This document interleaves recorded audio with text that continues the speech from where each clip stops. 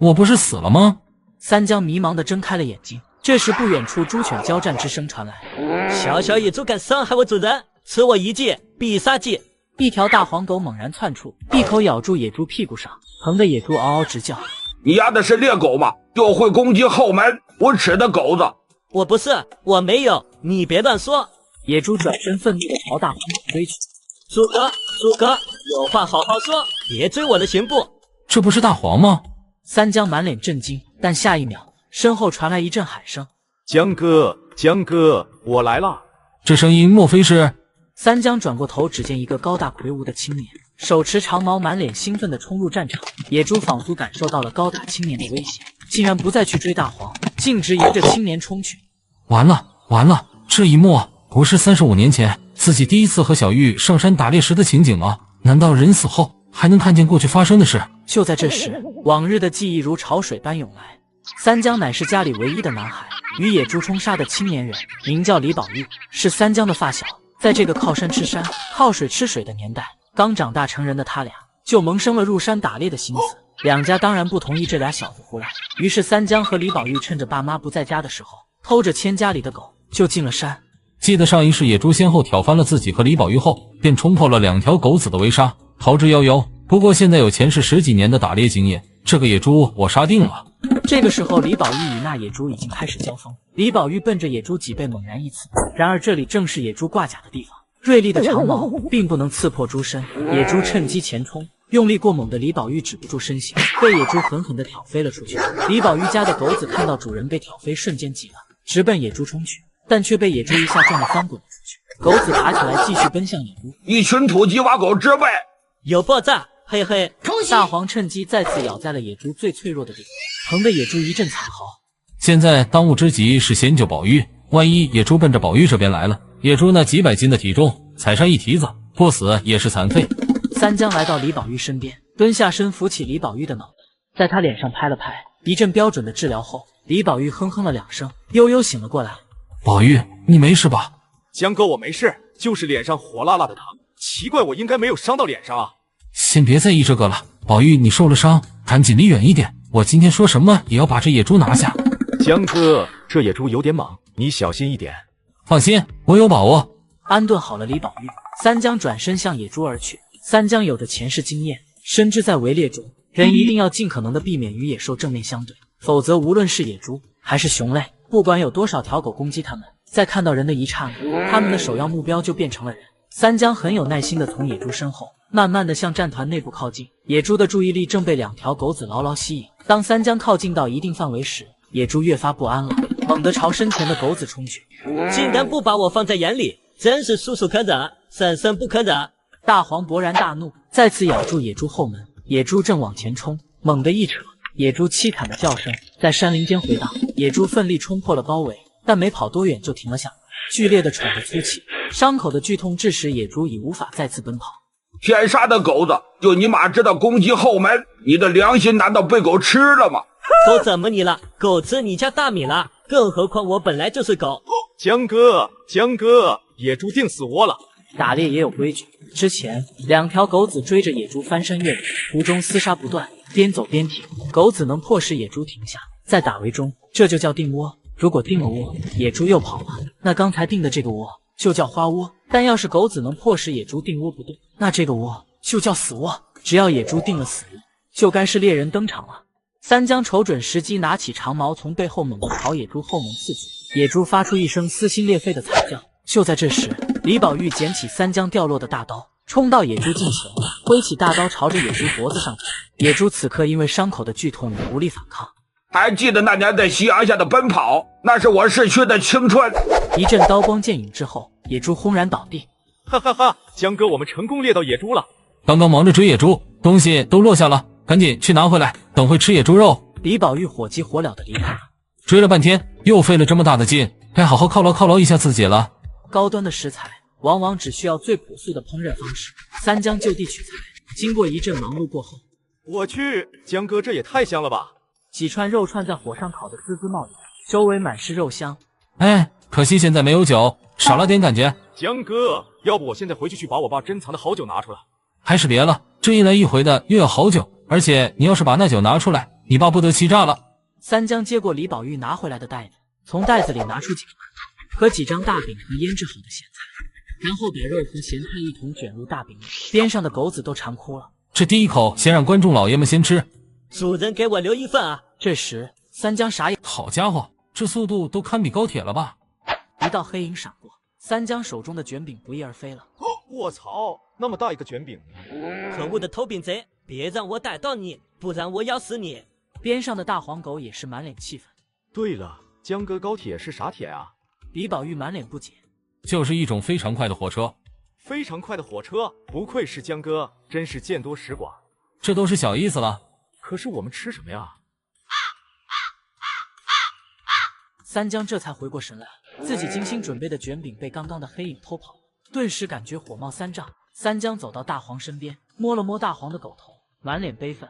大黄今天立下大功，本来刚刚的卷饼是奖励给大黄的，可惜被偷跑了。大黄满脸不可思议地望着主人，狗脸上尽是懵逼。没想到主人你竟然是个老六。吃饱喝足之后，午后阳光一照，李宝玉感觉整个人都有些懒散了。江哥要不在这儿睡一觉再走？三江也有些困意，但想到好不容易猎的野猪，立马强打起精神来，拒绝了李宝玉的提议。不行不行，这山上可不是什么安全的地方，趁着现在还是白天，要赶紧回去。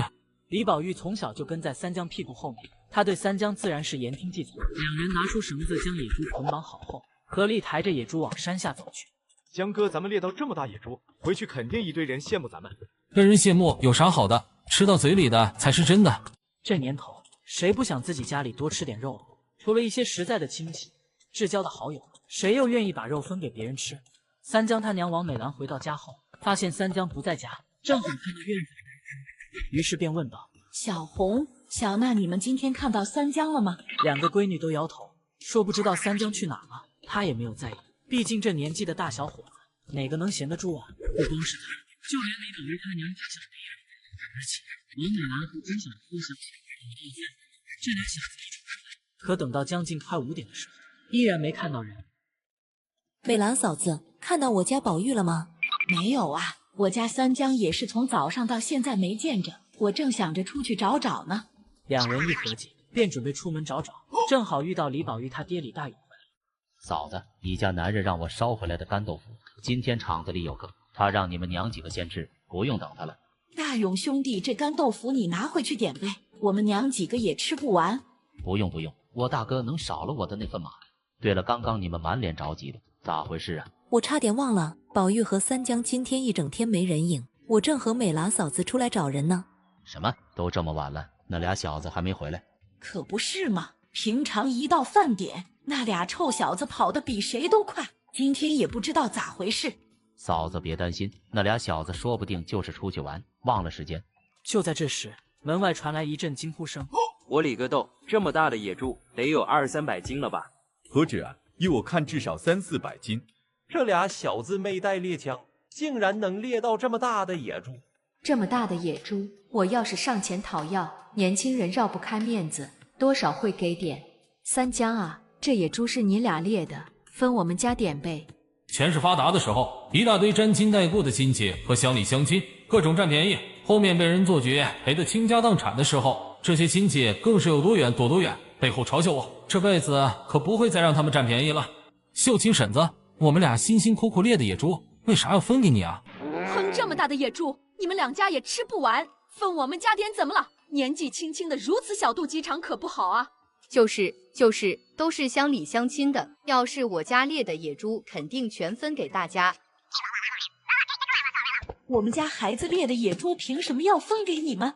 秀琴妹子，你家男人上个月猎到了1头鹿，你们家分给谁了？还有你们家昨天在山上摘了2大筐蘑菇，木耳怎么不拿出来分给大家？一群人看到这样子，感觉占不到便宜，于是一个个骂骂咧咧的走了。臭小子，谁给你的胆子进山打猎了？李大勇满脸怒气冲冲，心中却是松了一口气。大勇叔，先把野猪抬进去分了吧，要不放久了肉就不好了。李大勇连忙搭把手，把野猪抬进了厨房里，然后操刀将肉剁。美兰嫂子，那我们就先回去了。李大勇说完就拉着金小梅，招呼着李宝玉提着肉离开了。混小子，你给我跪下！你吃了雄心豹子胆了，偷偷上山猎野猪，你要是出了事，娘可怎么活呀？三江连连认错，王美兰正准备气势汹汹地教训三江一顿，见三江认错态度诚恳，心中火气消了大半，恶狠狠地教育了三江一番后，便让三江回屋睡觉去了。第二天一早，一阵阵敲门声将正在熟睡的三江吵醒。谁啊？大清早的扰人清梦！好家伙，一大清早的来就来借狗！三江正在喂大黄，便看到秦强大步流星地走进了院子里，边上的青狗叫个不停，而大黄看到来这非但不叫，还摇起了尾巴。老弟，这的人我认识，不用摇。秦强看到三江后一愣，哟呵，小江今个在家呢？强哥，有事吗？三江态度非常冷淡，按理来说，同村人上门来，怎么也不应该是这种态度。小江啊，我叔妹在家吗？三江话也不说了，面无表情地与秦强对视着。秦强心中火气一下子上来了，但想到今天有事相求，强压下怒气。兄弟，强哥今儿过来是想求你家点事。我操，强哥咋回事啊？咋还没出来啊？一道声音传来，两个人一前一后走进了院子。两人是秦强的小舅子陶大、陶二。强哥咋还不走呢？秦强给陶大使了个眼色，陶大反应了过来。肖将啊，把你们家的大黄借我们用1天呗。强哥，打猎的规矩你懂不懂？我操，你小子咋说话呢？我们哥仨打猎的时候，你丫的还没进过山呢。李宝玉这时从门外冲了进来。陶小二，你他喵的怎么和我江哥说话的？三江拉住李宝玉，把他拉到自己身后，继续问刚刚的问题。强哥，打猎的规矩你不懂啊？小江啊，你强哥我打猎这么多年了，什么规矩我不懂。你才打了多少年猎，在这吹牛呢？我大爷10年前打过老虎。我操，瞧你这得意样，就和你打过老虎一样。强哥，这几年你没少使用我家大黄吧？三江啊，就因为这事呀，之前我每次来接狗，我叔可从来都没说过啥。你小子怎么这么小心眼啊？那你们每次打猎猎到东西了，可曾分给我家大黄一点？借我家大黄几年了，一口肉都没分过，每次大黄回来都饥肠辘辘的。我家大黄不好用，那你借它干嘛？猎到东西却不分给投狗东西，你说你到底懂不懂规矩？投狗是指在打猎时主动追击猎物的，有领头狗的意思。狗追击猎物主要是靠嗅觉，狗的嗅觉在打围里有个术语叫香头，香头有好坏之分，闻得越远越好。除此之外，又有低头香和抬头香之分。低头香是指狗通过猎物留下的脚印、刮蹭草木树条留下的气味去追击猎物，抬头香则是从空气流动中就能嗅到猎物的气味，因此抬头香的投狗远胜于低头香，而大黄正是抬头香投狗。打猎有打猎的规矩，兄弟几个一起上山打猎，要想大家都平安，最重要的就是团结。但打猎里最影响团结的就是分肉，不光人要分，狗也是要分的。没有投狗找猎物，单凭猎人想要在山中找猎物，无异于大海捞针。分肉时，投狗这一份是给其主人的，除此之外，带香的额外单算一份。三江生气是有原因的，主要是这几年秦强借用大黄基本上每次都有收获，但却从没有往他家送过一次肉。而大黄在围猎中多次受伤，也都是三江家里人去卫生所求人来给大黄包扎、打消炎针，秦强从来没有管过。三江家也没能从秦强那里分到过一块肉。兄弟，今天啥也不说了，改天强哥再来看我叔。等秦强几人走后，三江陷入了回忆。前世就是冬天大雪封山的时候，秦强来借狗，当时三江直接让他把狗牵走了，结果到了晚上狗还没回来，最后还是李宝玉跑来说秦强他们几个早就回来了。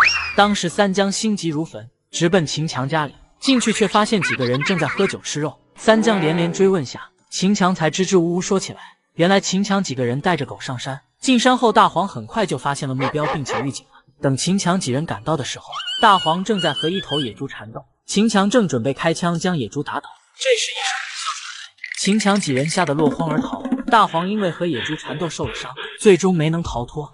宝玉啊，以后要记着，咱家的狗永远不能借给他们。好嘞哥，我记住了。不过下次我们啥时候上山啊？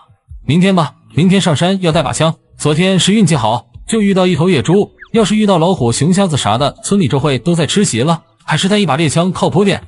枪，这玩意哪里弄啊，江哥？三江渐渐地笑了笑，就往门外走去。李宝玉懵了，我去，江哥你去哪呀？跟我来就是了，别那么多废话。两人出门就直奔三江他老舅王强家，因为三江清楚他老舅这个老猎户是有枪。等两人刚进门，就听隔壁喊道：“三江呐，你就没个家啊？那他们去哪儿了？”哎呦，早上你老舅跟你老舅母打起来了，打了一地鸡毛，啧。我去，嘿，老小子，你别瞎巴巴，什么打了一地鸡毛？不就是我老舅陪我舅妈回娘家了，再瞎说小心我放狗咬你！黑叔，你不会说话就别说话，我江哥老舅和舅妈关系好着呢。这被三江叫做黑老小子的人好似听不出好赖话一样，他听三江他俩这么一说更兴奋了，大声叫嚷道：哎呦，你们俩小子是不知道啊，这两口子打那个厉害啊！我跟你们说，去你喵的！三江冲着他骂了一句，转身就进了屋子，按着记忆找到了猎枪，然后又抓了一把子弹，把枪往背后一背就往外走。李宝玉看到三江背着枪出来了，瞬间眼前一亮，江哥还得是你啊！我们家那枪被我爹藏得严严实实的，我都没见过几次。行了，赶紧回去准备下，明天进山去。好嘞，哥。第二天一早，三江和李宝玉带着大黄和小青就进了山。老弟，跟着你黄哥后面，好好看，好好学。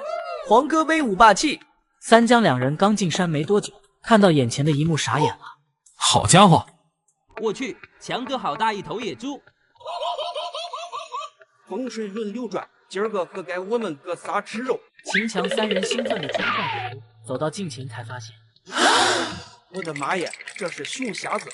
三人吓得慌忙逃走。我去，他们几个被野猪拱了吗？这么狼狈！三江两人远远的就看到陶大、陶二正搀扶着受伤的秦强往山下走，秦强家的狗子却不见踪迹。我理个道，你们这该不会是遇到老虎了吧？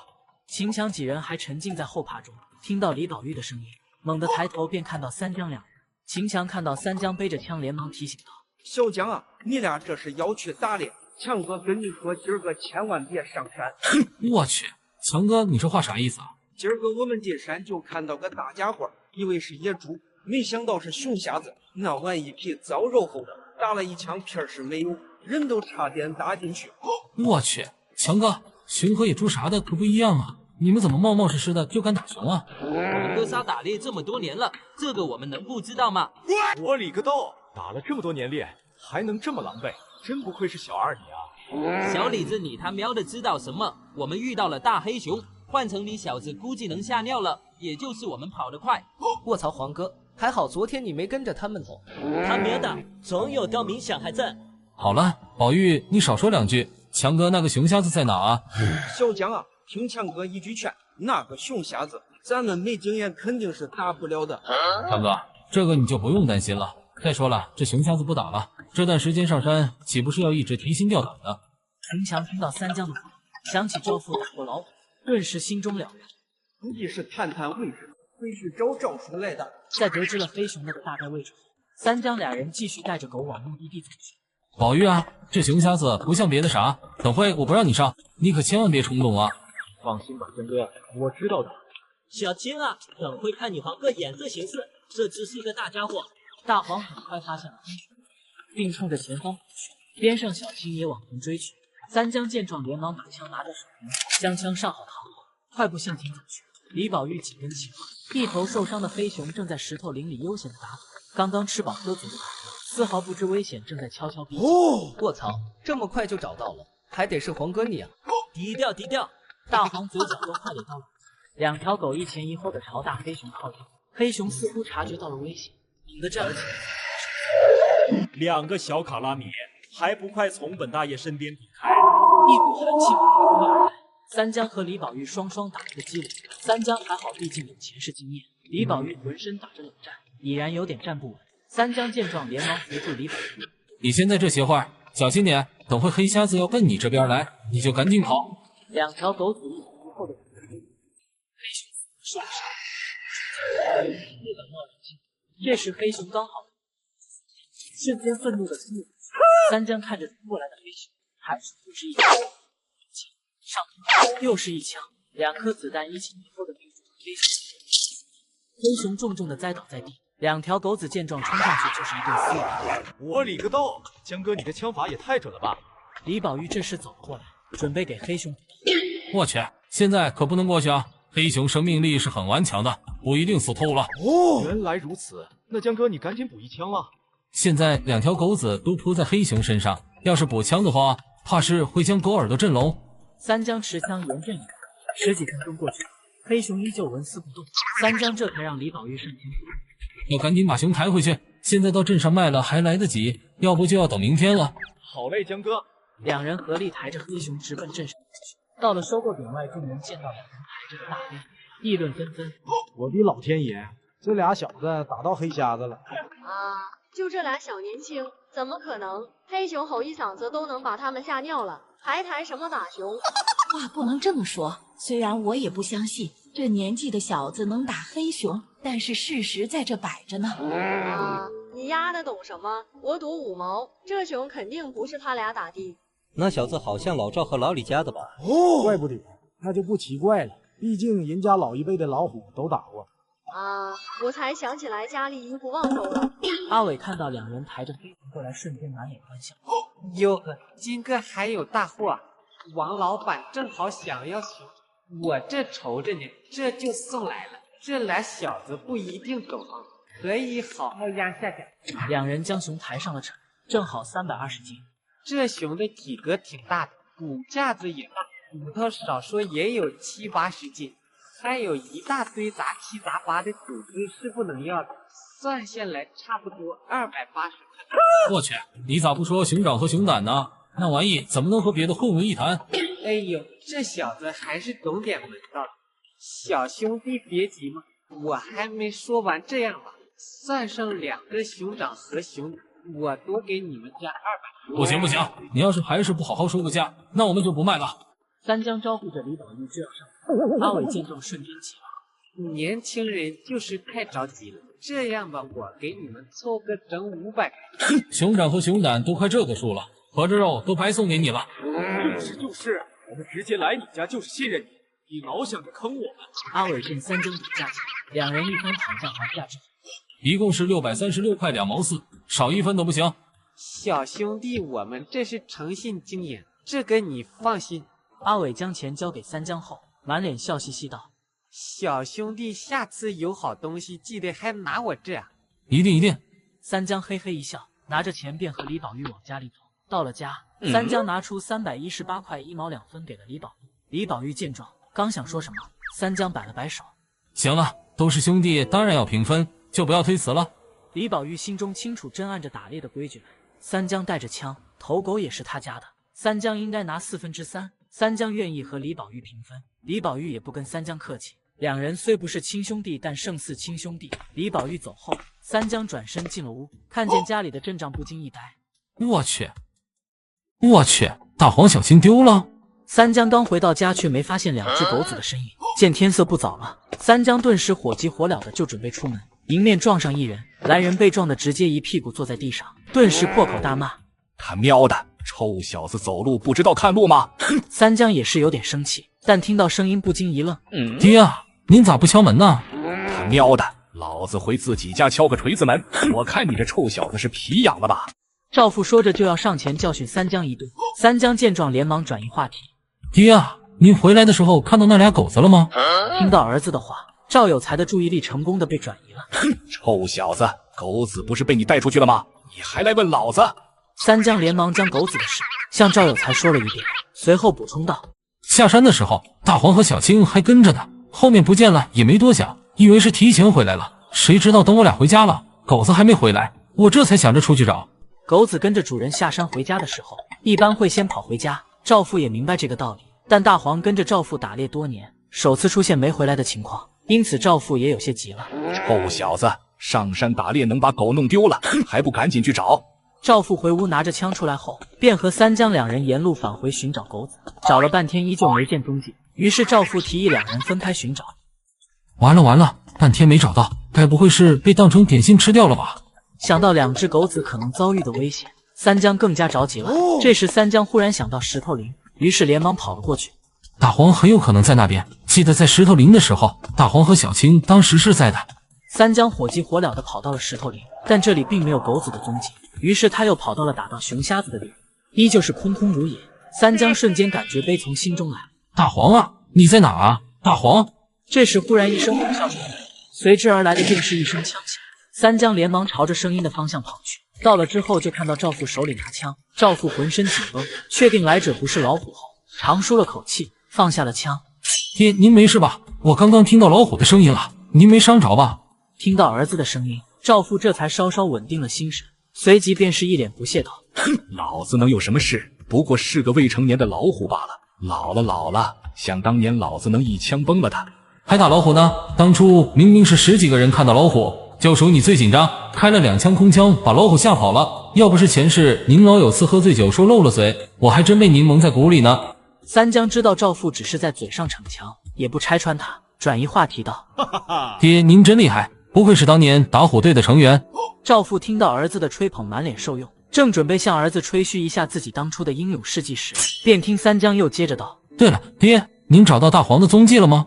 赵父这才想起此行的目的，一脸阴沉的指了指不远处。三江转身看清后，瞬间满脸痛苦。那是大黄的铃铛。赵父走上前，捡起地上的铃铛，将其收起，转身对着三江道：大黄应该凶多吉少了，金哥先回去吧。三江此时正沉浸在悲痛中，听到赵父的话，强压了情绪道：爹啊，你先回去吧，我还有点事儿。臭小子，你想干啥？金哥，你必须给我回去。就在三江还想说些什么的时候，这时王美兰和金小梅迎面走来，看到父子俩背着枪站在那里，赵母满脸生气的开口道：赵有才，这么晚了，你竟然还带着儿子上山打猎。赵父看到赵母的样子，不禁脖子一缩，连忙解释道：小兰，你听我狡辩啊，呸，不是，听我解释啊。赵有才连忙将找大黄的事解释了一通。赵母听后满脸诧异道：大黄和小青不是在后面吗？赵父和三江一脸懵逼。这时只见大黄叼着只兔子屁屁，小青则是跟在其屁股后面。大黄！三江看到大黄长舒了口气，赵父也是神情一松。这时大黄看到了三江，连忙献宝似的把兔子叼上前，一副快夸我你快夸我的神情。三江被大黄整得又好气又好笑。回去再收拾你这家伙。三江一脸和善道。大黄打了个哆嗦：臭小子，赶紧回去了，等会要是天黑了就要摸黑下山了。爹娘，等会进屋给您俩一个惊喜。几人刚到院子里，三江就神神秘秘地说道：你这臭小子，什么惊喜还神神秘秘的？哼，惊喜，我看是惊吓还差不多。哎呀，您二老进去看看不就知道了吗？赵父赵母两人满脸狐疑地进了屋，三江则是看着大黄，还在想怎么好好教育下这不让人省心的狗子。无知的大黄被主人看得瑟瑟发抖。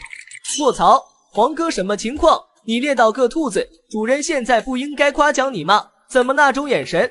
我他喵哪知道啊！三江正准备好好教育下狗子，这时赵父声音传来：臭小子，你给我滚进来！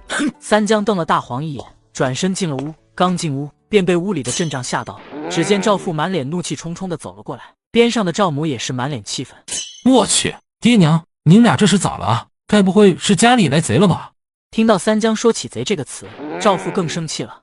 贼，你还好意思说？老子平时怎么教育你的？你老实交代，那钱哪来的？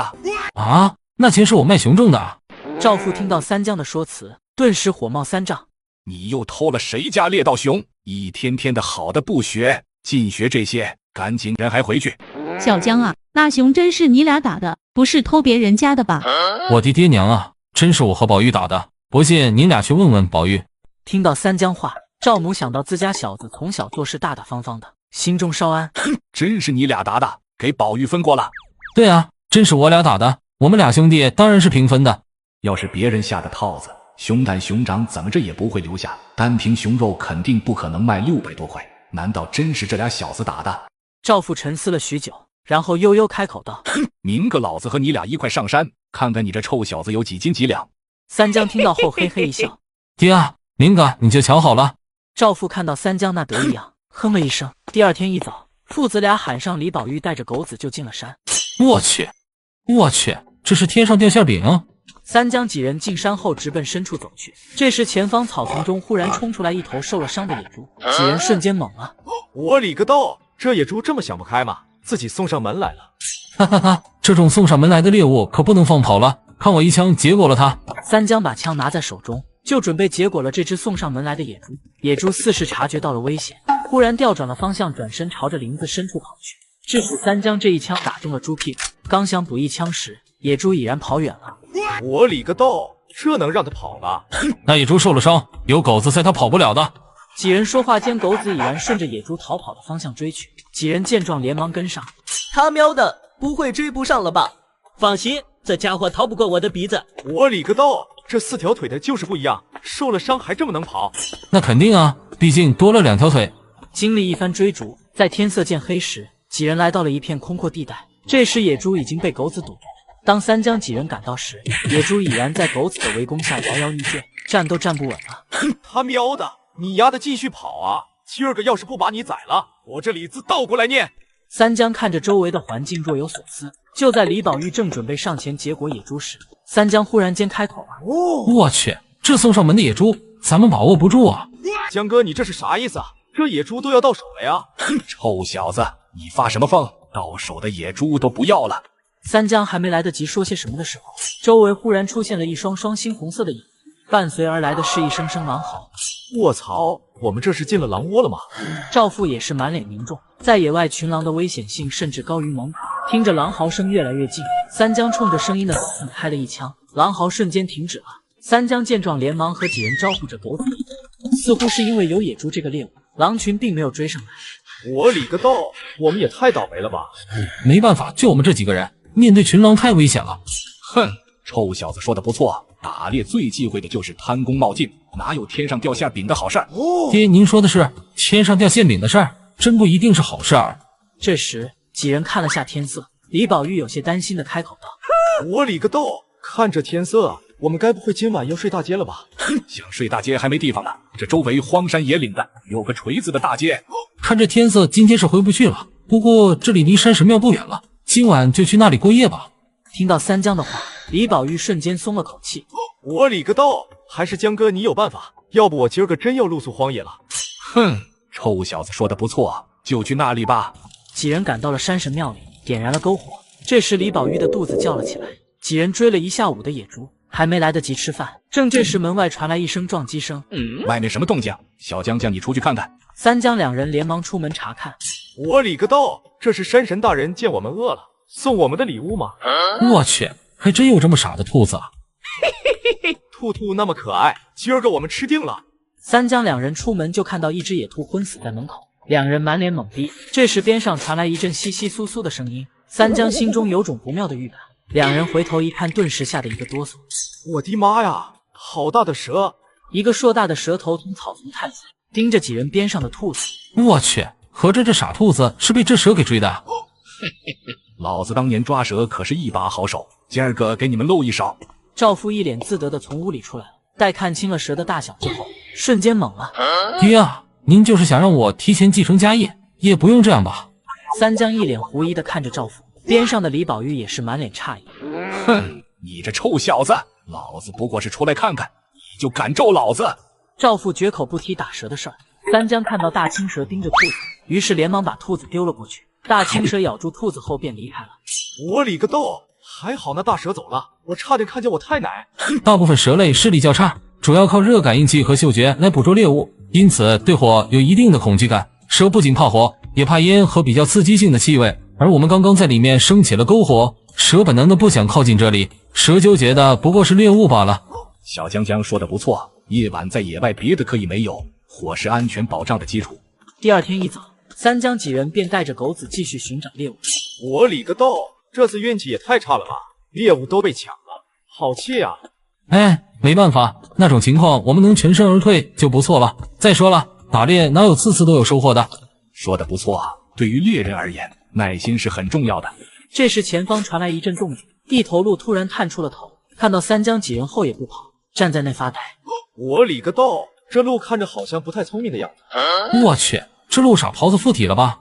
哼，管他傻不傻，这次送上门的说什么也不会让他跑了。赵父说完便拿枪瞄准了前方的鹿，这鹿也不知道是不是真的有傻狍子基因，竟然还往前靠近了几分。赵父见状也不含糊，枪响过后，傻鹿倒在地上。哈哈哈，这次总不可能又被截胡了吧？李宝玉满脸兴奋的就要上前，这时不远处的草丛传来一阵抖动。我去，该不会又被你这乌鸦嘴说中了吧？几人满脸戒备，不多时，一只兔子从里面跳了出来，几人这才放下心来。我理个道，我就说我怎么可能是乌鸦嘴嘛！三江抬枪瞄准野兔，一击将其毙命。三江上前捡起兔子，这时忽然在前面发现一物，待看清楚后不禁一愣：臭小子，赶紧把兔子拿过来呀！在那愣着做什么？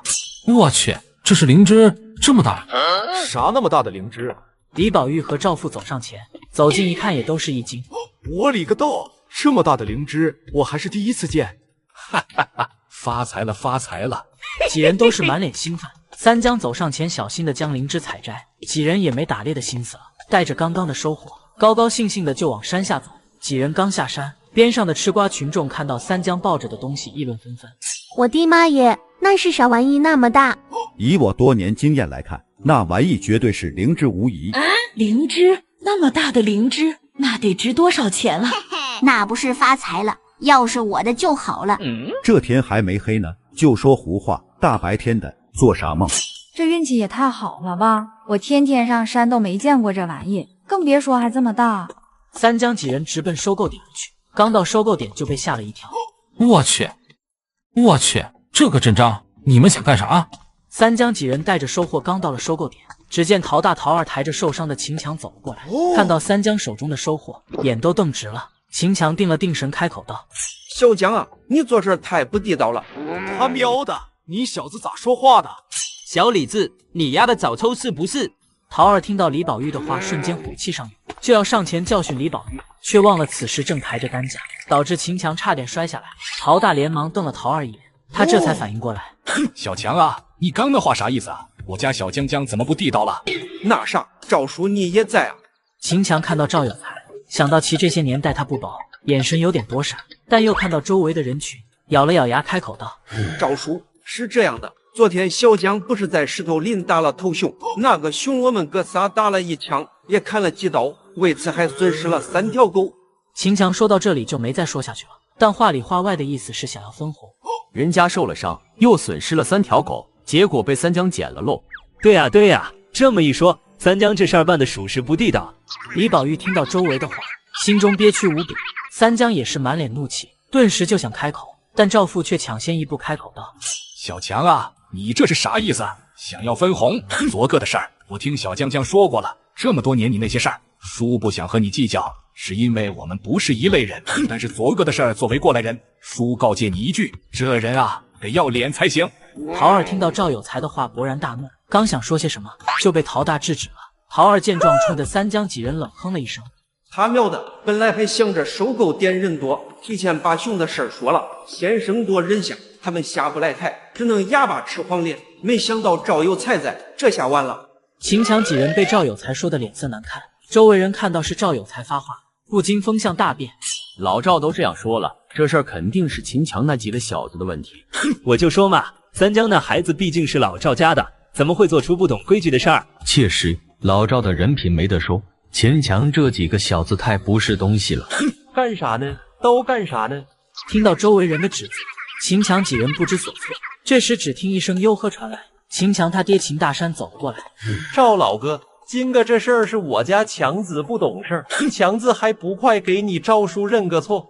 秦强正下不来台，在那着急，而且给长辈认错也不算丢人。听到自己老爹的话，连忙开口道：“赵叔，今儿个这事儿是我不懂事儿了，我给您赔个不是。”秦大山毕竟是个老油条了，虽然秦强30多了，但是依旧是个小辈，不懂事了认了错，你长辈还能和小辈一般见识？赵有才自然看出了门道，倒是也不好再计较什么。秦强几人连忙灰溜溜的离开了。他喵的，想坑我们又耽搁了我们半天时间，真不是个东西。好了，这种人不值得生气，赶紧把收获卖了去。对，这可都是小钱钱。哈哈哈。阿伟见三江几人过来，一眼就看到了三江手里的大灵芝，满脸开心。哟呵，这么大的灵芝我还是第一次见呢。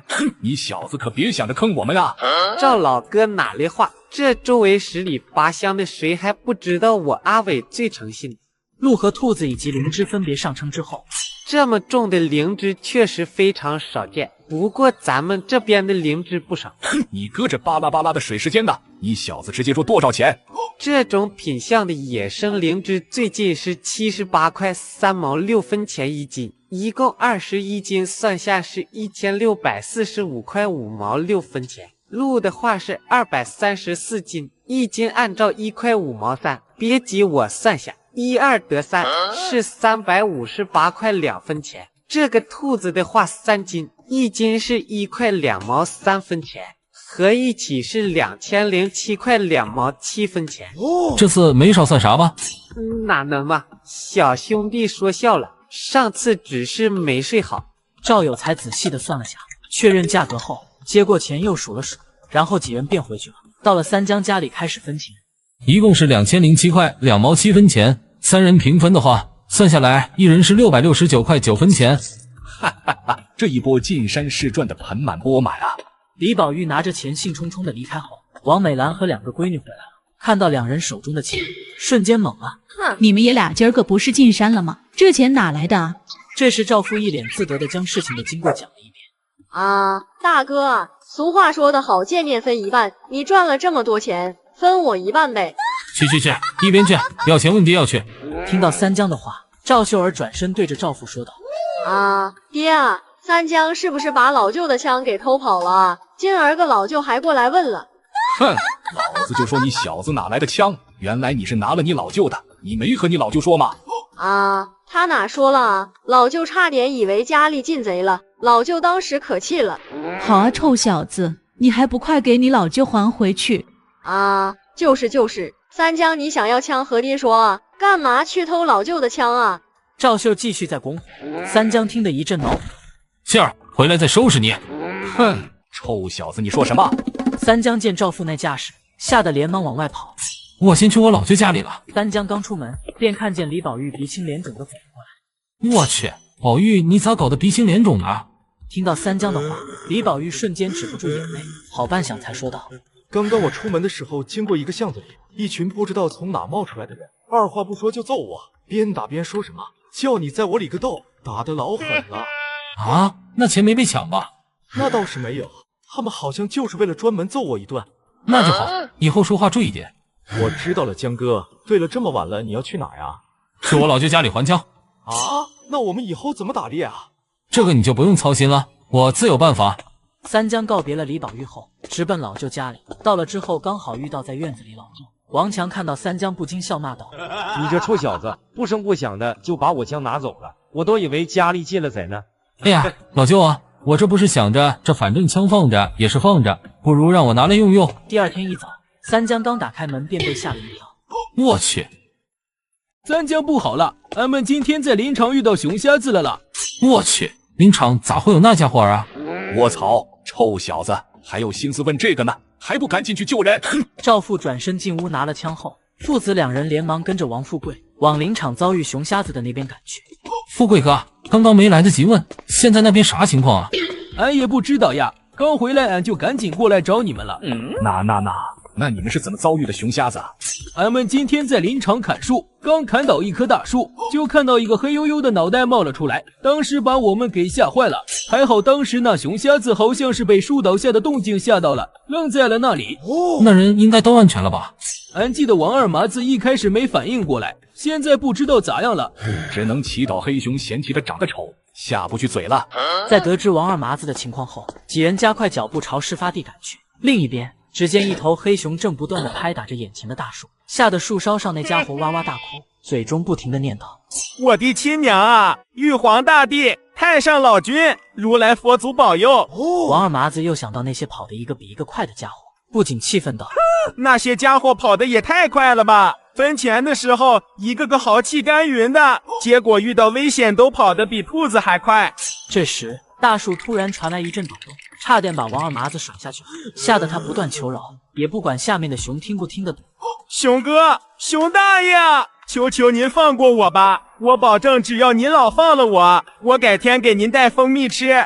不知道树下的熊是不是听懂了王二麻子的话，竟然转身离开了。王二麻子见状大喜，嘴上更是道：熊大爷您放心，我王二麻子说话算话，改天我给您带1大桶蜂蜜，保证您吃到饱。又等了几分钟，发现黑熊并没有返回。王二麻子小心翼翼地往下爬，到了地上之后，不禁松了一口气，吓死我了，还好我福大命大。王二麻子望着这片熟悉的树林，眼中满是劫后余生的庆幸，抬步往山下走去。就在这时，边上的草丛中猛地窜出一头黑熊。王二麻子见状，吓得亡魂大骂，刚想着返回树上，但是望了下距离，已然是来不及。看着黑熊越来越近的身影，王二麻子仿佛看到了他太奶在和他招手。我的老天爷啊，我还没娶媳妇呢，就这样完蛋了。就在这危急关头，一声枪响传来，黑熊还保持着前冲的姿势轰然倒地。王二麻子耳朵嗡嗡的，本能的朝枪声的方向看去，远远就看到赵父还保持着握枪的姿势。看到王二麻子还在那里发呆，连忙喊道：“他喵的，你丫的还在那里愣着做什么？”三江看到王二麻子还在发呆，断定他应该是被枪响震到了耳朵，这会儿估计听不到声音了，于是连忙挥手示意骑过来。王二麻子终于反应了过来，连忙跑了过来，见好兄弟跑了过来，王富贵连忙开口道：“二麻子，你没事吧？没伤着吧？”王二麻子并没有回话，反而是反问道：“啊，你在那说啥？就不能大声点？我听不到。”王富贵一脸懵逼，自己说话声音也不小啊。这时三江开口道：“二麻子应该是刚刚被枪声震到耳朵了，你先带他下山去诊所看看吧，别真把耳朵搞聋了。”啊，你俩在干啥呢？光张嘴咋不说话呀？王富贵连忙拉着王二麻子离开。这时赵父放下枪说道：“那黑瞎子应该死透了，咱们把他抬回去吧。”爹啊，您这枪法真准啊！哼，你以为老子几10年的猎是白打的吗？赵父一脸自得。两人说着来到黑熊近前，抬起黑熊就往山下走去。对了，爹，我爷爷那把枪不是没人用了吗？先让我用着呗。回去再说吧。父子俩边走边聊，这时边上草丛中忽然窜出一道黑影，直奔赵父扑去。赵父连忙把枪拿在手中，还没来及反应，便被拍飞到了河里，生死不知。爹啊！三江手中的黑熊重重摔在地上，待看清楚来着，赫然是一只斑斓猛虎。没给三江思考的时间，老虎直扑三江而来。三江急中生智，一把将身前的黑熊甩向老虎，直到天色完全黑了下来。精疲力尽的三江依旧没能找到赵父的踪迹，三江不禁感到一阵深深的绝望。爹啊，你到底在哪啊？我还不想这么早的继承家业啊！这时一块石头从天而降，正好砸在三江头上。三江顿时气急，抬头就看到一只小猴子在树上跳来跳去，仿佛在嘲讽他。三江认出这就是上次偷了自己卷饼的家伙，顿时火冒三丈。他喵的，欺人太甚！上次偷了我卷饼就算了，这次还敢用石头砸我！三江正准备去教训下这只可恶的猴子，这时忽然想到赵父还没找到，瞬间就没心思教训猴子了。猴子看到三江没过来，继续用石头砸他。三江正在思考赵父可能在哪，又被砸了下头，顿时忍不了了。好，非要这么玩是吧？你完蛋了！三江满腔怒火地追向猴子，此刻满脑子想的都是等会抓到了要怎么教训这只泼猴。这时忽然看到前方一道火光，三江顿时没了追泼猴的心思，连忙朝着火光的方向跑去。到了近前就看到了赵父满面愁容，三江不禁喜极而泣道：“爹啊，原来您没敢啊，太好了！”赵父听到脚步声，刚想看看是谁，就听到三江声音不禁一喜，但听清楚儿子的话，顿时气得大骂：“臭小子，你这是盼着老子嘎了是吧？”赵父说着起身就要教训这个逆子，结果扯动了手臂，顿时赵父满脸痛苦。三江见状连忙跑过来问道：“爹啊，您这手臂咋了？”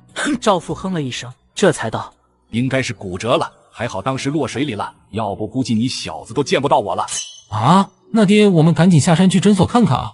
这大晚上的怎么下山？还是先找个地方歇歇脚吧，这里可不安全。三江此刻也冷静了下来，晚上在山中走夜路太危险了，于是父子俩就近找了个山洞，在点燃篝火之后，三江不禁问道：“爹啊，当时您咋跑到那边的？”哼，老子当时不是想着你还在岸上，就想往回游，结果水流湍急，再加上骨折了一条手臂，无奈只能顺流而下。可恶的老虎，迟早有一天我要亲手搞了那头老虎！听到三江的话，赵父不禁脸色一变，训斥道：“老子劝你趁早收了这份心思吧，真以为拿把枪就能打老虎了？你怕不是担心老虎吃不饱，过去送口粮吧。”三江听到赵父的话，不禁没好气道：“爹啊，您这是长他人士气，灭自己威风啊！再说了，当初你们不是也打过老虎吗？”赵父听到三江的话，沉默了会，才开口道：“当年我们确实是嘎了头老虎，那不就是了吗？可你小子知道我们付出了什么代价吗？”这我还真没听人说过。听到赵父接下来的话，三江满脸震惊：“我去，什么鬼？自己送上门来？”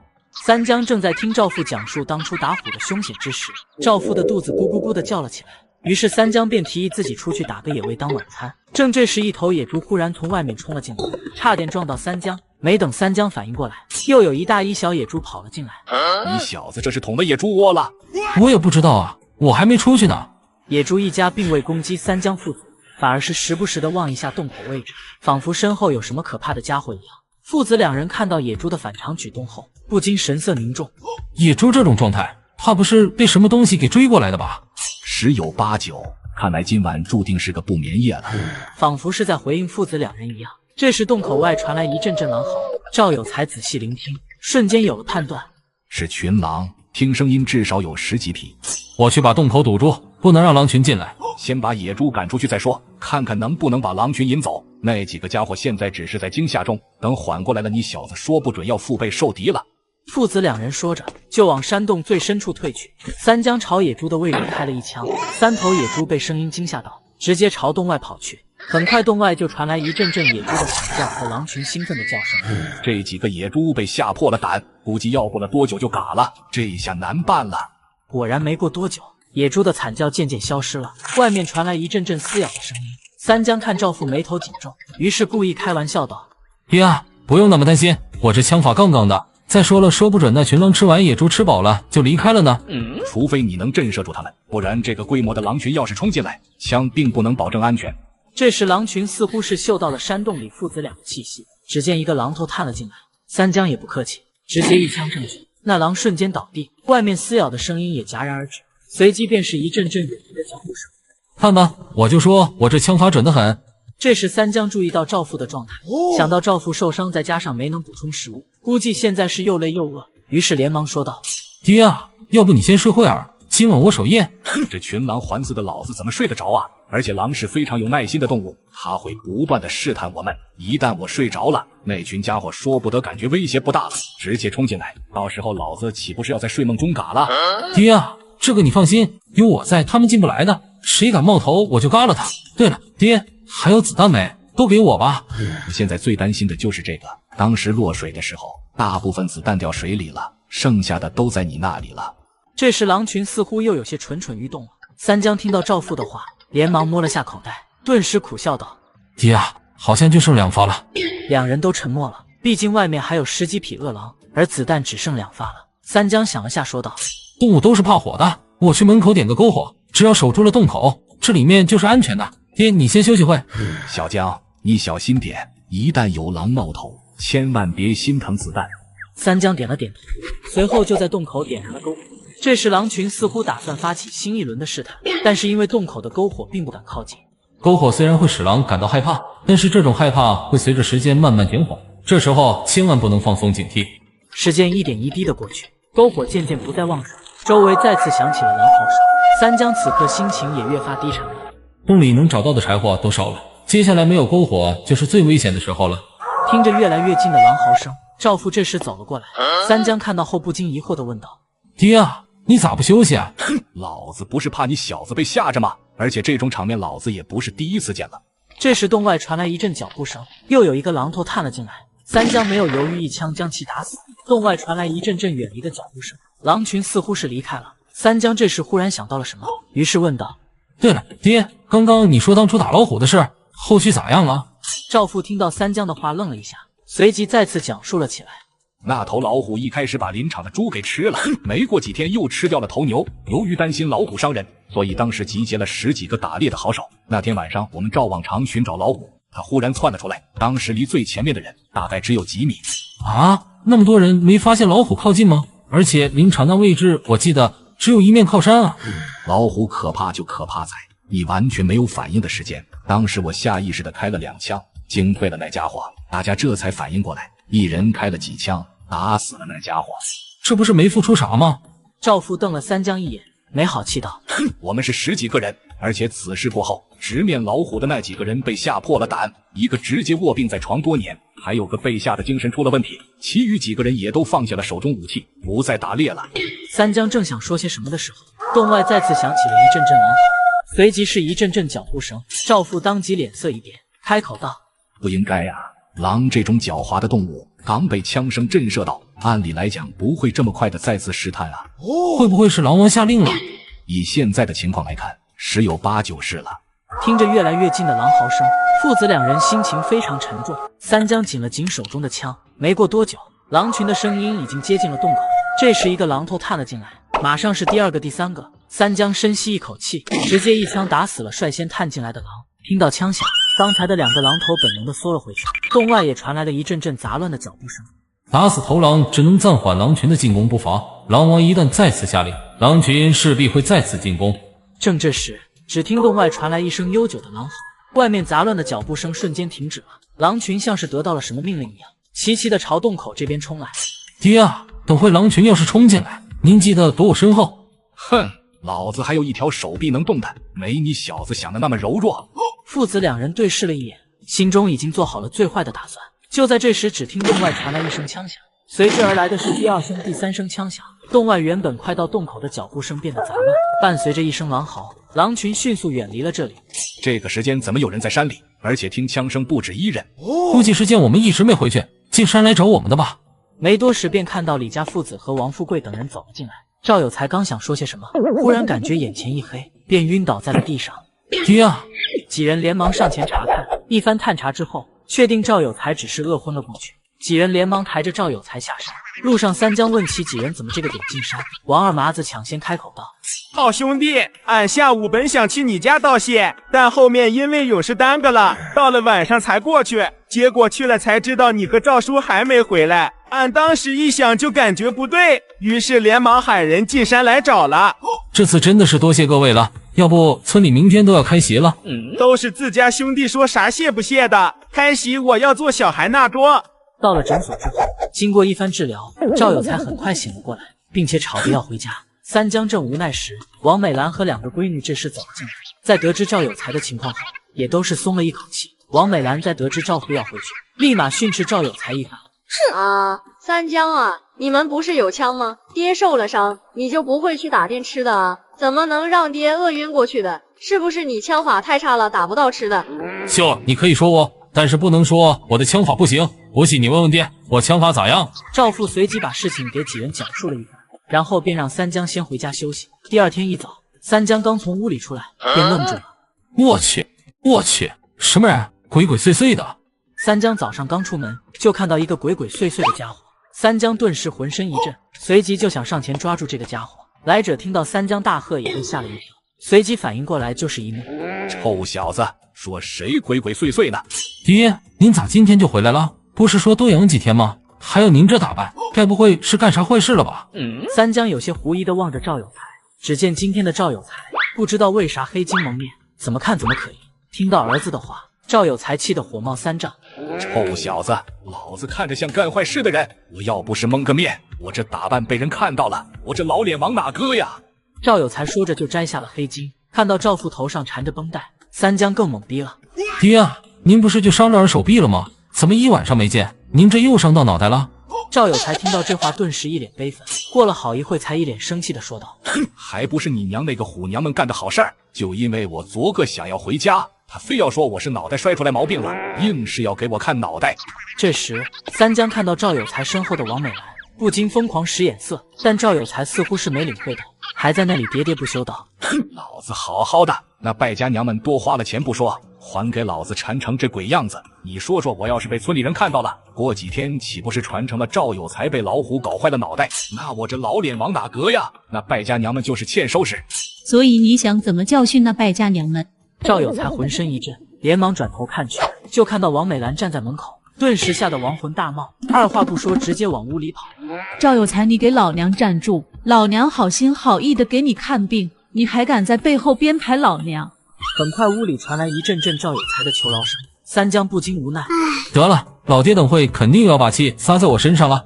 想到这里，三江偷偷拿着枪，牵着狗子，打算进山打点东西，给赵父好好补补身子。这时两个妹子回来了，看到三江的阵仗，赵秀儿眼前一亮，连忙说道：“啊，大哥，你这是要进山打猎，带我一个呗？”怎么带你啊？我枪法不太好，不能保证你的安全，所以秀你还是老老实实的留在家里吧。三江满脸开心就出了门，只留赵秀儿在身后咬牙切齿。进了山后，大黄瞬间意气风发了起来。哼哼哼，终于又轮到我这个主角登场了。卧槽，几集没出场，黄哥你啥时候成主角了？哼，我是说打猎的主角。没过多久，大黄很快发现了猎物，连忙跑了过去。小青也兴奋地紧随其后。三江见状，连忙把枪拿在手中追了上去。一头小野猪正在悠闲地散步，忽然两条狗子从后方杀出。当三江赶到时，小野猪已经伤痕累累了，不断地发出哀嚎。这小野猪基本上没有攻击能力了，可以直接上前解决它了。三江走上去，直接结果的小野猪。正这时，身后的地面传来一阵震动，两条狗子也有点不安。三江脸色一变，这震动感觉像是一大群动物在跑动的声音啊！三江来不及思考，直接收起枪，扛着小野猪往前面跑。两条狗子紧随其后，后面一群好似发了疯的野猪疯狂地追着。三江见状也顾不得猎物，连忙扔下小野猪，拼了命地往前跑。我去，这是野猪群啊！我他喵的也太倒霉了吧！这时逃跑的三江看到前方的环境，突然想起来，前面正是上次和李宝玉他们遇到狼群的地方。记得上次在前面遇到了群狼，我把他们引过去，应该就能摆脱危机了。三江连忙招呼着狗子往前面跑去，身后的野猪群丝毫不知道前方的危险，依然紧追不舍。正这时，一头侦察的狼发现了三江以及其身后的野猪群，顿时发出了阵阵狼嚎。野猪群一下子停止了追击，有些慌乱。三江继续往前跑，我有枪在手，等会要是哪只狼不长眼睛了，就嘎了它。然而狼群并未攻击三江和两条狗子，反而开始围猎野猪。三江趁此机会连忙离开了这里。在确定摆脱了追击之后，三江正想带着狗子直接往家跑，这时忽听前方传来一阵打斗声。三江仔细聆听，做出了判断，听声音好像是两头熊在打架，去看看能不能捡个便宜。三江小心翼翼地往前方靠近，边上的狗子心领神会，也是轻轻地往前走。远远就看到两头黑熊不知道因为什么原因，此刻正在大打出手。三江在边上看得津津有味，暂时不着急靠近，黑熊的鼻子是很灵敏的，要是被发现了就不好了。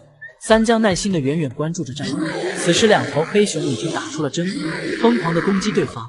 此时出手不好命中关键部位，先等他们把力气消耗了再说，到时候说不得两头都能拿下。很快左边的黑熊似乎感觉转身就打算逃跑，正这时三江直接两枪将正在原地得力的黑熊毙命。另一只黑熊见状跑得更急，没等三江反应，两条狗子直接窜了出去。三江也是收起枪往前追去。黑熊之前的打斗消耗了大量的力气，现在的他应该跑不了多远。这时前方逃跑的黑熊突然停了下来，望了望前方，却不敢往前再跑。三江见状不禁心里一个咯噔，我去，不会吧？我去，前面该不会有老虎吧？三江看着前方犹豫不前的黑熊，心中的预感越来越强。如果单单只是老虎的领地，黑熊在面临生死危机的时候，不可能像现在这样踌躇不前。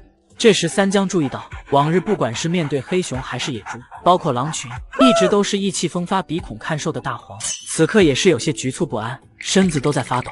小青更是不堪，此刻头都抬不起来。黄哥，你怎么也开始抖起来了？我也不知道啊，感觉浑身不得劲了。三江此刻已心生退意，正这时前方踌躇不前的黑熊似乎是感受到了什么危险一样，忽然拼命地往三江这边冲来。三江看了眼两条狗子的状态，只能抬枪对准黑熊，一枪将其毙命。这头黑熊应该是带不走了，此刻暗处还潜藏着危险，不时刻握着枪，无异于自寻死路。三江招呼着两条狗子就想离开，但此刻两条狗子的身体止不住颤抖，走起路来一摇一晃的。三江心中十分焦急，但却并没有什么办法。正这时，三江发现两条狗子忽然不动弹了，就像是被下了定身咒一样。三江瞬间一惊，那家伙还在附近，并没有被枪声吓跑，而且在不断的靠近这里。得出这个结论的三江心中十分焦急，眼神在周围不断的巡视，想要找到老虎的身影，但却一无所获，似乎这里并没有老虎。该死，该死，到底在哪里？一定要找到，只要能一枪命中关键部位，哪怕是老虎也会毙命。三江此刻也亲身体会到赵父当时所说的压抑，虽然三江紧紧地握着枪，但在这片大山里，在此刻的树林中，谁是猎人，谁是猎物，犹未可知。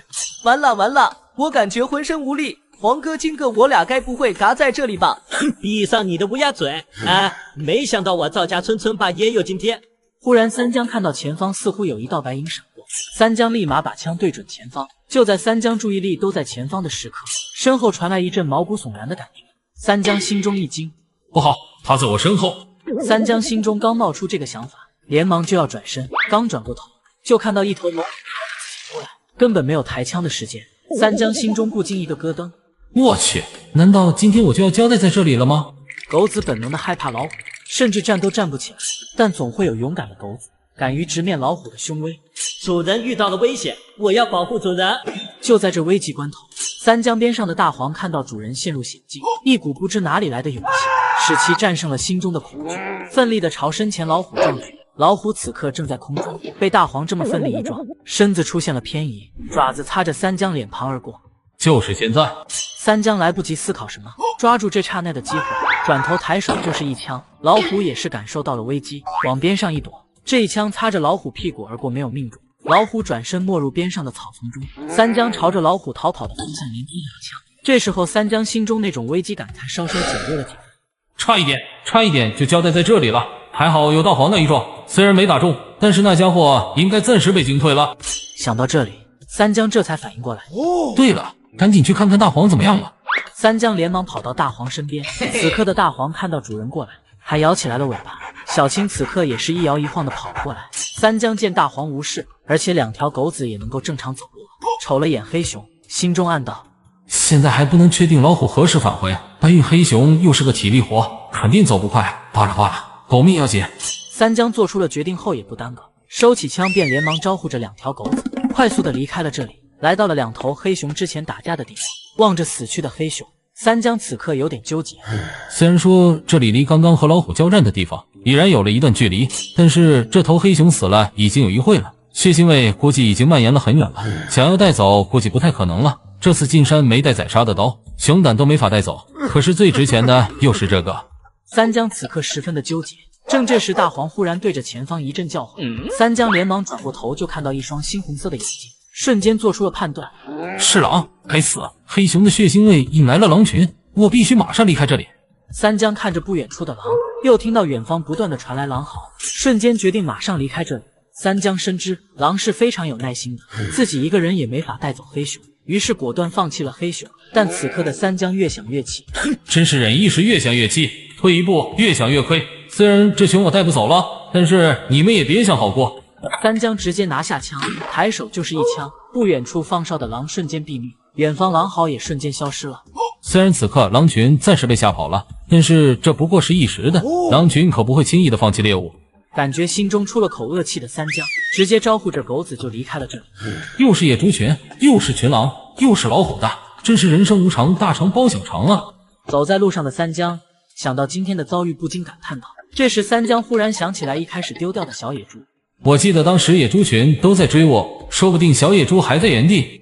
想到这里，三江心中不禁一喜，但考虑到狼群和野猪大战的地方，决定绕个路，到了扔下小野猪的地方，发现小野猪还在原地，三江瞬间松了口气。幸好这里离狼谷那边比较远，也幸好狼群围猎野猪群时应该是吃了个饱，不然这头小野猪估计骨头渣子都没了。三江背起小野猪，带着狗子就往山下走。到了家之后，看到院子里的阵仗，被吓了一跳。我去，您二老这是啥阵仗啊？三江刚回到家里，就看到赵父板着脸，手拿皮带坐在那里，赵母则是手拿擀面杖，也是面色不太好。三江被吓得小野猪都扔地上了。听到儿子的话，赵父本想发怒，但看到地上的小野猪，神情不禁有些疑惑。你这小子是去打野猪去了，不是去打狼。听到赵父的话，三江一脸懵逼。打狼？我打狼干啥？还不是秀儿说的，说你不听他的劝阻，非要进山打狼报仇。听到赵母的话，三江瞬间回过味来了。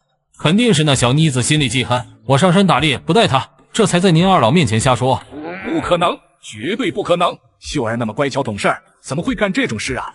就在三江还想说些什么的时候，正这时忽听外面传来一阵阵狗叫声，不多时又传来一阵尖叫声，又伴随着几声枪响。三江正准备出门去看看的时候，这时只见李宝玉火急火燎地跑了进来，看到三江后连忙说道：江哥不好了，有老虎进村了。啊，老虎进村了？没人受伤吧？李宝玉缓了2口气，这才说道：好像是秀琴婶子家里的狗被咬死了，别的我也不知道了。那老虎怎么样了？打死了没？应该是被枪声吓跑了，不过这回大家都人心惶惶的。老虎进村是大事儿，我们先去秀琴婶子家里看看吧。听到三江的话，几人连忙朝着秀琴家里赶去。老虎进村了，这下不妙了啊！不过是老虎罢了，咱们村不是有几个当初打虎队的人吗？你小子知道啥？当初打老虎的那些人，现在都老的老伤的伤。对呀，听说前2天赵有才还被老虎弄断了一条手臂呢。不会吧？赵有才不是当初打虎队的吗？一看你小子就是没见识，当时他们打老虎多少人呢？只他赵有才一个人，怎么可能是老虎的对手？这时三江几人赶到了，到了之后，三江就看到往日总想占便宜的秀琴婶，此刻正在那里嚎啕大哭。秀琴妹子出了这事，你家男人呢？听到赵有才的问话，秀琴这才注意到三江几人。看到三江几人，秀琴本能一喜，待看清楚赵有才受伤后，脸色一变。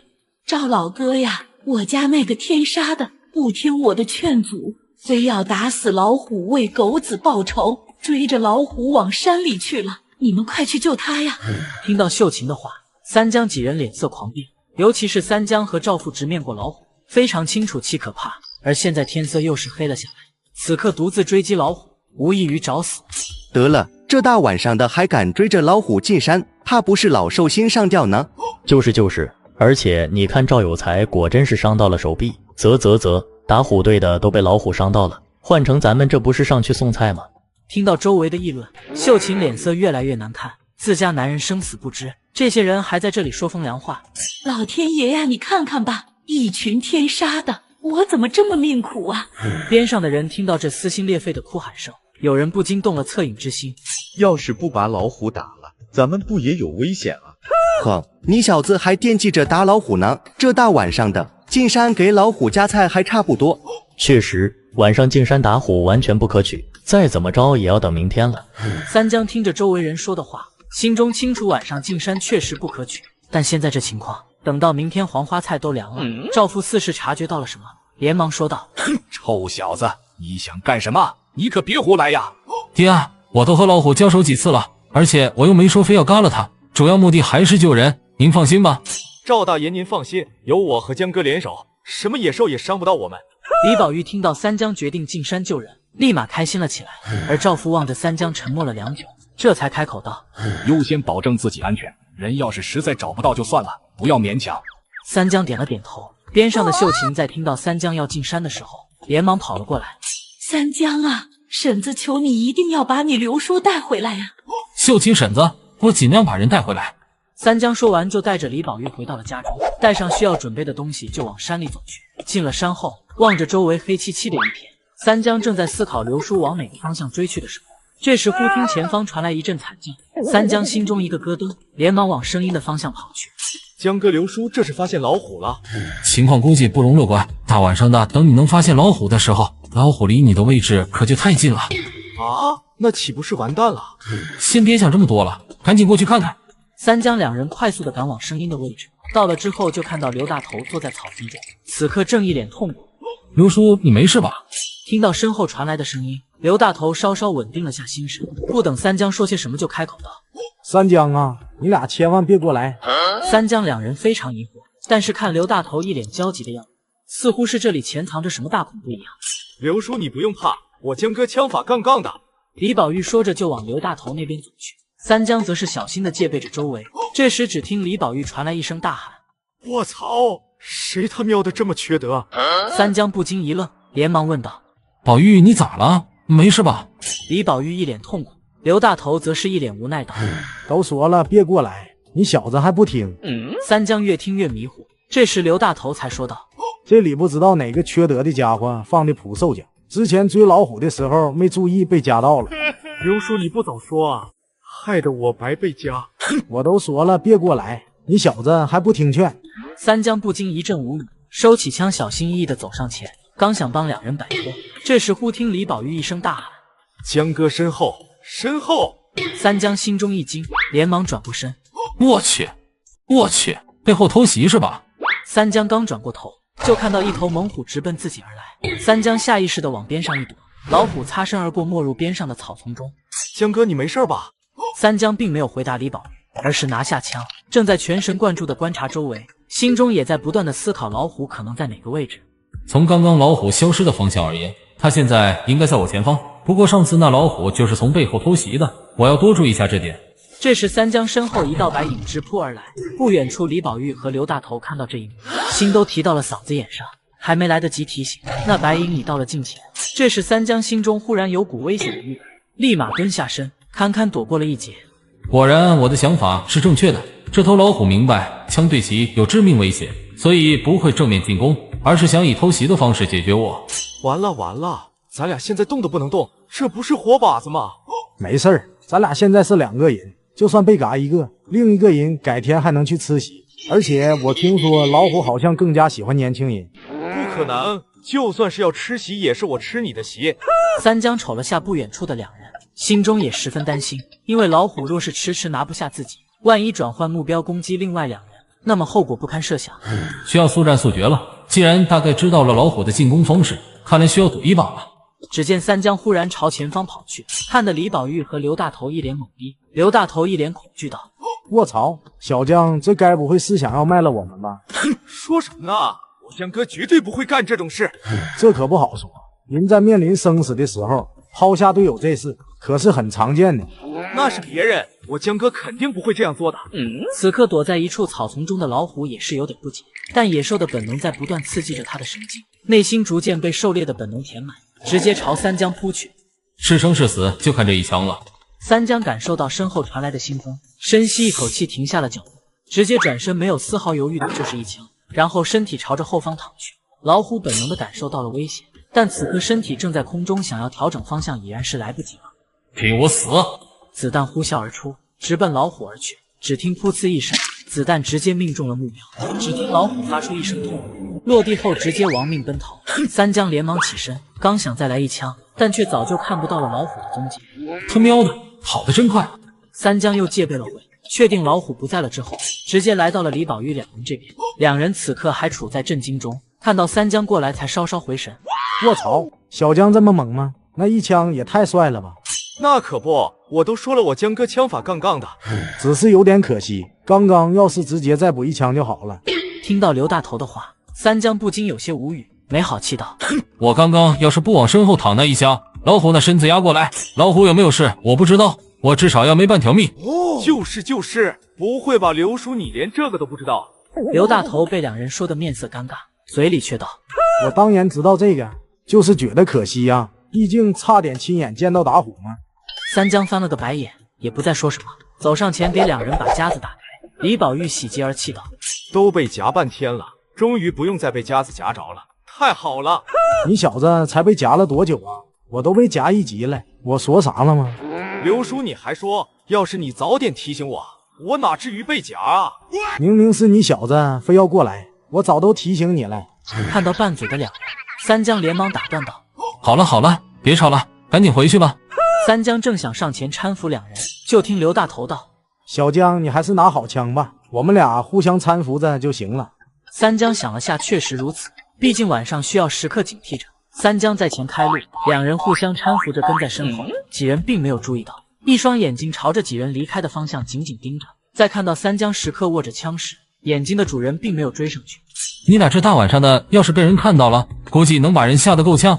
几人走了半天，三江感觉照这速度，到家估计要到明天了。李宝玉这回又在吐槽：“刘叔，你说说你，大晚上的非要进山干啥呢？”刘大头罕见的并没有立马反驳，而是低着头不知道在想什么。这时前方开路的三江忽然停了下来，后面两人不禁疑惑：“江哥，你咋停下来了呀？”三江没有说话，眼神紧紧的盯着前方，只见一双猩红色的眼睛紧紧的注视着几人。来着发现三江几人停下后，立马没入了草丛中。我们应该是被盯上了，还好我有先见之明。刘叔，你可拉倒吧。江哥，那我们现在怎么办啊？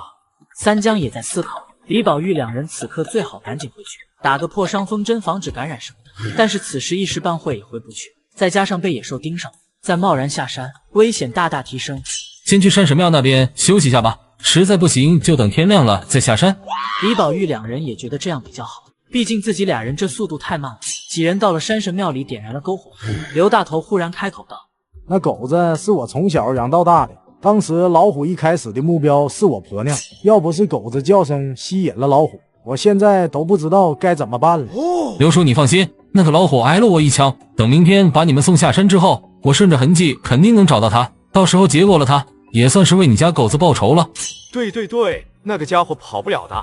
几人正在闲聊，这时忽听门外传来一阵声音，三江连忙到门口查看，待看清楚了来着，不禁一惊：“我去，阴魂不散了是吧？”三江刚从庙里出来，就看到一双猩红色的眼睛紧紧地盯着山神庙方向。看到三江之后，立马没入了草丛中。江哥，外面咋回事啊？这时李宝玉的声音从里面传了出来。三江转身进了屋里，直接开口道：“还是之前那家伙，现在还盯着我们呢。”他喵的，这些家伙怎么和狗皮膏药一样啊？这不很正常吗？毕竟和狗还是近亲。几人说话间，外面再次传来一阵阵窸窸窣窣的声音。三江刚到门口，声音又消失不见了。这狼也太狗了吧，一直骚扰我们。这个家伙想不断地消耗我们的精力。三江也有点无奈，毕竟这家伙一听到动静，溜得比兔子还快。等你刚坐下，他又冒出来了。这个家伙现在越来越聪明了，虽然并不会对我们有什么威胁，但真的是恶心人啊！这家伙确实聪明，这么多年我还是第一次见到这么聪明的狼。主要他滑溜的跟个泥鳅一样，既然暂时处理不了这家伙，索性就不搭理他了。确实，不然这样就是纯纯的浪费体力。几人围在篝火旁又开始了闲聊。这时门外传来一阵又一阵的狼嚎，三江立马来到门口，望着门外一双双猩红色的眼睛，三江也不客气，直接拿下枪就是一枪。远处正在嚎叫的狼立马倒地。大晚上的狼嚎影响观众朋友们睡觉，你不死谁死？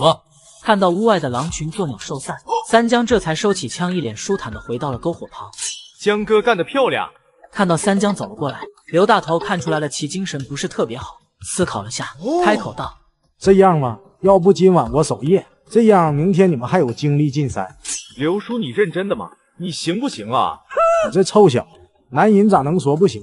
三江确实感觉有些乏了，之前和老虎的博弈加上一路上的警惕，已经消耗了大量的精力，若不是场合不对，三江都想立马躺下睡觉。如今听到刘大头的提议，也觉得有道理，于是便把枪交给了刘大头。刘叔今晚就拜托你了，情况不妙的时候记得叫醒我。这话说的十里八乡的，谁不知道你刘叔我最靠谱？你俩小子安心的去休息吧。还最靠谱？我看是最不靠谱吧。三江和李宝玉两人席地而睡，刘大头则是来到了门口警惕着周围。渐渐的周围再次传来窸窸窣窣的声音，刘大头决定解决了这烦人的家伙。你他喵的没完没了是吧？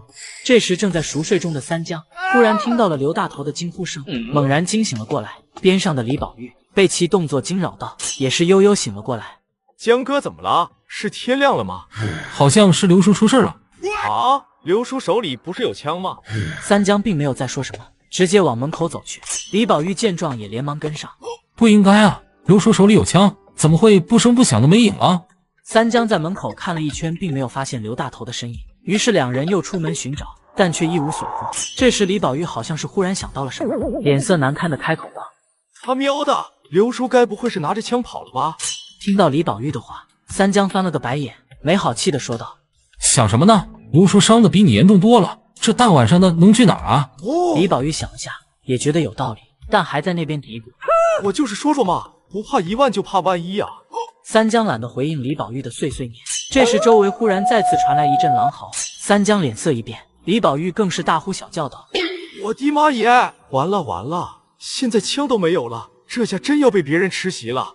听着越来越近的狼嚎声，三江也十分焦急。这时一双双猩红色的眼睛冒了出来，再看到三江两人手中并没有武器，狼群顿时兴奋了起来，一个个嗷嗷叫着就冲了过来。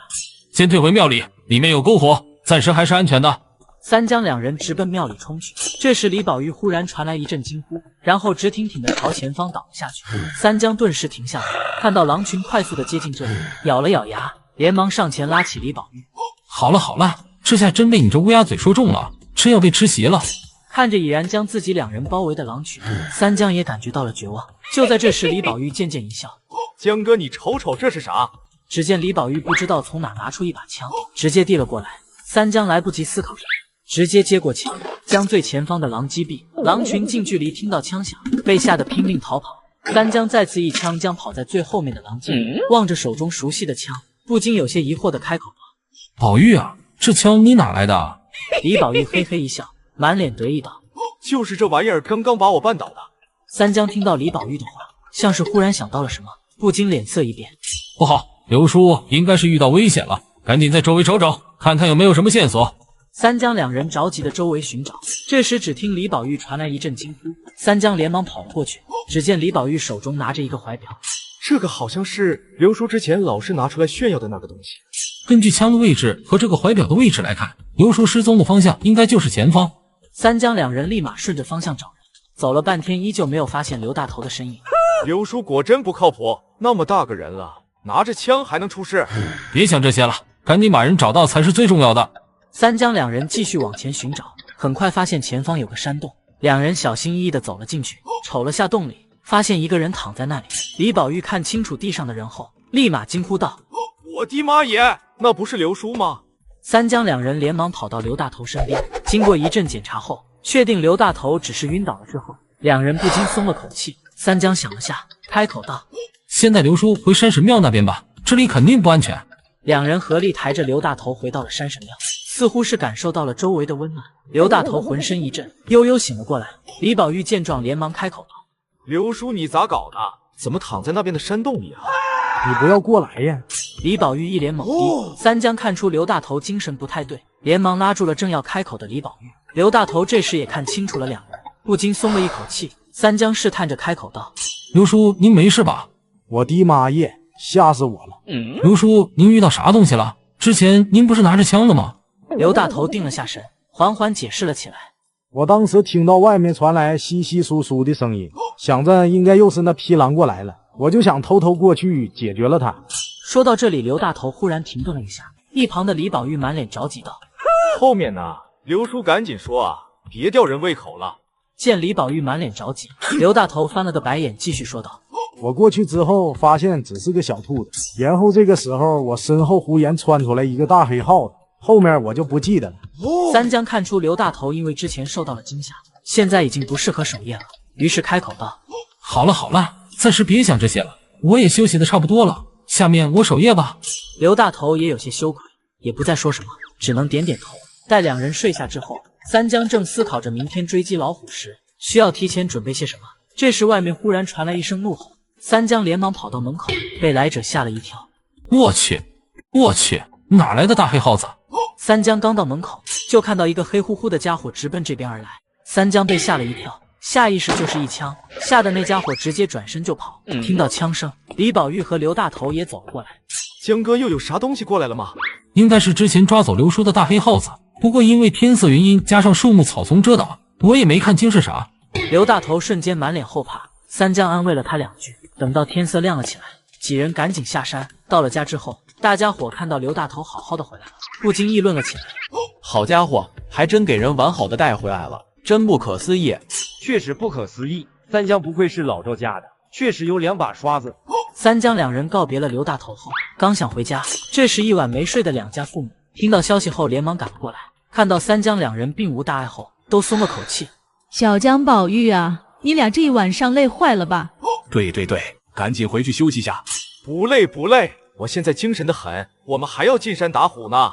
听到自家儿子的话，李大勇瞬间火气就上来了。臭小子，你说啥？还要去打老虎？老子看你是欠收拾了吧，老老实实回去睡觉。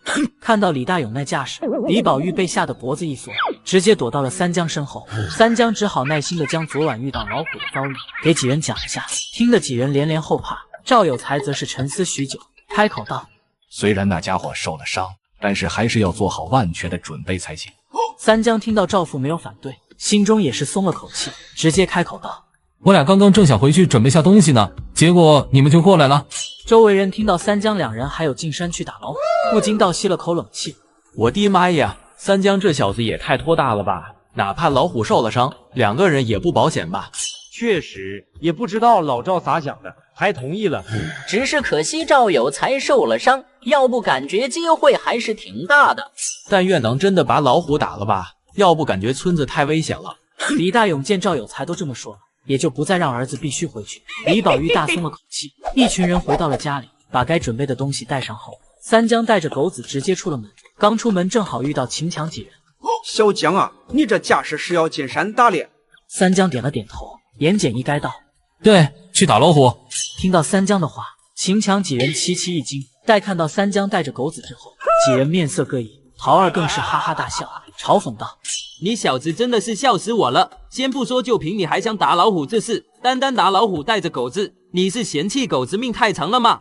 听到陶二的嘲讽，三江还没来得及说什么，这时刚过来的李宝玉立马就不乐意了：“陶小二，我俩怎么着？你丫的管得着吗？再说了，我江哥能打老虎一枪，换成你小子估计人早没了。”听到李宝玉的话，陶二火气上涌，刚想说些什么，但却被秦强拉住了。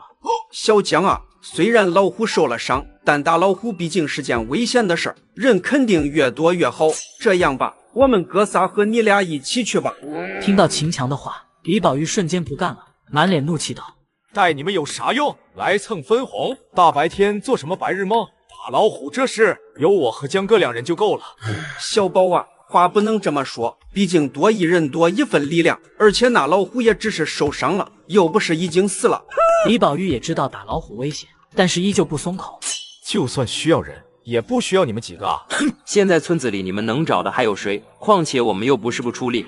看到李宝玉似是无话可说，秦强几人满脸得意，三江则是懒得搭理秦强几人，直接回绝道：“强哥，打老虎的事就不用你们操心了，我们还有事，就先走了。”三江说完，也不等秦强几人回话，拉着李宝玉就离开了，只剩留在原地的秦强几人满脸怒气：“强哥，难道就这么算了吗？那能怎么办？人家不带我们玩。”秦强一脸无奈的回答。桃儿知道这个理，但是还是不甘心道：“那可是老虎啊，这么多年来，也就赵有才他们打过老虎。”这时秦强好像是下定了什么决心一样，阴险的笑了笑，看得陶家兄弟一脸懵逼。不等他们开口，秦强就说道：“我们跟上去。”强哥，你这是？众所周知，打老虎需要大量的人，我们是去帮忙的。秦强满脸无辜，陶大感到一丢丢的为难。强哥，这会不会不太好啊？有什么不好的？到时候咱们随便打一枪，就说怕老虎伤到他们，他们还敢赖了我们那份。三江两人并不知道秦强几人的谋划，李宝玉还在那里气呼呼道：“那几个人也太过分了吧，老想占我们便宜。”好了好了，那些人没啥值得生气的。三江两人赶到了老虎受伤的地方之后，小青闻了闻地上味道，被吓得瑟瑟发抖。卧槽，黄哥，这啥东西的味道啊？好下狗啊！大黄闻了闻味道，脑海中立马闪过了一道身影。呵，不过是大猫而已。大猫？猫哪有这么下狗啊？就是上次那家伙。那不是老虎吗？呵，在你黄哥我面前不过是个大猫罢了。卧槽，黄哥666！大黄闻了闻地上的味道，直接朝着前方冲去。三江和李宝玉连忙跟了上去。等三江赶到的时候，只见前方一只狼躺在地上生死不知，身边还有2只小狼崽。我的妈耶！咱们不是追的老虎吗？从伤口来看，这只狼应该死的时间不长。这时三江注意到边上草丛中冒出来一个狐狸头，盯着2只小狼口水直流，被大黄瞪了一眼，立马没影了。江哥，这俩小狼崽怎么处理啊？就算是不管，这俩小家伙估计也活不了多久。罢了，反正暂时找不到老虎的踪迹，不如给他俩送回狼谷那边吧。这只狼的尸体就当是报仇了，想必他也不会反对。三江一手一只拎起2个小家伙，就往狼谷走去。到了狼谷之后，一只正在放哨的狼看到三江，立马一阵嚎叫，狼群慢慢聚集了起来。三江直接把2只狼崽往前扔了过去，伴随着一声狼嚎，狼群带着小狼崽迅速远离了这里。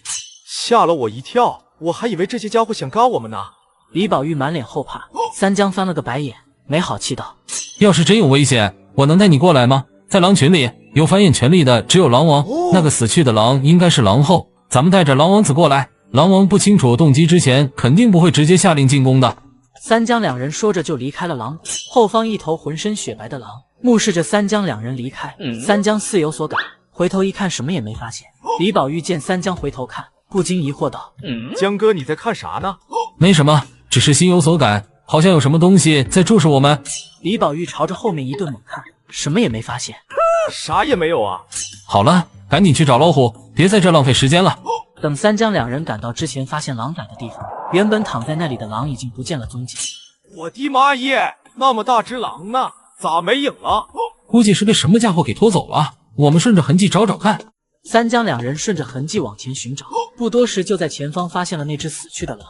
三江望了望周围，似是想到了什么，不禁有些惊讶。我去，这不是之前老虎出没的地方吗？三江望了望周围，心中愈发肯定了自己的猜测。身后的李宝玉听到这话，满脸诧异道：“难道这狼是被老虎拖过来的？”“应该是的，看样子这狼之前是被老虎杀死的。”这时三江看到大黄有些不安地望着周围，小青则是趴在那里头也抬不起来。卧槽，又是这种感觉，太下狗了！瞧你那没出息的样子，还要多和你黄哥我好好学学。应该是我们到来的动静被他提前察觉到了，不过他之前受了伤，肯定不会轻易放弃猎物，应该还在周围。注意到狗子的表现，三江更加断定了自己的猜测，立马拿下了枪，并且对着李宝玉提醒道：“小心点，那家伙应该就在周围。”三江的话把李宝玉吓了一跳，连忙警惕地望着周围。江哥，你别吓我啊！那家伙真的在周围吗？他在哪呀？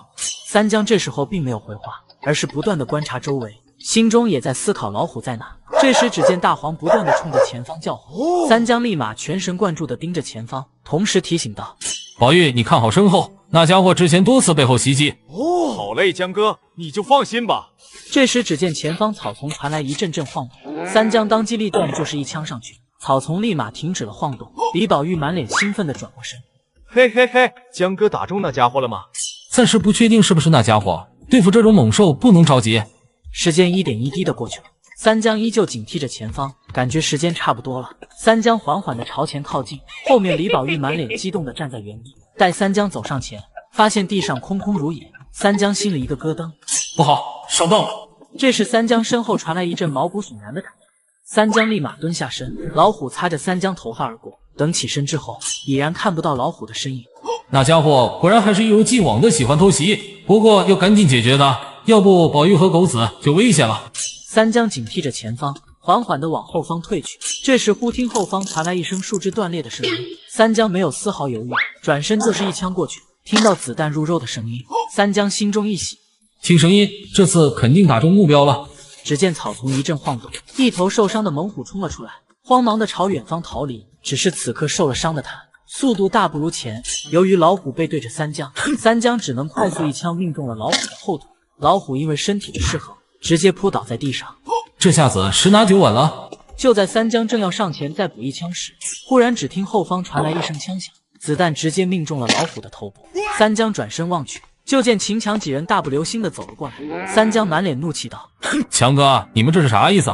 望着怒气冲冲的三江，秦强则是假惺惺的开口道：“小江啊，强哥不是怕你有危险吗？”强哥，你哪只眼睛看到我有危险了？这老虎是我强哥打死的，这点你总不能否认吧？这时回过神来的李宝玉怒气冲冲的跑过来，一脸愤怒的开口道：“什么叫做你们打死的？这老虎明明都跑不了了，你们能要点脸吗？还不是要靠我们，要是没有我们这一枪，这老虎能嘎？”不会吧，不会吧，你们该不会是想独吞老虎吧？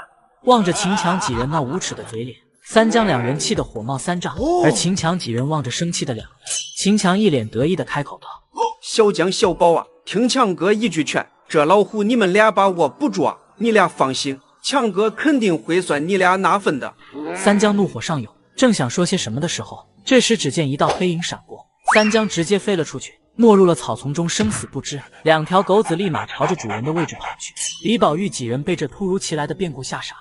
黑影转过身，赫然是一头比刚刚老虎大一圈的猛虎。江哥！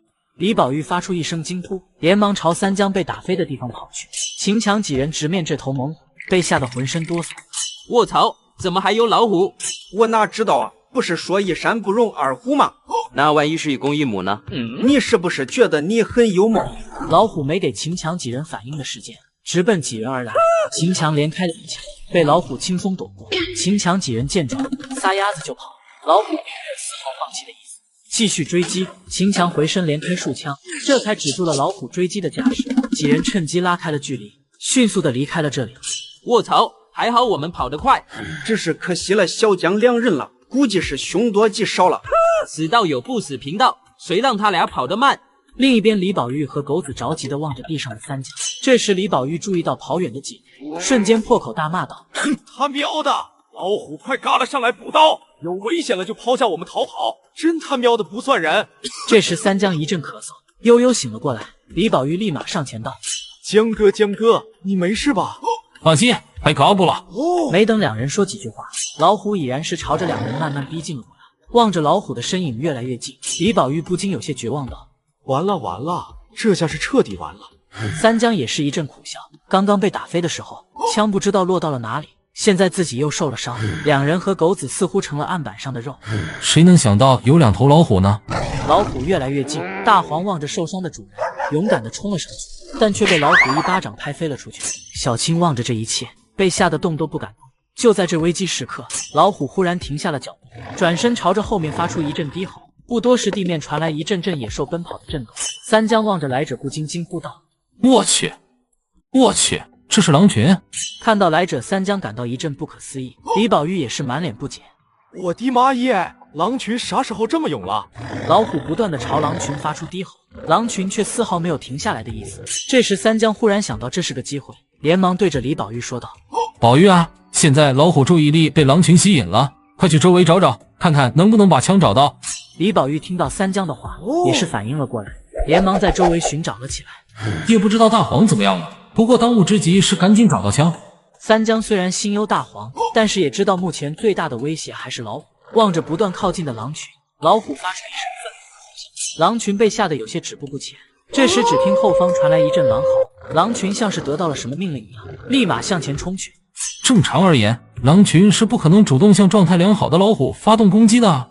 听到三江的话，李宝玉头也没抬到，说不定是这老虎和狼群有仇呢。确实没必要管它是啥原因，反正对我们而言是好事。老虎望着不断靠近的狼群，感觉自身威严受到了挑衅，发出一声愤怒的咆哮，直接朝着狼群冲去。首当其冲的狼被老虎一巴掌拍飞了出去，没给狼群反应的时间，又是冲向另一头狼，直接将其扑倒在地。望着这一幕，三江越发着急了。不好，狼群完全不是老虎的对手，一旦狼群逃跑了，我和宝玉还有狗子根本不可能逃过老虎的追杀。老虎朝着狼群发出一声咆哮，狼群被吓得不断后退。这时狼群后方再次传出一声狼嚎，狼群止住了不断后退的脚步，望着还敢挑衅自己的狼群，老虎再次朝着狼群扑去。不能将希望都寄托在狼群身上，一定要找到枪。三江强忍着疼痛，缓缓站了起来，也开始在周围不断的寻找掉落的枪。这时只听前方传来一阵呜咽声，三江连忙走上前，就看到大黄正躺在前方。看到大黄，三江不禁松了口气。狗子看到来者是三江，不断的想要站起来，却始终做不到。好了好了，站不起来就先好好躺着，回去再给你弄好吃的。三江笑着摸了摸大黄的狗头，可大黄依旧在不断的尝试站起来，发出一阵着急的呜咽声。三江想到还要找枪，便不在大黄这里耽搁，继续在周围寻找了起来。这时李宝玉走了过来，满脸失望道：江哥那边我都找过了，没有发现枪，我们该不会……听到李宝玉的话，刚在周围找了一遍的三江也满脸着急，强打起精神道：没事没事，说不准狼群会把老虎赶跑呢。不应该啊，应该就在周围啊，怎么会找不到呢？正这时前方传来一阵虎啸声，只见狼群已然是开始四散奔逃。望着只是稍稍喘气的老虎，三江两人心沉到了谷底。李宝玉更是大哭道：完了完了，狼群完全打不过老虎，没了狼群的牵扯，没有枪的我们完全是案板上的鱼。听到李宝玉的话，三江也是满脸绝望。周围能找的都找了，还是没找到，这下是一点办法也没了。望着已然溃逃的狼群，老虎转过身，打算解决掉三江两人。正这时后方再次传来一阵狼嚎，原本溃逃的狼群慢慢停了下来。老虎愤怒地转过身，就看到一头浑身雪白的狼不断地朝自己靠近。狼群看到来者，立马紧随其后，嗷嗷叫着朝着老虎逼近。卧槽，这只狼这么勇吗？这家伙应该就是狼王，有狼王的领导，狼群说不定能战胜老虎。望着一直挑衅自己狼王，老虎发出一阵咆哮，直接冲了过去。狼群则是跟随着狼王，如同打了鸡血一样，嗷嗷叫的冲了上去。老虎两巴掌把冲在最前方的狼拍飞，然后直奔狼王冲去。一定要尽快找到枪，无论是狼王被老虎击杀，还是老虎被狼群赶跑，对我们而言，有枪接下来才能活命。可是周围都找过了呀，根本找不到。主人，在这里，在这里。三江望着大黄不断的发出呜咽声，忽然像是想到了什么，连忙跑到大黄跟前，费力的将大黄移开，果然发现了在大黄身下的枪。卧槽，大黄你竟然把枪藏在你身下，你到底是何居心？狗子望着生气的李宝玉，狗脸上尽是懵逼。好了好了，大黄是被打飞到这里的，之前一直在那叫唤，就是想提醒我们，只是我们没有往这方面想罢了。这时只见一道白影直奔李宝玉飞了过来，三江连忙把李宝玉拉到了身后。李宝玉被吓了一跳，还没等他吐槽，只听老虎发出一声咆哮，两人望去就看到老虎周围已然是看不到狼群，远处正有几只狼慌忙逃离了这里。我的妈耶，狼群就这样战败了。这老虎不一般，不过我们现在有枪，至少不是毫无还手之力。这时只见老虎转身直奔三江两人而来，三江也是不好惹，直接连开3枪。只见那老虎左突右闪，子弹竟然没能命中。我操，这老虎什么身法？没给三江回话的时间，老虎已然是到了近前。我唯一的机会就是他朝我扑来的那一瞬间，只要把握住机会，提前预判，就能一枪解决了他。三江把枪口抬高，只等老虎扑来的那一瞬解决他。谁知那老虎忽然一个急刹车，稍微等一下再次扑来。三江心中暗道不好，子弹已然是呼啸而出了。来不及思考的三江立马朝下蹲去，老虎从三江头顶一闪而过。这家伙比之前那头老虎难对付多了，无法提前预判老虎的行动轨迹，枪根本打不中他。这时老虎再次朝着三江奔来，三江全神贯注，等老虎到了近前，正想再次故技重施时，一道白影朝着老虎扑去，老虎下意识的一躲，这是机会。三江抓住这个机会，瞬间一枪打了过去，感受到危险逼近，老虎奋力的一挤，但是子弹依旧命中了老虎屁股，只听老虎发出一阵怒吼，直接转身没入了草丛中。三江在确认老虎远离了这里之后，不禁松了口气。我的妈耶，吓死我了！江哥，你刚刚咋不把那老虎捕了呀？要是能打，我肯定打了，枪里没子弹了。李宝玉不好意思的笑了笑。这时三江想到了之前的白影，连忙走上前，待看清了来者，赫然是之前的狼王。此刻狼王正躺在地上生死不知，三江走上前，确定其还活着之后，对其进行了简单的治疗。能不能活命就看你自己的造化了。三江起身来到大黄身边，对其进行了简单的治疗。两人等到大黄能正常走路后，就抬着老虎往山下走。一路上李宝玉不停的念叨：哈哈哈，以后我们也是打虎英雄了。三江也是满脸开心。可等两人进了村后，就被前方的阵仗给整懵了。我去，这是赶上吃席了。三江两人刚到村口，就看到前方摆了一堆桌子，望着桌子上的美食，三江和李宝玉顿时觉得肚子饿得咕咕叫。两人刚想走上前好好吃一顿时，就听前方传来一阵议论声。这是咋回事啊？咋这么多人呢？这个阵仗是谁家有喜事了吗？我听说是秦强那几个小子打了头老虎。开什么玩笑！我下午看到小强几人回来的时候，手上啥也没有。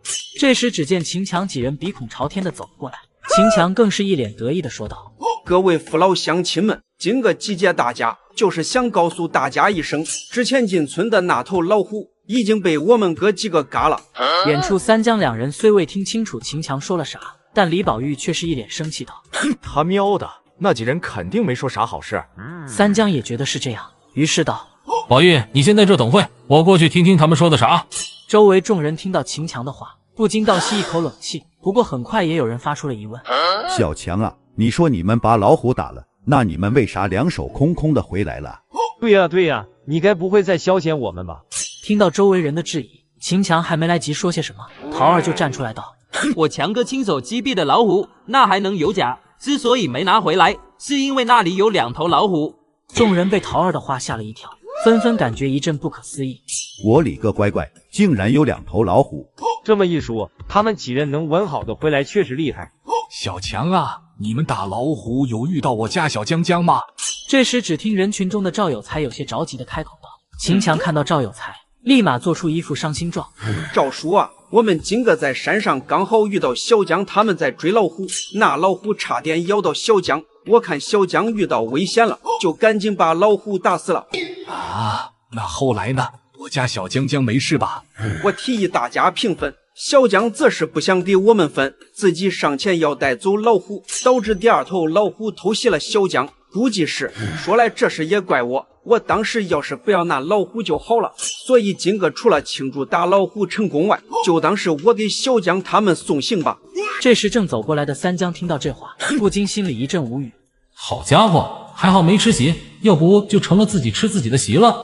而赵有才听到秦强的话后，身体一阵摇晃，差点晕倒过去。三江昨天还把刘大头给救了回来，谁能想到今天就……真是世事无常啊！打猎本来就是充满危险的，更何况是打老虎呢？哼，要不是三江他们想着独吞老虎，怎么可能出事啊？听到秦强几人这样颠倒黑白，还断定三江两人嘎了，三江再也忍不住了，直接开口道：强哥，咱能要点脸？什么叫为了救我才开枪打死老虎的？当时那老虎明明是受了重伤，都跑不了了，你丫的想上来捡便宜，还有我活得好好的，想吃我的席，门都没有。听到三江的话，众人纷纷回头看，就见三江大步流星的走了过来。秦强几人看到三江后，被吓得亡魂大冒，脸上尽是不可思议。桃儿更是被吓得哇哇大叫道：卧槽，大白天见鬼了！我的妈耶，该不会是诈尸了吧？听说被老虎赶了就会成为伥鬼，他俩该不会……听到周围人的议论，再看着不断靠近的三江，桃儿此刻内心几乎崩溃了。江大爷，我错了，我们不该在您要把老虎嘎了的时候抢猎物，更不该在您遇到危险丢下您给我们殿后，我真的知道错了，求求您饶了我吧！听到桃儿的话，众人都反应了过来，赵有才更是满脸不善地盯着秦强几人。三江也是懵了，没想到这家伙一股脑的全说出来了。桃儿这才反应过来自己说错话，脸色不禁一变。好家伙，你这是不打自招了啊！秦强心中暗骂猪队友，然后面上假装一脸惊喜道：“小江啊，你没事，真的太好了。当时情况危急，强哥我实在是没办法。”强哥，后面的事就先不说了，毕竟是人之常情。但是老虎那个，你还有啥话说的？听到三江的问责，秦强心中不断咒骂桃儿，脸上却是满脸尴尬道：“那啥，小江啊，强哥家里还有事，就先回去了。”秦强说完，几人灰溜溜地离开了这里。这时三江回到了李宝玉身边，两人合力将老虎抬了过来。众人看到后引起一阵阵惊呼：“卧槽，这么大头老虎被这俩小子打了，真是不可思议啊！”可不是吗？这俩小子以后就是新的打虎英雄了。赵有才这时也走了过来，连忙搭把手，和两人一起抬着老虎到了收购点，把收购点周围的人吓得够呛。我的妈呀！有！你搁这磕磕巴巴说啥呢？卧槽，有老虎！看什么？看清楚，那老虎已经赶了。太吓人了！看到三江几人抬着个大老虎走过来，收购点的阿伟开心的不得了。卧槽，不愧是赵老哥，竟然打到老虎了！你小子就拿我开涮吧，我这个样子拿头打老虎啊，这家伙你收不收？收，当然收。把老虎过秤了之后，阿伟一脸开心道：“赵老哥啊，这老虎我2000块收了，你看咋样？”这老虎是我家小江江他俩打的，你问问他俩。三江也不太清楚这家伙的具体价格，只能眼神询问赵府。而阿伟看到几人并没有立马答应下来，连忙开口道：“小江啊，你可别觉得伟哥坑你们啊，这家伙我这里好多年都没收到过了，我真的最多就是这个价了。”听到阿伟的话，赵父冲三江点了点头。三江见赵父点头，也就直接把老虎卖给了阿伟。三江接过钱，几人直奔家里而去。到了家之后，赵父直接开口道：“是不是觉得卖亏了？”我当然相信老爹，您还能让我吃亏不成？那家伙的价格取决于人，遇到对的人能翻个几倍，但是遇不到砸在手上，那就一文不值了。而且我们这周围10里8乡的好多年没人打过老虎了，阿伟能给这个价已经很不错了。三江两人这才明白了过来。两人分完钱之后，李宝玉刚走没多久，就听隔壁传来一阵阵惨叫。三江不禁有些莞尔，恐怕是宝玉回去被李叔好好收拾了一顿，还是我老爹好啊。三江刚回过头，就看到赵父一脸阴恻恻地看着自己，顿时心中一突。一顿挨打之后，三江躺在床上还没睡多久，就听门外传来一阵阵狗子的呜咽声。三江不禁心中一突，我去，这是又有啥东西来了？三江刚睡下没多久，就听到门外传来一阵阵狗子的呜咽声。三江顿时感觉有些不妙，立马拿上枪就小心翼翼地出了门。似是开门的动静惊吓到了来者，三江出来后什么也没发现。什么情况？难道是我听错了？三江不禁挠了挠头。这时三江注意到自家狗子精神萎靡地趴在地上，三江立马觉得事情不对劲。大黄白天还好好的，现在这样子明显不对劲。三江又在院子里警戒了许久，什么也没发现，于是只好回屋睡觉去了。不过留了个心眼，把枪放到了床边。结果刚躺下没多久，又听到一阵狗子呜咽声，三江火气瞬间就上来了。他喵的，不让我好好睡觉是吧？今晚我就和你杠上了。三江直接拿起枪冲了出去，只见一道白影从院子里一闪而过，没了踪迹。火气上来的三江二话不说就追了出去。院子里的大黄许是担心主人安全，纠结了许久，还是一摇一晃的追了出去。从那家伙见到我就逃跑而言，他应该是怕我的，怕我还敢打扰我睡觉，今天非要告了你。不多时便追到了山里。这时前方的白影直接摔倒在了地上。三江慢慢的上前，仔细一看，赫然是上次见到的狼王。三江有些疑惑，这家伙半夜来我家干啥？这时三江身后传来一阵窸窸窣窣的声音，只见前方草丛中出现了几只狼，眼睛悠悠地望着三江身边的狼王，望着几只不断靠近的狼。三江也没客气，直接就是一枪击毙了一只狼，剩下的狼立马消失不见了。奇怪，狼群似乎是在追杀狼王，难道是新狼王上位了？不过我记得狼群的权力交替应该是挺和平的。这时前方再次传来一阵窸窸窣窣的声音，三江持枪严阵以待。不多时，只见大黄晃晃悠悠地走过来，看到狗子走路的状态，三江不禁有些疑惑：大黄这是咋回事？怎么感觉精神萎靡的？狗子看到了三江，精神似乎是好了许多，快步跑了过来。这时三江想起来了刚刚的狼王，立马上前查看了下其状态。这家伙应该是又和什么东西战斗了，导致之前的伤口崩裂了。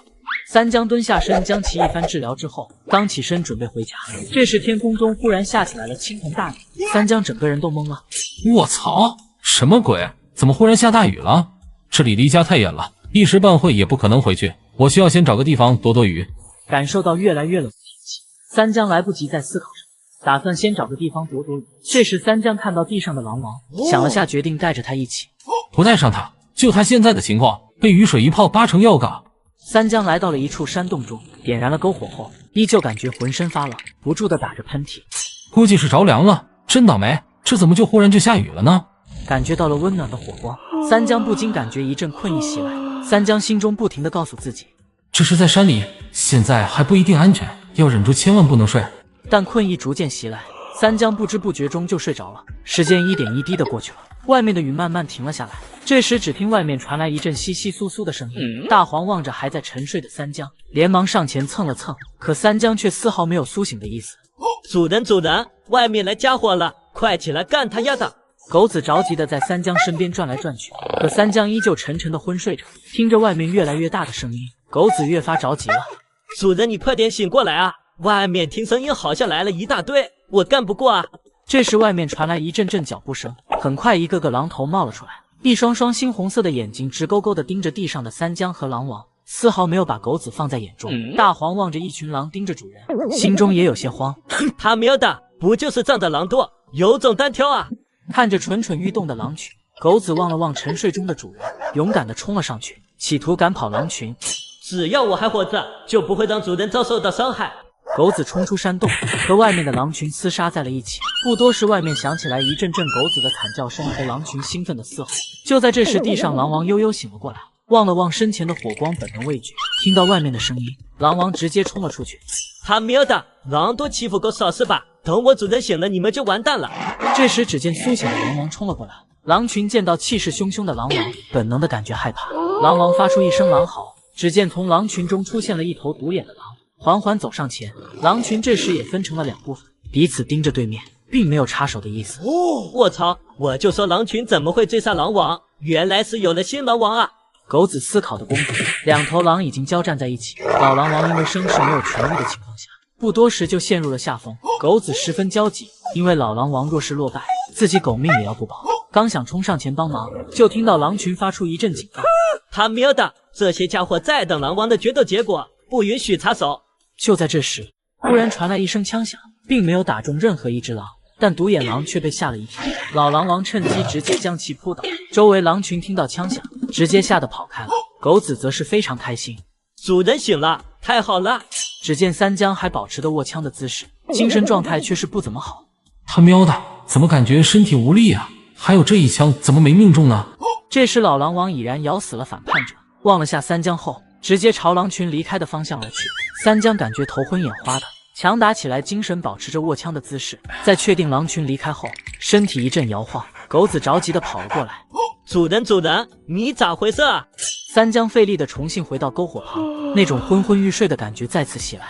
他喵的，千万不能睡，万一再遇到危险，狗子现在这状态基本就是送菜。感觉眼皮越来越重的三江狠狠地掐了下大腿，疼痛致使三江瞬间清醒了过来。现在雨也停了，而且离天亮还有一段时间，我需要确保山洞里是安全的情况下休息一下。三江费力地在洞口点燃了一堆篝火，望着熊熊燃烧的篝火，三江大致估算了下时间，然后来到狗子身边，摸了摸狗子的狗头，说道：等洞口的篝火灭了，记得叫醒我，听到没？望着狗子那愚蠢的眼神，三江不禁叹了口气，心中暗道：只希望这家伙遇到危险能叫醒我。一阵困意袭来，三江躺在地上再次睡了过去。时间慢慢流逝，洞口的篝火已然熄灭了。这时外面传来一阵窸窸窣窣的摩擦声，狗子立马跑到三江身边，伸出大舌头不停地舔着三江的脸。三江迷迷糊糊地醒了过来。这是天亮了。三江还有些迷糊，这时大黄已然冲着洞口叫唤了起来。三江明白是有危险了，立马把枪拿在手中，警惕着前方，声音越来越大，三江也越发紧张了。终于三江看到了来者，不禁一惊：我去，这哪来的熊瞎子啊？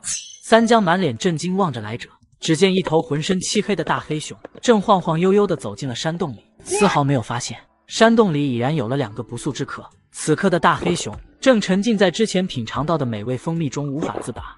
美味的蜂蜜，嘿嘿嘿，实在是太好吃了。三江望着这头傻乎乎的大黑熊，不禁一阵无语。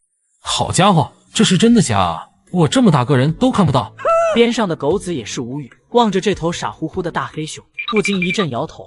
这家伙比小青还要傻，真的是彻底没救了，不像我这个机智的狗子。三江感觉一阵无语，看着还沉浸在自己世界的黑熊，三江有些纠结要不要杀了这家伙。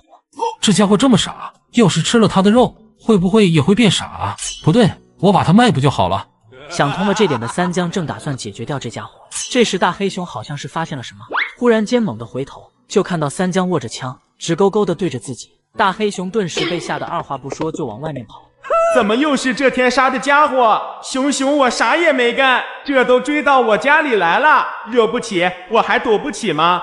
三江望着闪身就跑的大黑熊，也是有点傻眼了，不禁暗道：我收回刚刚的话，这家伙还挺聪明的，不像一般的黑熊那样傻乎乎的就冲过来。不过这来都来了，那就别走了。三江直接追了出去，朝着逃跑的大黑熊就是一枪过去。大黑熊似是早有预感，直接一个闪身，但由于身体笨重，子弹命中了大黑熊的屁股，疼得其嗷嗷直叫。这个家伙也太可恶了吧！我不过就是偷吃了点蜂蜜，至于把我家给占了，现在还要嘎了我吗？三江可不知道这头大黑熊的内心戏，望着速度慢下来的大黑熊，三江准备彻底解决了它。这时只听远方传来一阵嗡嗡声，三江不禁心里一突，卧槽，该不会是……只见远方一大群马蜂气势汹汹地杀了过来，望着眼前黑乎乎的大家伙，马蜂群争先恐后飞了过去。大黑熊见这架势，吓得连忙逃窜。这家伙该不是把人家蜂巢给霍霍了吧？三江看着被蜂群追得慌忙逃窜的大黑熊，还没来得及高兴，就看到又有一群马蜂朝着自己飞了过来。三江吓得也顾不上什么黑熊了，连忙撒丫子就跑。身边的大黄被吓得更是跑得比三江还快。卧槽，狗子，你他喵的跑那么快干啥？他们和你颜色差不多，你快去劝劝他们别追我了。狗子虽然听不懂三江说的啥，但是狗的直觉告诉他肯定不是什么好事。主人跑这么快，肯定是非常危险，像我这样聪明的狗子是不会让自己处于危险中的。望着跑得更快的狗子，三江心中不禁暗骂：他喵的，回去再好好收拾你这家伙。随着蜂群不断的接近，三江内心也越发急迫了。他喵的，我宁可遇到老虎，都不想遭遇这群家伙。完了，我今天该不会一头大包的回去吧？就在三江即将被蜂群追上的时候，一道白影直奔三江而来。三江看到来者大喜过望，哈哈哈，好兄弟，知道我遇到危险了，主动跳出来帮我承担。望着朝自己扑来的猛虎，三江二话不说，直接就是往地上一趴。老虎越过三江，落地后正想再次朝着三江而来，就听到身后传来一阵嗡嗡声，回头就看到蜂群直奔自己而来，吓得慌忙逃窜。三江在草丛中趴了许久，确定在听不到蜂群的声音后，这才起身。不愧是我的好兄弟，放心吧，有机会了肯定送你去陪你老婆。感觉心情畅快的三江刚想叫上大黄一起回家，却发现狗子这会儿没了踪迹。这狗子上哪去了？之前逃跑的时候，狗子是在我前方的，就这一会没注意，这就没影了。三江连忙在周围呼唤起了狗子，可狗子却迟迟没有出现。三江顿时心中有点慌，狗子该不会是……不，狗子应该没那么傻，我再找找看。三江又在周围呼唤了一阵，还是没有发现狗子的踪迹，心下一横，冲着老虎的方向追去。狗子，你说你好好的，你跑那么快干啥？现在好了吗？只希望你别被当成甜点吃掉了。三江朝着老虎离开的方向追了半天，直到自己累得气喘吁吁没了力气，依旧没有发现狗子的踪迹。三江内心不禁涌出一阵绝望，只能不断的安慰自己。我记得当时老虎是冲我来的，老虎一直被蜂群追，应该无暇顾及狗子。狗子虽然傻乎乎的，但是也不至于蠢到自己上去搜，说不定狗子已经回去了。又在周围找了一番无果之后，三江无奈只能拖着疲惫的身体往回走。这时三江忽然想到了此次的罪魁祸首，他喵的，都怪那头大黑熊，要不是他偷吃蜂蜜，又怎么会引来蜂群？越想越气的三江决定回山洞里看看那头大黑熊还在不在。三江气势汹汹地进了山洞，就看到大黄正警惕地望着洞口。狗子看到三江后，连忙屁颠屁颠地跑过来。三江看到狗子，不禁喜极而泣道：大黄，太好了，我就知道你是个聪明的狗子。狗子一脸开心地望着三江，内心却在不断吐槽：主人这也太不靠谱了吧！我好不容易摆脱了蜂群的追杀，结果回来却发现主人不见了，这主人也太难带了，真是狗看了都摇头。三江望着一脸傻乐的狗子，不禁叹了口气。这傻狗天天就知道乱跑，还好有我这个英明的主人在，要不早就被当成点心吃掉了。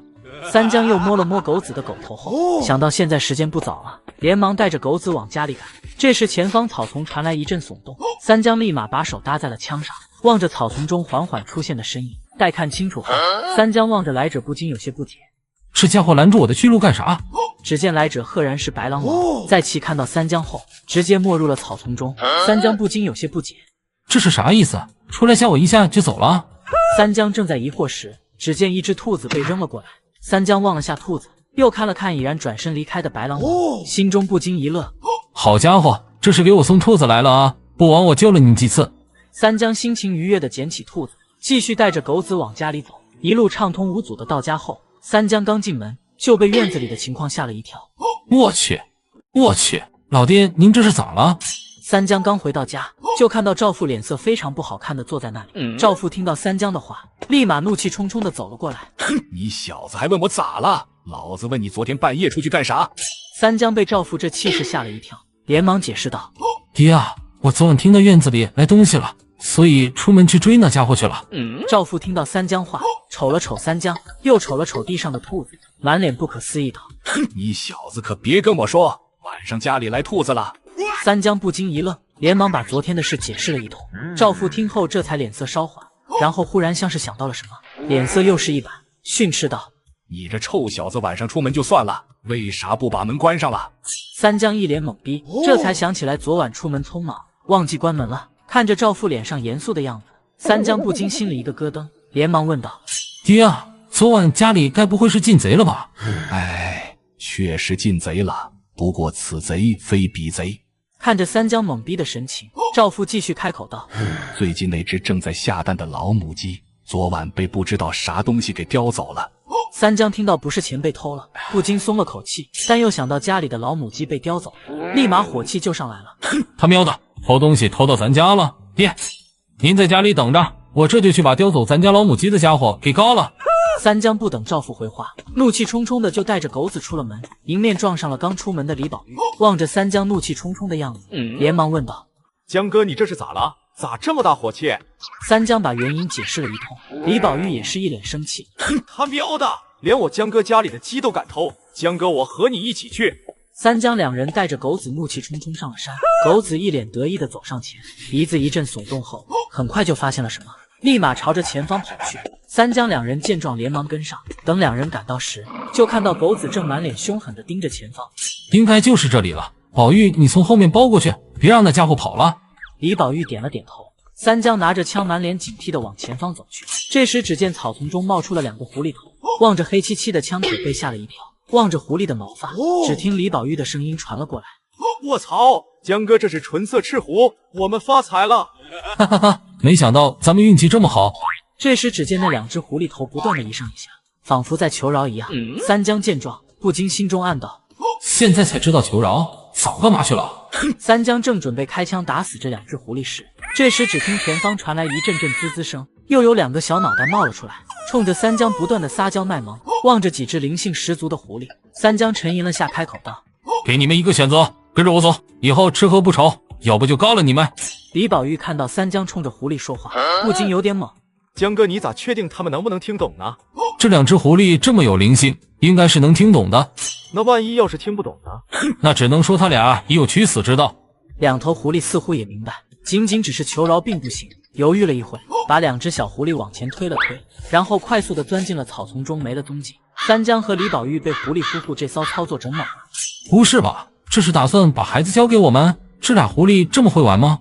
卧槽，听说过抛妻弃子的，第一次见拿孩子挡灾的。不应该啊，狐狸不是都很护犊子的吗？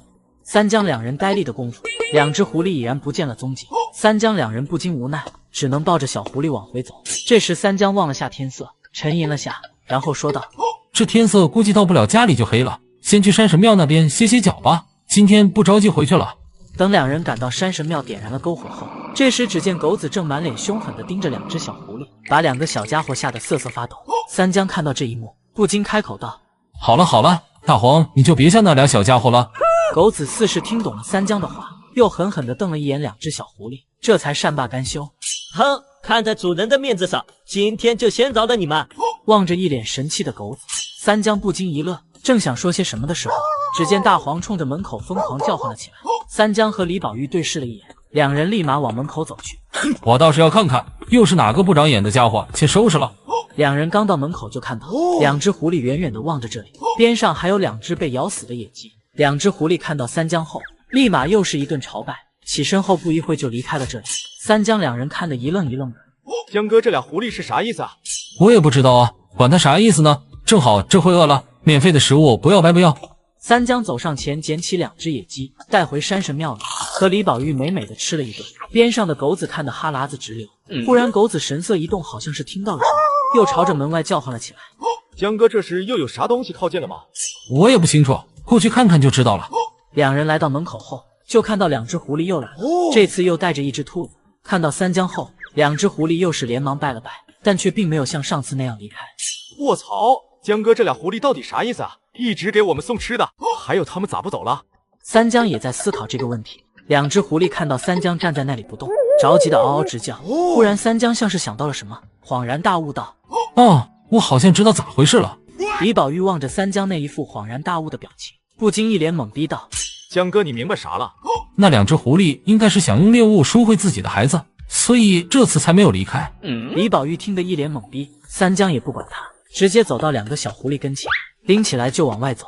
到了外面，把小狐狸放到地上，然后自己往后退。只见那狐狸夫妇又朝着三江拜了拜，走上前带着小狐狸就离开了。这时李宝玉走过来问道：江哥，你为啥不把他们都留下呢？这赤狐可贵了呀。宝玉啊，人在任何时候都要懂得敬畏自然。那2只狐狸既然愿意用猎物赎回自己的孩子，我们又何必赶尽杀绝呢？李宝玉听到三江的话，不禁挠了挠头。三江说完就走上前捡起了兔子，两人正准备返回山神庙里，这时只听身后传来一阵窸窸窣窣的声音。三江立马转身，我去，这是又有啥东西来了？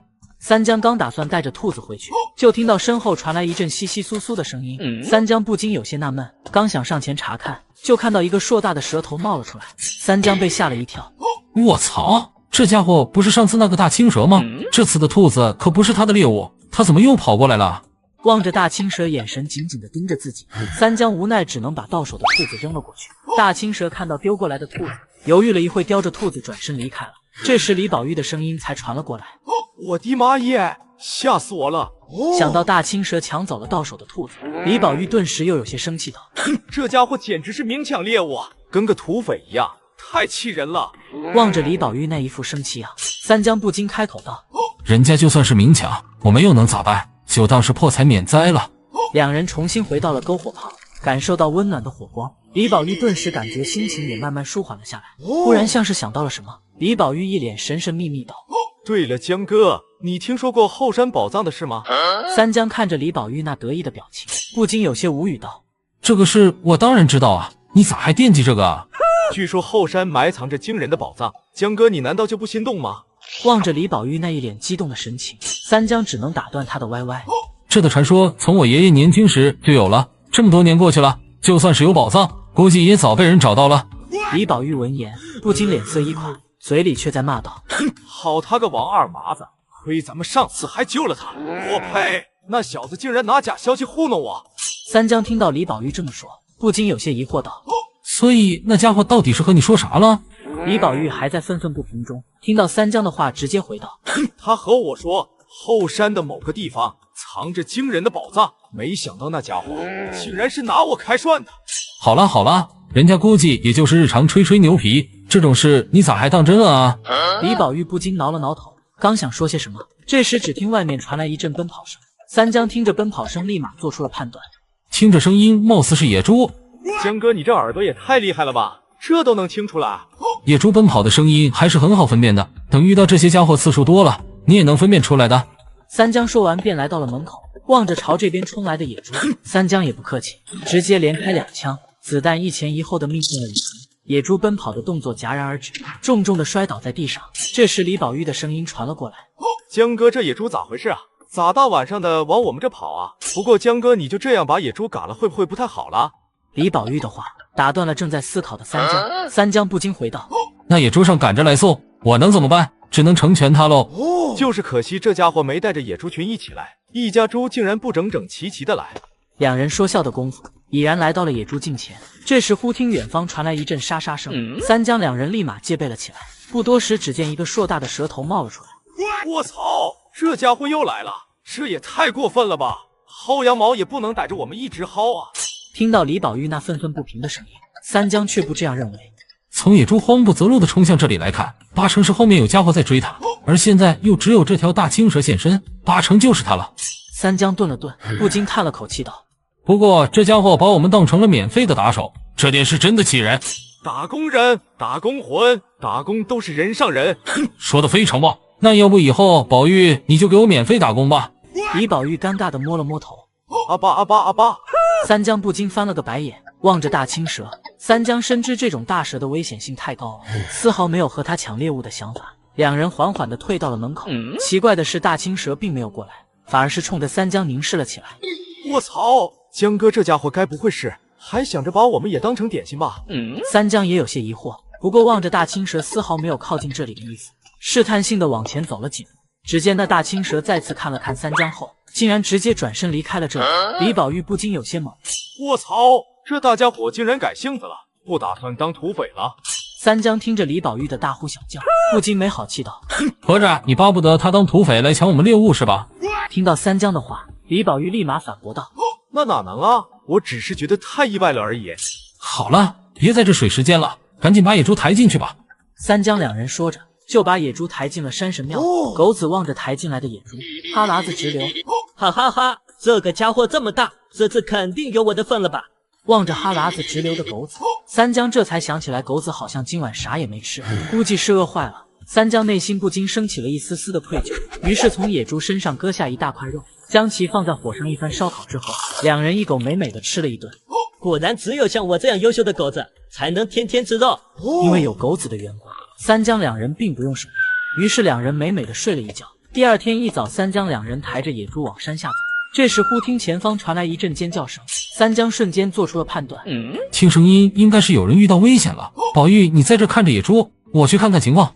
三江说完便带着狗子往声音传来的方向跑去，远远就看到一个黑乎乎的家伙朝着前方不断的逼近。三江目测了下距离，心中暗道：以我现在的位置，直接开枪的话，估计是打不到黑熊的。不过按照这头大黑熊目前的速度，肯定是等不到我再靠近了，所以现在必须开枪，哪怕是吓跑他都行。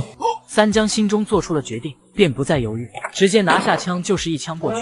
不出意外，由于距离不远，加上视线受阻，三江这一枪并没有命中，但大黑熊却是被吓了一跳，慌不择路的逃跑，导致身形完全暴露了出来。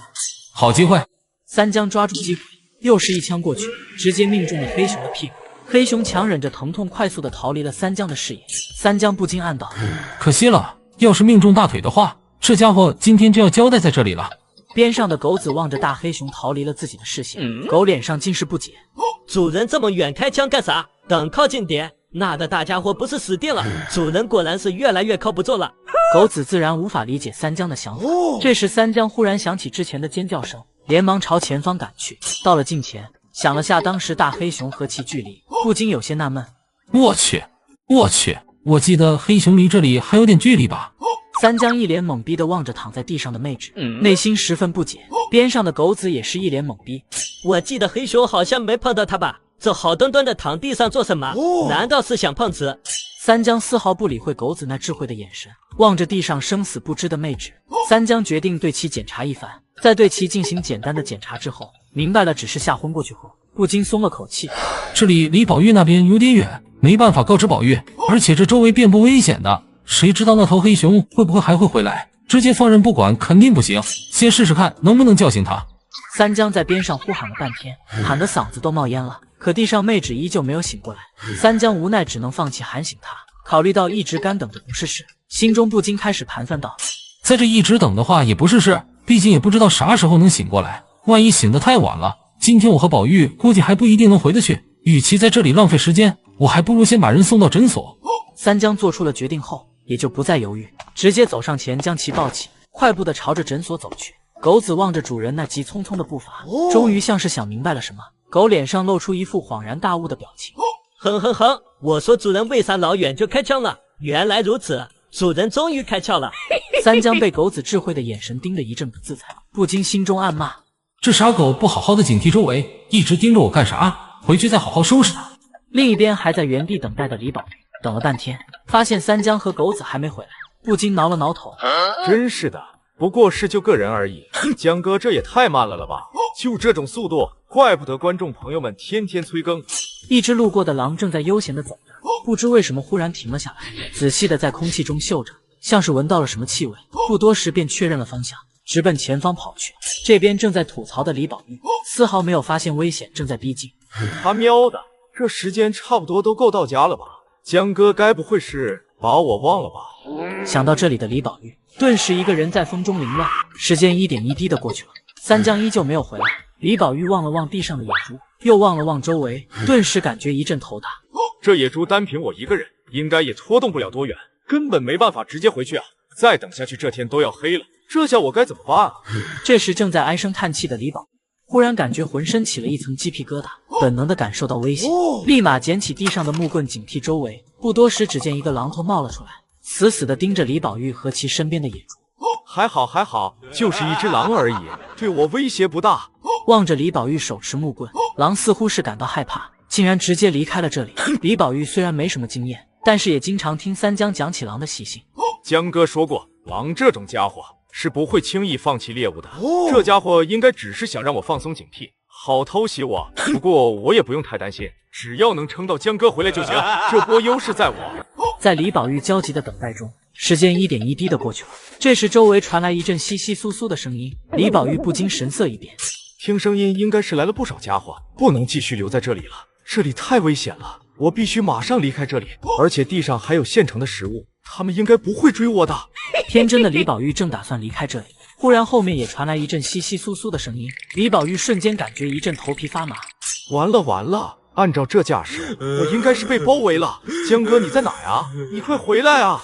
周围的声音越来越大，很快一个个狼头就冒了出来，一双双眼睛兴奋地盯着李宝玉和其身边的野猪。李宝玉内心直打哆嗦，面上还是强装镇定道：卧槽，各位狼兄弟，我认识你们狼王，咱们要不打个商量，野猪给你们，放我走咋样？望着周围不断逼近的狼群，李宝玉只能在内心祈祷三江能快点赶来。这时狼群似乎也发现了眼前的家伙手里拿的东西和枪并不是一类东西，越发的肆无忌惮了，嗷嗷叫着朝李宝玉冲去。他喵的，真当我是软柿子了？李宝玉自知自身已经到了绝境，一味的退缩是不行的，于是举起了手中的木棍，眼神死死地盯着面前冲来的狼群。狼群似乎是被李宝玉的气势吓到了，竟然慢慢停了下来。李宝玉不禁心中一喜，稍微放松了一点。狼群竟然被我吓到了，我果然是太厉害了。这时李宝玉忽然感觉身后一阵腥风袭来，心中不禁暗道不好，还没来得及反应，身体直接被狼从后面扑倒。我这是要被狼给嘎了，这也太没排面了吧！就在这危机时刻，一声枪响传来，三江望着扑倒李宝玉的狼瞬间倒地，心中不禁松了口气。卧槽，还好赶上了。望着狼群四散奔逃，三江也没心思搭理他，迅速的来到李宝玉身边，看着还在发呆的李宝玉，三江不禁有点着急。宝玉，你没事吧？没伤着吧？望着李宝玉依旧呆呆傻傻的样子，三江不禁内心涌出一阵悲痛。完了，这该不会是伤到脑子了吧？三江一边说着，一边对着李宝玉一通检查。过了一会，李宝玉像是终于反应了过来，劫后余生的他，泪水忍不住的就流了出来。江哥，你终于来了，我差点以为我要嘎了。三江连忙安慰起了李宝玉。又过了半天，李宝玉情绪终于稳定了下来。江哥，你也回来的太慢了，我等的花都谢了。对了，江哥，你遇到啥事耽搁了呀？听到李宝玉问起这个，三江不禁感觉内心一阵自责。在和李宝玉解释了一通后，李宝玉更是满脸幽怨地望着三江。江哥，咱不是说好了的一起单身的吗？你咋跑去英雄救美去了？瞧你这说的，我刚把人送到诊所，不就马上赶来了。好了，赶紧回去吧，要不天要黑了。三江两人抬着野猪继续往山下走。这时忽听前方传来一阵野兽的咆哮声，两人不禁一愣。他喵的，该不会是又遇到啥东西了吧？从声音判断，像是两头大家伙在打架。大家伙，江哥，我们要不要去看看？说不定还能捡个便宜呢。三江也在思考利弊，犹豫了许久才开口道：还是算了吧，我们还要带着这个野猪呢，而且这里离家还挺远的，就算是把那俩家伙打了，也不好运回去。李宝玉想到之前遭遇的危险，也没再说什么了。两人抬着野猪继续往家走。这时忽听前方传来一阵急促的奔跑声，三江不禁感觉心里一个咯噔。我去，这是非要和我们过不去了。三江两人刚打算回家，就听前方传来一阵奔跑声，三江不禁脸色一变，有些生气的开口道：我都想着放他们一马了，可这些家伙好像不太领情啊，非要过来送死。三江直接把枪拿在手中，满脸怒气的盯着前方。边上的李宝玉则是满脸开心，兴奋的开口道：大家伙，嘿嘿嘿，这趟要有大收获了呀！听着李宝玉那兴奋的声音，三江感觉一阵无语，不禁在心中道：现在这个时间最好是赶紧回去，如果因为招惹这俩家伙浪费太多时间的话，估计今晚不一定能回去了。三江思考的功夫，前方奔跑的声音已经越来越大，三江连忙摒弃杂念，目不转睛地盯着前方，眼角余光却注意到狗子有些不安地站在那。大黄这状态，估计这次来的家伙不好对付啊。正这时，只见一头受伤的黑熊悍然闯入了三江两人的视野。三江看到来者有点懵，这家伙好像是我之前打伤的那头黑熊吧？这难道就是缘分？听到三江的话，李宝玉满脸不解道：江哥这家伙就是之前逃跑的黑熊，那到底是啥东西在追他啊？黑熊看到三江持枪对着自己，回想起自己屁股上的疼痛，立马一个急刹车停了下来，转身就往回跑，但没跑多远，似是感受到了什么，又吓得再次转身。看到黑熊这反反复复的骚操作，李宝玉满脸懵逼道：我操，这黑瞎子在干啥呀？来来回回的跑，他该不会是来搞笑的吧？三江没有理会李宝玉的胡乱猜想，回想了下黑熊的种种表现，稍微思考了下后，心中有了大致猜测，用着不确定的语气道：这家伙看到我们就跑，是因为他被枪打到过屁股，本能的害怕枪，但从他没跑多远就又转身回来看，他身后追他的家伙对其应该是有致命威胁的。听到三江说那家伙对黑熊有致命威胁后，李宝玉顿时有些怂了，弱弱的开口道：那个，江哥，要不咱们撤吧？李宝玉的话不禁让三江一阵无语，没好气道：撤？往哪撤啊？下山的路被堵了，要是换一条路，今天就别想着回去了。而且我们跑了这野猪咋办？带着野猪的话，我们也不可能跑得快啊。况且目前还不确定是什么家伙呢，不用那么担心的。李宝玉望着地上的野猪，想到之前的经历，不禁挠了挠头。江哥，你说的对，不能就这样放弃野猪。三江两人说话的功夫，黑熊已经再次朝着三江两人这边冲入。三江见状，果断一枪朝黑熊打去，子弹直接命中了黑熊的身体。黑熊感受到死亡的威胁，立马拼命的远离三江两人。望着这一幕的李宝玉满脸诧异道：江哥，你行不行啊？这都能让他跑了？边上的狗子也是连连摇头，一脸恨铁不成钢的表情。主人枪法越来越水了，这都能让那家伙跑了，真是狗看了都摇头。望着一人一狗那一副你不行的表情，三江满脸无语道：你们知道啥？我之所以不把他打死，是因为捕猎黑熊的那家伙迟迟不现身。如今我们在明敌在暗，最好的方法当然是通过黑熊迫使其现身。李宝玉听完后露出一副恍然大悟的表情，忽然像是想到了什么，弱弱的开口道：江哥，万一，我是说万一黑熊跑了，那家伙也不现身咋办啊？听到李宝玉的话，三江先是一愣，随即一脸看白痴的表情开口道：黑熊受了重伤逃跑，那家伙怎么可能放弃啊？那家伙要是随着黑熊跑了，我们也没啥损失不是？此时的黑熊已然逃出了三江两人的视野范围，但三江丝毫没有放松警惕，精神时刻紧绷着。时间一点一滴的过去了，忽然听到远方传来黑熊的一阵惨叫声，三江这才收起枪，招呼着李宝玉抬起野猪迅速往山下走。我操，听着声音那黑熊应该嘎了吧？黑熊本来就受伤不轻，再加上挨了我一枪，早就是强弩之末了。两人边走边聊，李宝玉这时想到刚刚的那个大黑熊，不禁感叹道：就是可惜了那么一个大家伙，要是我们的就好了。做人不能太贪心，我们这趟又不是没收获。江哥，你说那家伙会不会继续回来找我们啊？忽然三江感觉到一丝心悸，顿时停下了脚步，二话不说的把枪拿了下来，满脸警惕的盯着前方，看得李宝玉一脸懵逼。哎呦，江哥你干嘛？我就是说说而已。三江没有理会李宝玉，眼神警惕的盯着前方。李宝玉见状反应了过来，应该是有危险了，眼神立马开始警惕周围。时间一点一滴的过去了，四周静悄悄的，好似并没有什么危险。李宝玉不禁开口道：江哥，你到底看到啥了呀？我咋感觉啥也没有啊？三江也有点纳闷，不禁心中暗道：难道真的是我的错觉？又过了一会，周围依旧静悄悄的。李宝玉见三江还在警惕周围，不禁笑嘻嘻道：江哥，你是不是神经过于紧绷了呀？这里哪有危险啊？李宝玉边说还边走上前，三江心中也开始自我怀疑了。忽然，三江注意到边上的狗子，一脸精神萎靡的样子。狗子在看到李宝玉往前走后，更是着急的哼哼了2声。三江立马暗道不好，宝玉快回来，前面有危险！李宝玉听到三江的呼喊，不禁一愣。正这时，只见一道白影直奔李宝玉冲去。李宝玉见状，吓得哇哇大叫道：“我的妈耶！你不要过来啊！”没给李宝玉反应的时间，来者已然到了近前。就在这关键时刻，三江直接朝着来者就是一枪，子弹并没能命中目标，但也迫使气停了下来。待看清楚来者，赫然是之前多次遭遇的身法虎。看来黑熊已经被这家伙解决了。这家伙真的贪心，有了黑熊还不满足，还想要我们的野猪。身法虎见偷袭失败，直接快速的没入了草丛中。三江望着还愣在原地的李宝玉，连忙朝着他喊道：“宝玉，你快回来啊！别傻站在那里。”李宝玉似乎还处在惊吓中，依旧站在那里。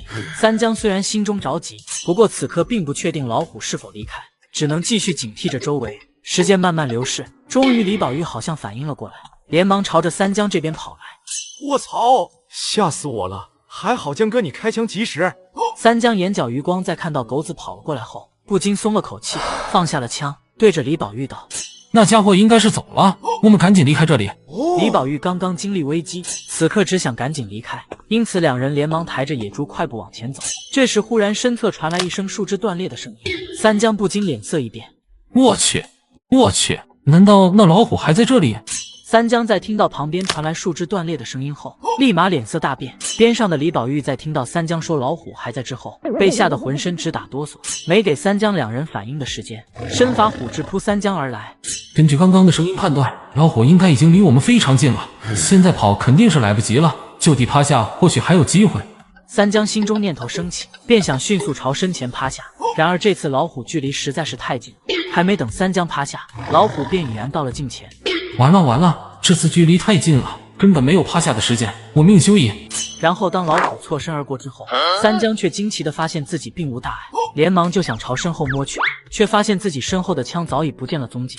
三江顿时像是想明白了什么，我操，那家伙的目标是我的枪，那家伙竟然明白枪对其威胁最大。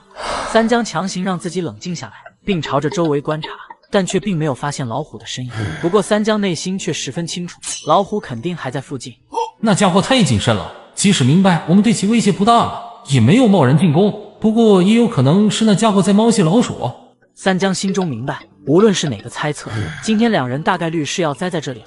这时李宝玉似乎也是明白了处境的危险，对生的渴望强行压下了恐惧，一脸希冀地说道：“江哥那家伙走了对吧？不出意外的话，应该还在附近。”听到三江的话，李宝玉顿时感觉一阵绝望。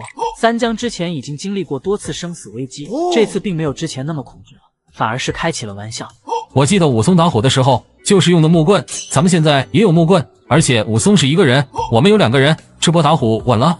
听到三江的话，李宝玉也被整乐了，心中的绝望稍稍缓解了一点。看到李宝玉状态稍微好了点，三江正色道：“等会我会想办法给你争取到逃跑的机会，到时候千万别犹豫，赶紧跑。”听到这话，李宝玉不禁一愣，随即苦笑道：“就算是给我再多长2条腿，我也不可能跑过那家伙啊！”别废话，等会我会缠住那家伙，你到时候赶紧跑。江哥，我……李宝玉刚想说些什么，就被三江直接打断了。我和那家伙交手几次了，所以我还是有点把握的，而且让你小子跑，是为了让你回去搬救兵的。就在李宝玉还想说些什么的时候，这时暗中窥伺的家伙似是确定了三江两人对其已经没有了威胁，于是找准时机直接朝着三江扑了过来。三江早有准备，直接一个侧身躲，并且抓住机会直接骑在了身法虎的身上，然后冲着李宝玉大喊道：“就是现在，快跑，赶紧跑！”李宝玉泪流满面，但也知道这是三江为其争取到的唯一的逃跑机会，于是强忍着痛苦，快速的朝山下跑去，内心不断的暗道：“江哥，你一定要撑到我回来啊！一定要啊！”身法虎感受到身上多了个人，立马反应过来自己是被三江给骑了，瞬间勃然大怒，飞快的奔跑了起来，企图将背上的三江甩下去。以这老虎目前的奔跑速度，一旦我被它甩下去，单单是落地那一下，估计都能要我半条命，绝对不能让它把我甩下去。三江死死地抓在身法虎的背上，感受到身边呼啸而过的冷风，身体不自主的一阵颤抖，但又想到眼下的情况，咬咬牙拼命地抓紧身法虎的背。我一定要尽量的拖延时间，这样宝玉才有机会逃脱。眼见迟迟无法将三江从背上甩下来，身法虎顿时有些着急了，猛地朝前方跑去。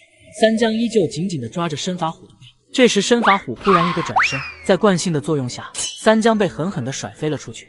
我操，完了完了，这下彻底没救了。许是运气好，三江被甩到了茂密的草丛中，没时间感受身上的疼痛。三江费尽浑身解数，勉强地爬了起来。但此刻的身法虎已然是气势汹汹地冲了过来，想要将这个胆敢骑自己的家伙给嘎了。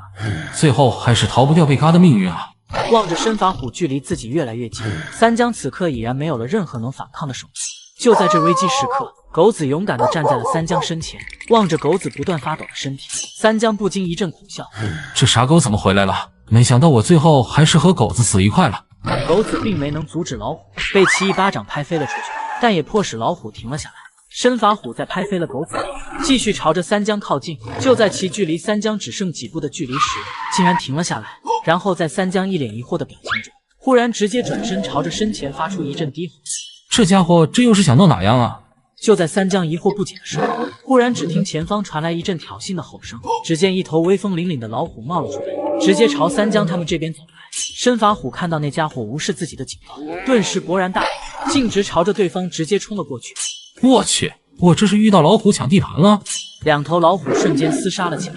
三江望着这一幕，顿时觉得这是个机会，连忙就想远离这里。刚走没几步，忽然想到刚刚被拍飞的狗子，连忙朝着狗子被拍飞的方向走去。只希望那两头老虎能多挡一会，这样我才有更多的时间远离这里。三江在周围一阵寻找，很快就发现了奄奄一息的狗子。三江连忙抱起狗子，看了眼还在激战的两头老虎，迅速朝着相反的方向离开。目前下山的路已经被那两头老虎堵住了，狗子的伤势也需要尽快治疗。无论那两头老虎谁获胜了，都会受到一定的伤势。再加上有野猪和黑熊作为食物，只要我离他们足够远，应该也犯不着再来追杀我。三江抱着狗子一路狂奔，终于是跑到了一处山洞中。三江点燃了篝火，连忙对着狗子进行治疗。一番忙碌过后，三江不禁松了口气。还好狗子福大命大，现在狗命是保住了，不过苏醒应该还需要一段时间。这时三江肚子发出一阵咕咕叫，这才想起来自己今天将近一整天没怎么吃东西了，不禁脸色一垮。又累又饿的三江在温暖的火光的照耀下，很快就感受到了浑身的疲惫，不知不觉中就睡着了过去。不知过了多久，狗子悠悠醒了过来，望了望熟睡的三江，立马开心道：“主人没事，实在是太好了。”这时忽听洞外传来一阵窸窸窣窣的声音，狗子连忙跑到三江跟前，对着三江的脸就是一顿狂舔。熟睡中的三江被狗子给舔醒了。三江正一脸迷迷糊糊的时候，眼角余光好似看到了什么，瞬间被吓得睡意全无了。我去，这都能遇到黑熊！三江刚睡醒没多久，眼角余光就看到一头黑熊正晃晃悠悠的朝山洞这边跑来。望着离山洞越来越近的黑熊，三江此刻心中慌的一笔。我操！我现在手里没有武器，要是被这家伙堵门口了，那岂不是完蛋了？三江此刻也只能在内心祈祷黑熊没发现这里。边上的狗子见三江一脸担忧的样子，立马打消了本来想要叫唤的想法。主人这架势应该是干不过，这不先隐忍一下。就在这时，快要到洞口的黑熊却忽然停了下来，转身对着身后发出一阵阵低吼。看到这一幕的三江一脸不解，这黑熊啥意思？难道是又有啥东西要过来了吗？停在原地的黑熊越发的不安了，有些焦急的在原地张望。这时只听远方传来一声狼嚎，不多时就听到一阵快速奔跑的脚步声。他喵的，这是狼群！我这算不算是刚逃离虎穴，又进了狼窝？很快一双双猩红色的眼睛冒了出来，死死地盯着前方的黑熊。被狼群注视着的黑熊朝着狼群不断地发出低吼，企图吓退狼群。看这架势，狼群应该是打算围猎黑熊。狼群无视了黑熊的警告，不断地朝黑熊逼近。眼见无法吓退狼群，黑熊此刻似是陷入了纠结中，一会瞅瞅身后，一会瞅瞅身前的狼群。黑熊并不是狼群的对手，毕竟黑熊远没有棕熊那种大体格。按理来讲，黑熊应该早就直接跑了，现在还留着这里，难道这山洞就是黑熊的窝？随便找个山洞就是黑熊的窝，我这运气也是没谁了。还没等黑熊做出决定，只听一声狼嚎传来，狼群像是得到了命令一样，快速的朝黑熊冲去。黑熊似是也明白了此刻的处境，最后看了眼身后，终于是下定了决心，撒丫子就跑。三江听着外面越来越小的声音，不禁松了口气。还好都离开了，不然就凭我现在这啥武器也没有的情况，分分钟被嘎的节奏啊！想到目前的情况，三江有些低落。这时狗子跑了过来，用脑袋蹭了蹭三江，望着狗子那一副开心样，三江心情也好了些许。目前最佳的方法当然是找枪，不过现在想要回去找枪有点过于危险了，毕竟不确定老虎是否离开了那里。但是没有枪的话，要确保这里安全的方法，好像就只剩下篝火了。想到这里的三江直接把篝火往洞口移了移，望着熊熊燃烧的篝火，三江还没来得及松口气，忽然感觉一阵饥饿感传来。我太难了，肚子好饿啊！要是观众朋友们能给我送点吃的就好了。正在这时，三江眼见余光注意到边上的狗子忽然警惕了起来，三江心中不禁一个咯噔。卧槽，没这么倒霉吧？狗子越发警惕了起来。很快就听到外面传来一阵窸窸窣窣的声音，三江屏息凝神，全神贯注地盯着。这时只见一只狼好像是发现了什么，在外面反反复复地闻来闻去，但看到熊熊燃烧的篝火，并不敢靠近。根据声音来判断，应该不是熊或者老虎。还好。不多时，外面就传来一阵远离的脚步声。三江心中并没有太过于焦虑，心中开始思考接下来的打算。根据他这种表现，应该只是只狼，洞口有篝火在，短时间内安全应该是有保证的。也不知道那头老虎还在不在那里，万一还在原地，那宝玉他们回来就……三江越是思考，越是感觉目前情况不太妙。不过自己能做的好像也不多。时间一点一滴的流逝了，篝火逐渐慢慢小了起来。这时外面传来一阵窸窸窣窣的声音，很快就听到一阵阵狼嚎。三江内心十分清楚，这里应该是被狼群包围了。在篝火没有熄灭之前，这里还是安全的。随着篝火逐渐熄灭，外面的狼群似乎是开始蠢蠢欲动了。三江深吸一口气，知道该来了还是要来了。正在这时，只听远方传来几声枪响，虽然隔得很远，但是谨慎的狼群还是快速的离开了这里。三江不禁长松了口气。这时候的枪声很有可能是宝玉他们，我得去看看情况。三江连忙带着狗子往枪声的方向赶去，远远就看到李宝玉慌慌张张的往这边跑。看到迎面而来的三江，不禁一愣，连忙说道：“江哥，你没事？真的太好了。”望着一脸狼狈的李宝玉，三江不禁有些疑惑：“宝玉，你这咋回事啊？这是遇到老虎了？”啊，老虎？我们没遇到老虎啊！听到李宝玉他们并没有遇到老虎，三江更加不解了。那怎么就你一个人啊？听到三江这样问，李宝玉这才反应了过来，连忙对着三江解释了一通。江哥，我们路上遇到野猪群了，由于天黑，一开始没注意到，后面看到的时候都到了近前了。虽然赵大爷开了几枪，不过在野猪群慌乱奔跑之下，我们还是被冲散了。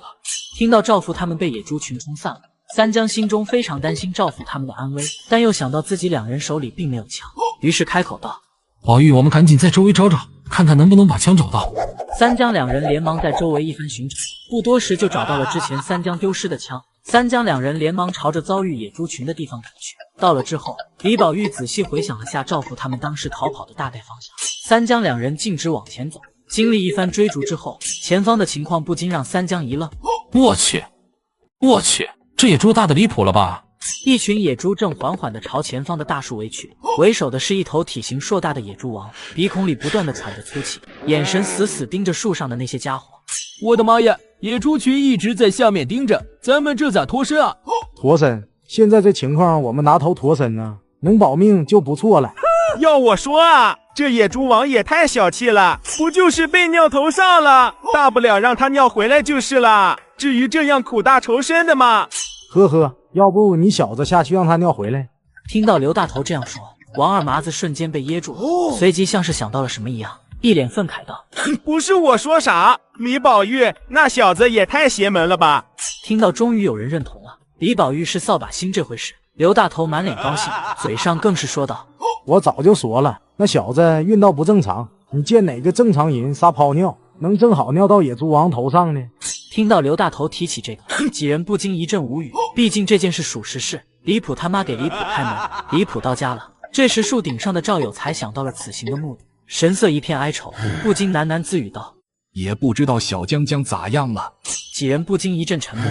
从三江两人遭遇老虎到现在，已然是过去了几个小时。见大家心情有点沉重，王二麻子连忙开口道：“三江肯定没事的，毕竟之前还打过老虎呢。”见无人附和自己，王二麻子还想说些什么，就在这时，只听刘大头传来一阵惊呼：“卧槽！二麻子，你快往上面上一点啊！那家伙都快够着我屁股了。”只见此刻的野猪群已然将大树团团包围了起来，为首的野猪王更是来到大树跟前，抬起头后，鼻孔中冒出来的热气更是几乎喷到了刘大头身上。听到刘大头的惊呼，王二麻子也是一脸无奈。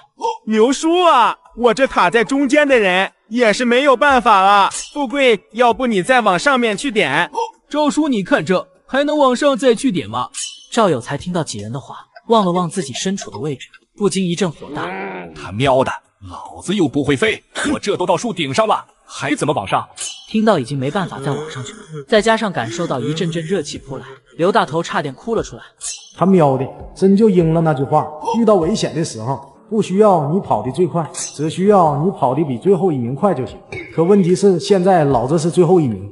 就在刘大头一脸崩溃的时候，忽听一声枪响传来，几人瞬间满脸狂喜。卧槽！枪声，有人支援我们来了。几人还没高兴多久，只见那挨了一枪的野猪王并没有逃跑，反而是朝着枪声的方向看去。待看清楚了持枪而立的三江后，更是怒吼一声，带领着野猪群就发起了冲锋。我操，这家伙挨了一枪屁事没有啊！望着直奔两人而来的野猪群，李宝玉瞬间开始慌了。江哥，我们赶紧跑吧，那群家伙要冲过来了。你想啥呢？咱们怎么可能跑得过野猪群啊？那怎么办啊？总不能原地等死吧？三江不再理会李宝玉，反而是再次朝着领头的野猪王开了一枪，子弹呼啸而出，直接命中了野猪王的眼睛。感受到眼睛传来的剧痛，野猪王再也没有冲刺的勇气，直接朝边上的草丛中跑去。身后的野猪见自家老大都跑，一个个吓得也是慌忙逃窜。我操，江哥你这打的也太准了吧！三江没有理会李宝玉的吹捧，抓住机会又是一枪过去。只听野猪王发出一声惨叫，再看去已然是不见了踪迹。这家伙还真他喵的耐打啊！平常野猪要是挨这么几枪的话，早就挂了。对呀，我还是第一次见这么大的野猪，真的太吓人了。赵有才几人在看到野猪群离开后，连忙从树上下来。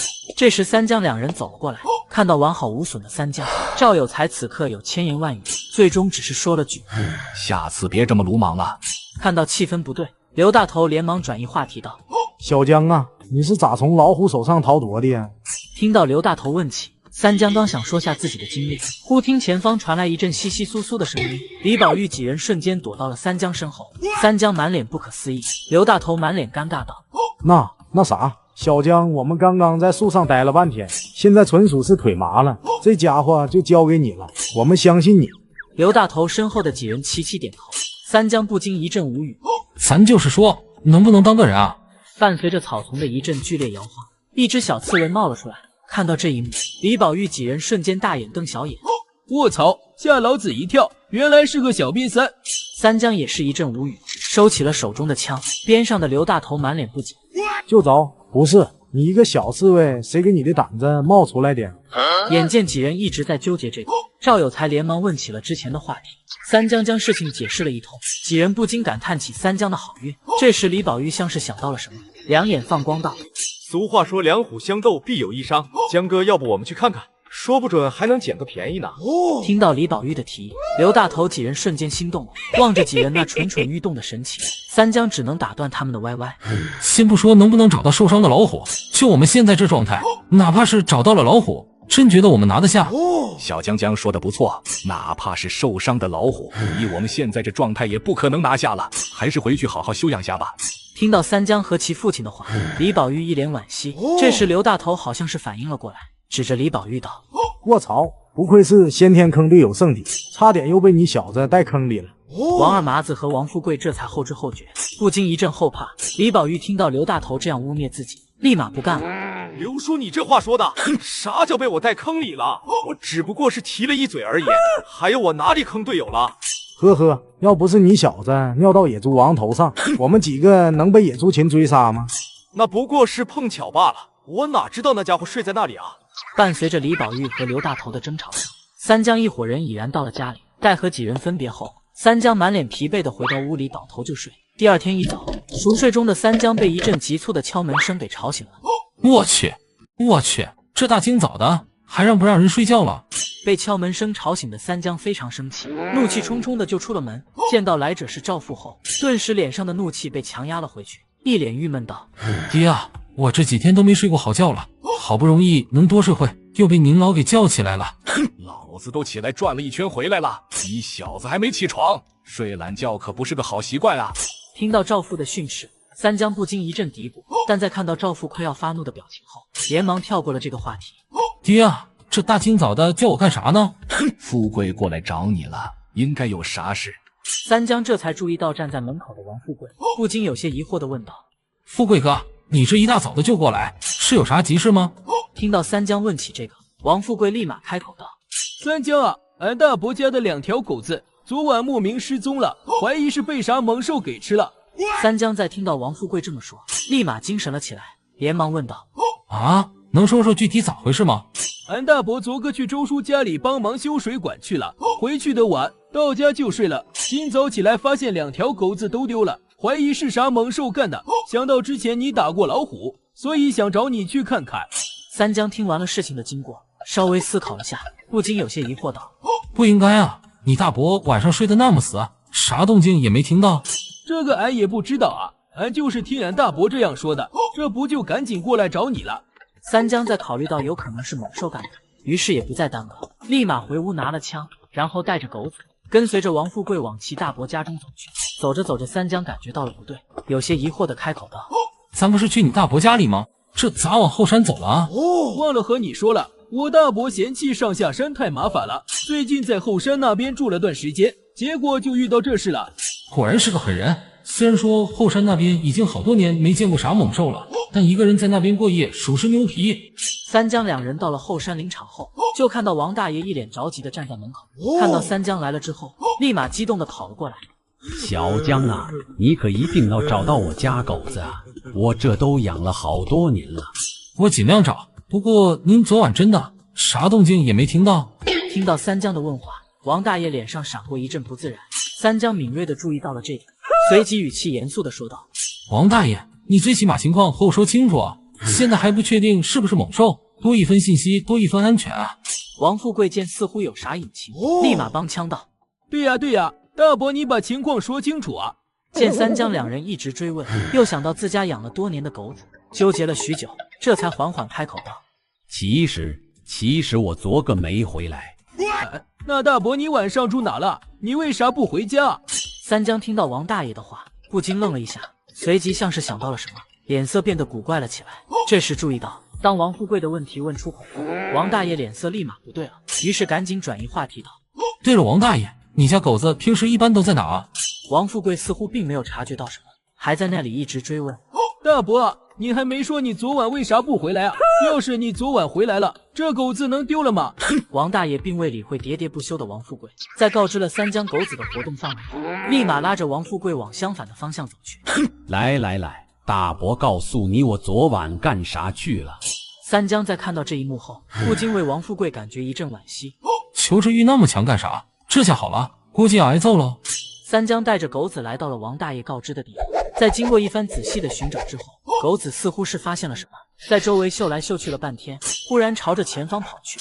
三江见状也连忙跟上。大黄不愧是十里八乡第一靠谱的狗子，真的是太可靠了。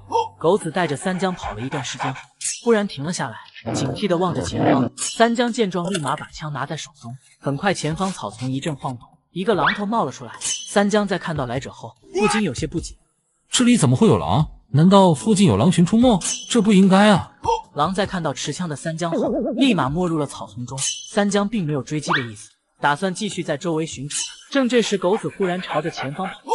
三江担心狗子的安危，只好追了上去。我这前脚刚说你靠谱，这才一会时间就要打我脸。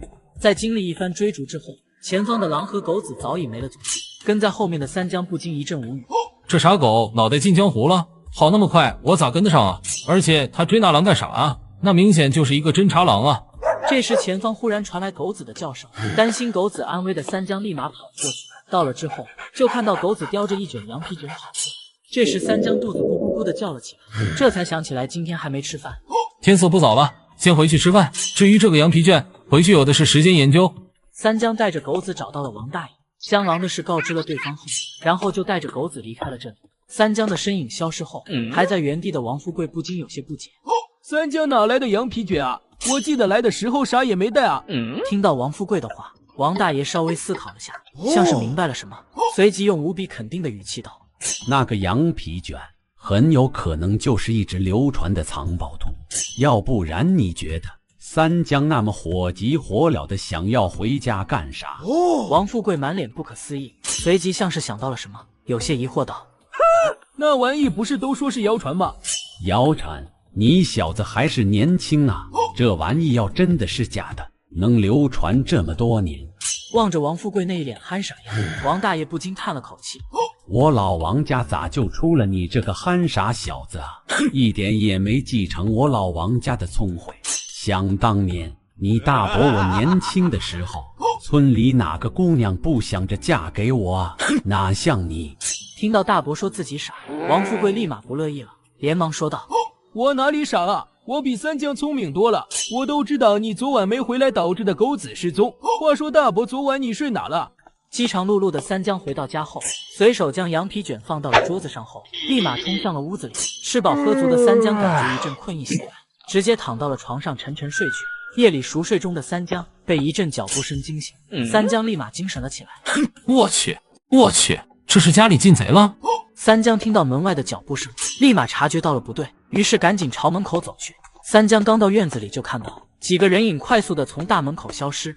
我倒要看看是哪个不长眼的家伙偷东西都偷到我家里来了。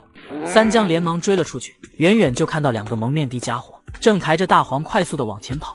三江顿时气急，他喵的，偷东西就算了，连狗都要偷，太过分了！秦强望着陶大和陶二抬着狗子，一脸纳闷道：东西到手了吗？还有你俩咋跑去偷狗去了？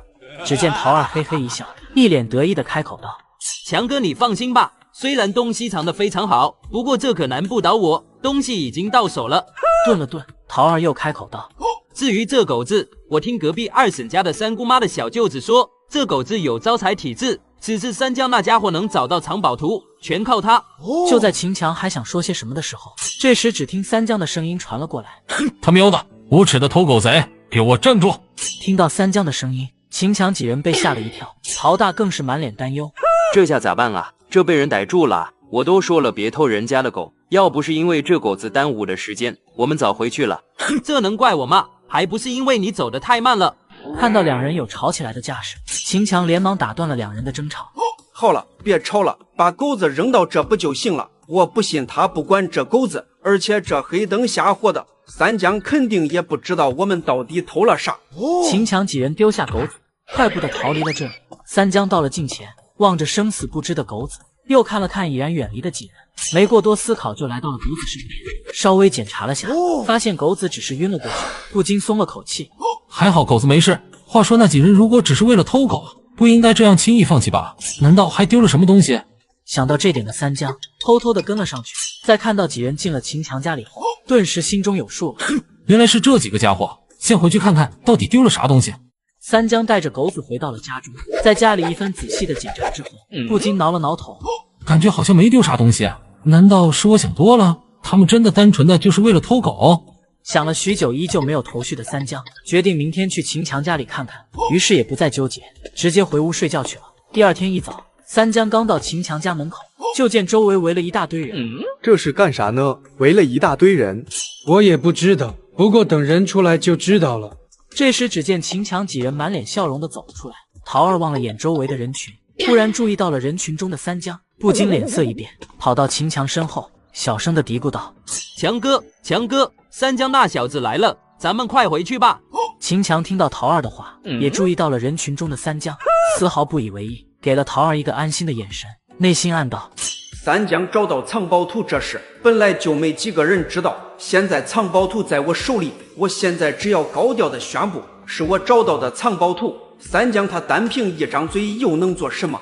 想到这里的秦强不禁面露得意之色，清了清嗓子开口道：今个叫大家来，是想告诉大家，关于那个流传了几十年的宝藏，我们已经有线索了。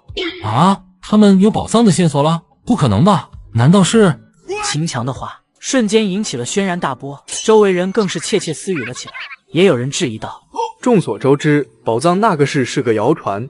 确实，你小子今天说你们有眉目了，那把证据拿出来让我们看看啊！听到周围人要让他们把藏宝图拿出来，本来就有些心虚的陶二立马不乐意了，一脸高傲的开口道：你们要拿出来就拿出了，想的倒是挺美的。说的不错，藏宝图这玩意是能给你们看的吗？不信拉倒。听到陶大说起藏宝图，三江立马反应了过来。好家伙，我就说昨天他们怎么可能单单为了偷狗而来，原来是为了偷藏宝图。不过我记得出门的时候，藏宝图还在桌子上的。陶大陶二的态度引爆了众人的情绪。哈哈，我看是你们几个在这消遣我们吧，说有藏宝图却不拿出来让大伙瞧瞧，谁知道是真是假啊？就是，该不会是根本就没有吧？故意拿个假消息糊弄我们。陶大陶二脸上难看到了极致，心中不禁埋怨起秦强非要高调通知大家。这时只见秦强抬了抬手，然后满脸得意的开口道：藏宝图这东西原本是不能让人看的，毕竟这玩意可是宝贝。见周围众人又要开始起哄的时候，秦强忽然话锋一转，开口道：但是大家都是乡里乡亲的，拿出来让你们看看也没什么。强哥，这……秦强冲着陶二点了下头，陶二这才不情不愿地拿出了一卷破旧的牛皮纸。三江在看到那卷牛皮纸后，总感觉莫名的熟悉，但却又想不起来。周围人见秦强几人真的拿出来了藏宝图，不禁一个个面露惊讶。卧槽，这还真有藏宝图！这下秦强这几个小子岂不是要发财了？我早就说了，秦强这小子名字取得好，永远比人强。听到周围人的吹捧，秦强开心之余，还不忘看了眼三江，眼中满是得意。这时三江终于是想起来，在哪见过那张牛皮纸了，不禁脸色古怪，望着秦强那挑衅的眼神，直接开口道：强哥，你们咋不打开看看里面的内容呢？听到三江这话，陶二立马就是一脸不屑道：说的就跟你知道藏宝图的内容一样。不好意思，我还真知道里面有啥内容。周围人听三江这么一说，感觉有大瓜能吃，立马开始了起哄。秦强见三江信誓旦旦的样子，顿时感觉不妙，连忙让陶二把藏宝图打开。看到里面的内容后，几人脸色越来越难看，陶二更是指着三江开口道：你他喵的故意的是吧？你早就知道我们要去偷藏宝图。周围人瞬间明白了过来，顿时一脸鄙夷的望着几人。好家伙，这是到三江家里偷的。对，年纪轻轻的竟干些偷鸡摸狗的事。听到周围人的指责，陶二满脸慌乱，秦强不禁在心中暗骂：真他喵的是个废物，偷个藏宝图偷错就算了，这事还能自己当众说出来啊！望着几人那难看的脸色，三江一脸不屑的开口道：我故意什么？我还想问问你们，我爷爷写给我的打猎守则为啥在你们手上？秦强几人见这情况，没脸再站在这里，灰溜溜逃回了家里。众人不禁一阵鄙夷，三江则是捡起了牛皮纸，和众人寒暄了几句后，快速的回到了家里。我去，你们这是想干啥呢？三江刚回到家里，就看到二婶正在和赵母争吵着什么。见到三江回来了，赵二婶眼前一亮，立马走了过来问道：小江啊，听说你昨个在山上捡了张藏宝图，是有这么一回事？二婶，你有事吗？听到三江承认了藏宝图的事，赵二婶两眼放光，随即想到三江还在这，立马脸色一板，说教道：小江啊，不是二婶说你啥？你这有了藏宝图，怎么不给你二叔说下？二婶，你这话我就听不懂了，我有藏宝图，为啥要和你们说呢？听到这话的赵二婶立马炸毛了。哼，你这话啥意思？你想独吞宝藏？藏宝图本来就是我的，何来我独吞宝藏一说？小江啊，听婶子一句劝，你还年轻，这宝藏水太深，你把握不住的，还是把藏宝图给你二叔吧。你放心，到时候肯定有你的那份的。表哥，咱都是一家人，瞧你这小气样，大不了到时候多分你一成就是了。三江被这母子俩的无耻的发言惊到了，只想赶紧把人打发走了。这时忽然想到昨晚家中进了贼，于是便开口道：不好意思啊，你们的消息太落后了，昨天晚上藏宝图已经被偷走了。什么？你怎么能让我家的藏宝图被偷走呢？该不会是你小子瞎编的吧？这件事二婶你可以出去问问，昨晚秦强那几个来我家把藏宝图偷走了。二婶将信将疑，但在看到三江一副信誓旦旦的样子，于是直接骂骂咧咧的走了。真没用，连个藏宝图都守不住，白瞎了那么大个儿了。待两人走后，三江走到赵母身边，问起二婶之前的来意。只见赵母满脸气愤的开口道：还不是东边那块地的问题，你二婶想把地换回来。啊，我记得之前二婶不是一直缠着要换的吗？可不是嘛，之前见我们收成好，3天2头来吵着要换地，你爹实在是受不了，就同意了。结果现在快到收成的时候，他家的地被野猪糟蹋了，就想着换回来，想的倒是挺美的。说的不错，哪能便宜都让他们占了。这时三江注意到赵母背着的背篓，于是问道：娘啊，你这是要进山？差点忘了，小江江，你赶紧随我一起进山，我昨个发现了个好东西。娘啊，是什么好东西啊？来不及解释了，晚了要是被别人发现了就没了。见赵母那一副着急的样子，三江连忙跟着赵母快速的朝山上走去。这时躲在门口的赵二婶发现了急匆匆的三江母子，立马露出一副得意的表情道：果然不出我所料，三江那小子就是在骗我们。啊，娘，你咋知道他在骗我们？见儿子这还没明白过来，赵二婶露出一副恨铁不成钢的表情道：小宝啊，你也不想想，我们前脚刚走，三江后脚就火急火燎的往山上走，很明显就是去找宝藏去了。原来如此，三江太过分了，竟然骗我们说藏宝图被秦强他们偷走了。赶紧跟上，要不等会没影了。三江此刻并不知道自己后面多了2条尾巴，跟随着赵母一路疾行，很快到了目的地。只见赵母瞅了瞅位置，然后蹲下身忙碌了起来。三江一脸纳闷，走上前就看到赵母小心翼翼地拿起一物，三江不禁惊呼道：这是人参？娘啊，你是怎么发现的？昨天我回去的时候不小心摔了一跤，正好看到了这株人参，这也算是因祸得福了吧，我感觉前面应该还有好东西。三江望了望前方，直觉告诉他前面并不安全，于是连忙说道：娘啊，这就别了吧，再往前走就有点深入了，万一遇到危险就不好了，这次能有这个人参就已经很好了。此刻跟在后面的赵二婶两人看到赵母手中人参，眼红不已。这里我也来过啊，咋就没发现这东西呢？娘啊，我们现在咋办啊？他们好像是来挖这个人参的。哼，这里既然有人参，那么边上肯定还有好东西，不能便宜了他们。走，我们去前面。三江此刻正在和赵母捡周围的蘑菇，只见赵二婶带着自己儿子急匆匆地往前走。三江想了下，还是提醒道：再往前可能会有野兽出没。听到这话，赵二婶立马停下了脚步，然后一脸不屑地对着三江开口道：你的意思是前面有危险？我看你是怕我找到好东西吧？这话偏偏小孩子就得了。三江见自己好心提醒，却被对方这样说，于是也就不再说什么了。见三江不说话了，赵二婶更加确定了自己猜测，快步的朝前方跑去。三江又和赵母捡了些蘑菇后，感觉差不多了，就打算回去。赵母有些不舍道：着急回去干啥？现在天色还早，这里这么多蘑菇，再多采点。娘啊，不是我不想多采，而是你看看背篓基本都满了。赵母这才注意到背篓已然放满了，只能暗道可惜。正打算回家的时候，这时只见赵二婶和其儿子赵小宝正拼命地朝这边跑来。三江立马意识到了不对，连忙招呼这赵母往山下跑。后面的赵二婶见三江两人直接跑了，顿时着急地开口道：小江啊，你不是能打老虎吗？后面有头野猪，你快拦住他！三江丝毫不为所动，抽空望了眼身后，只见一头愤怒的野猪正在疯狂追赶赵二婶。也不知道这母子俩怎么招惹到野猪了，不过把野猪往这边引，肯定不安好心，还好自己提前察觉了，要不然这波祸水东引就成功了。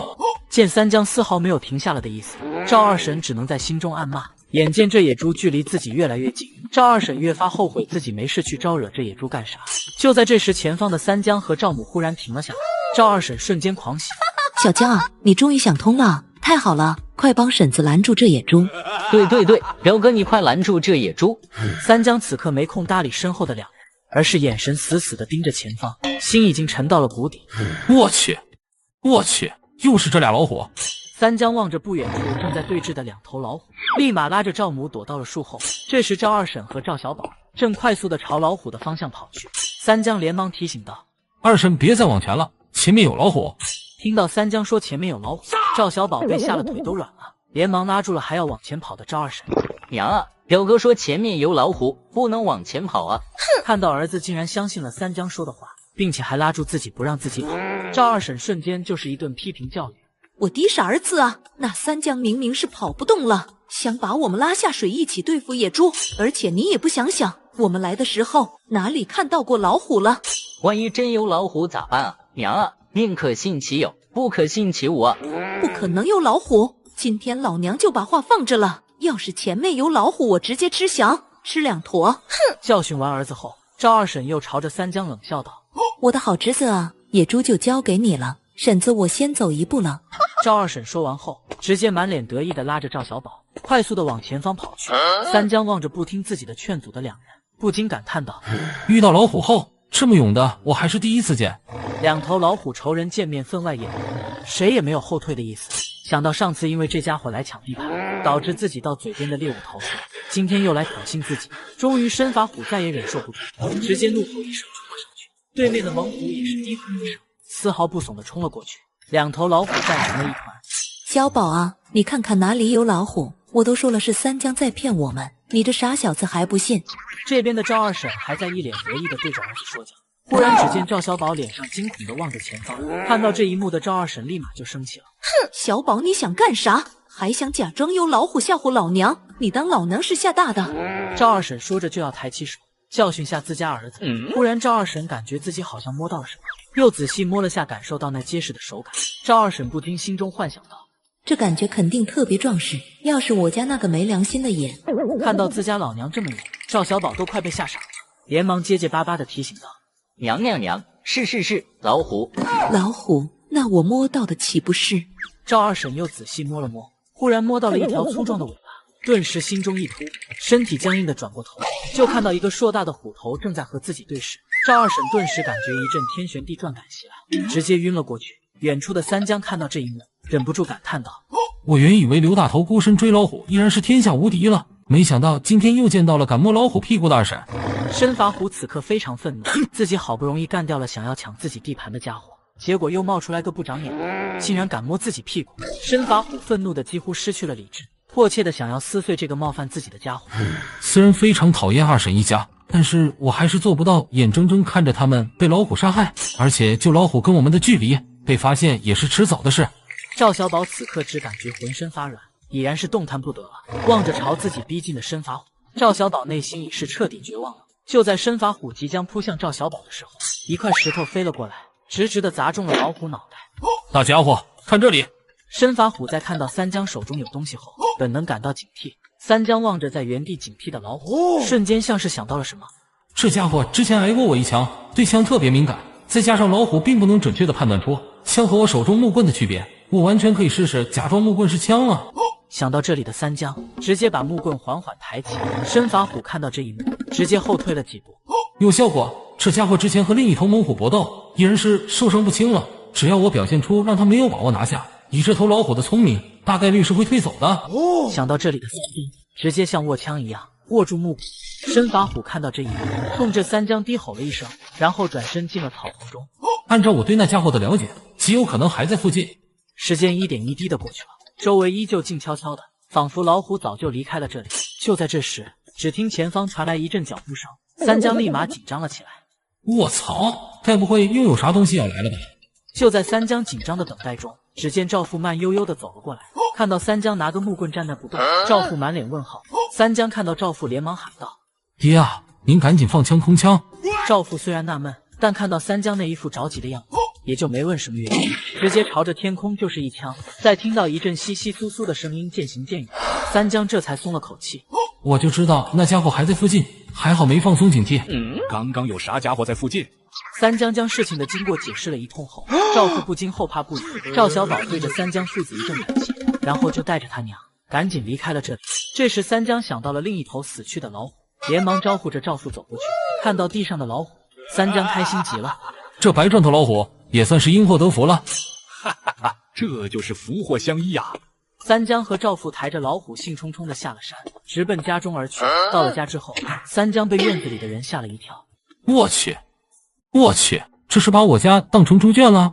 三江望着把自家院子给霸占的几头猪，不禁感到一阵愤怒，正打算上前赶走这群猪时，只见陈大急匆匆地走了进来。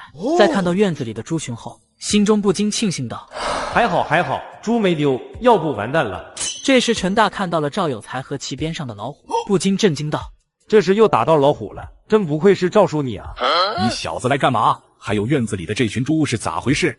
这个那个。”陈大似是想说些什么，但支支吾吾了半天，也没说出来个所以然来。看到这一幕的三江，火气顿时上来了。陈老哥，这群猪把我家院子弄成了这样，好歹给个说法吧。听到三江这话的陈大，不禁感到十分自责，内心陷入了天人交战中。完了，怎么把人家院子搞成这样了？现在咋办啊？养猪场那可是要是说了，万一走漏了风声，没了这最后的贡献，日子该怎么过啊？看到三江怒气冲冲的样子，陈大叹了口气，终于是下定了决心。就算我不说，估计你们很快也知道了。是这样的，赵叔，养猪场最近有猪出现点问题，厂长让我赶紧把这些正常的猪给卖了。谁知道我一个疏忽，让这群家伙给跑出来了，还好没溜，给你家造成麻烦了，非常抱歉。听到陈大的话，三江和赵父对视了一眼，心中不禁想到，可以想象，如果这个消息被曝光了，这批正常的猪就算是没问题，估计也不会有人要了。怪不得陈大不愿意说。这时三江忽然想到爷爷曾经留下过一个关于这方面的方法，想到养猪场目前面临的情况，心思不禁活络了起来。按照目前这情况，这养猪场估计是出现了猪瘟，大概率是干不下去了。不过我记得爷爷恰巧有留下过关于这方面的方法，现在我完全可以借着这个机会把这个养猪场买下。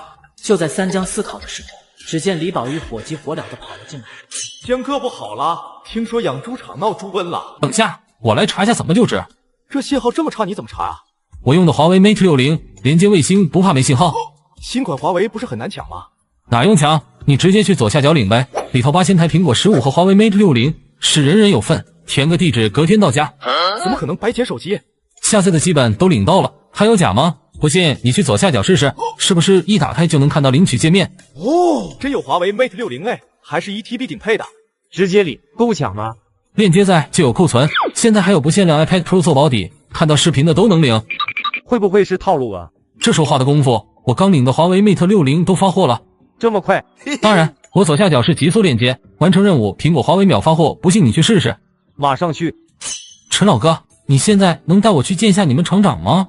三江，你这会见我们厂长干啥子嘞？难道你是想买猪？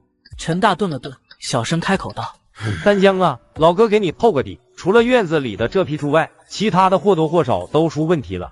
三江知道陈大的意思，但是这事没法直接明说，于是道：放心吧，我心里有数的。哦，难道江哥你有解决养猪场问题的办法？陈大听到李宝玉的话，本能的感到一喜，但又想到这事的困难程度，又感觉自己是多想了。再三告诫三江最好不要买猪后，见三江不为所动，只好一脸无奈的带着三江和李宝玉朝养猪场走去。三江见其为人不错，于是便开口问道：陈老哥，你打算继续在养猪场干下去吗？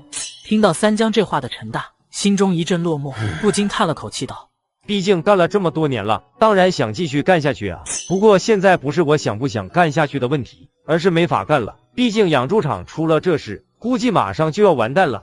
我去，左下角够快啊，苹果15也发货了。我验证过的左下角肯定又快又靠谱啊。三江见陈大一脸落寞，于是便安慰道：别这么悲观嘛，说不准这事还有转机呢。要是没这档子事，该多好啊。此刻的刘厂长在得知养猪场的事被揭发出来后，瞬间感觉苍老了10岁，只能坐在那里连连叹气。正这时，只见陈大带着三江两人走了进来。刘厂长看到陈大后，抱着最后一丝侥幸问道：阿大，那批猪卖出去了吗？迎着刘厂长那期盼的眼神，陈大感觉十分自责，因为这批最正常的猪都没卖出去的话，别的更卖不出去了。想到大家这几个月都白干了，陈大更加自责了。看到陈大迟迟不开口，刘厂长像是明白了什么，瞬间感觉失去了所有力气。这时只听三江开口道：刘厂长，不知道现在养猪场出售吗？听到三江这话，刘厂长满脸不可思议，一脸期待的转过头，看到是个年轻人后，心中瞬间失望了大半。虽然养猪场出了这事，但也不是几十几百块就能买到。刘厂长，钱的事你不用担心，我会拿出一个你满意的价格。刘厂长看到三江那一副信誓旦旦的样子后，抱着死马当做活马医的心态，和三江探讨起了价格的问题。两人在经历的一番讨价还价后，最终刘厂长决定以3000块的价格把养猪场出售给了三江。三江兴冲冲地带着李宝玉回家取钱，看到三江拿着钱出来，赵父满脸担忧道：小江，这钱是你自己赚的，爹本不该说什么。不过那养猪场出了这事，你真打算买下来？哼，是啊，大哥，你有这钱干啥不好，非要去这样糟蹋？真觉得钱多没地方花，给我不就好了？看到家里人都不同意自己买下养猪场，三江只能把爷爷留下的方法告诉了家里人。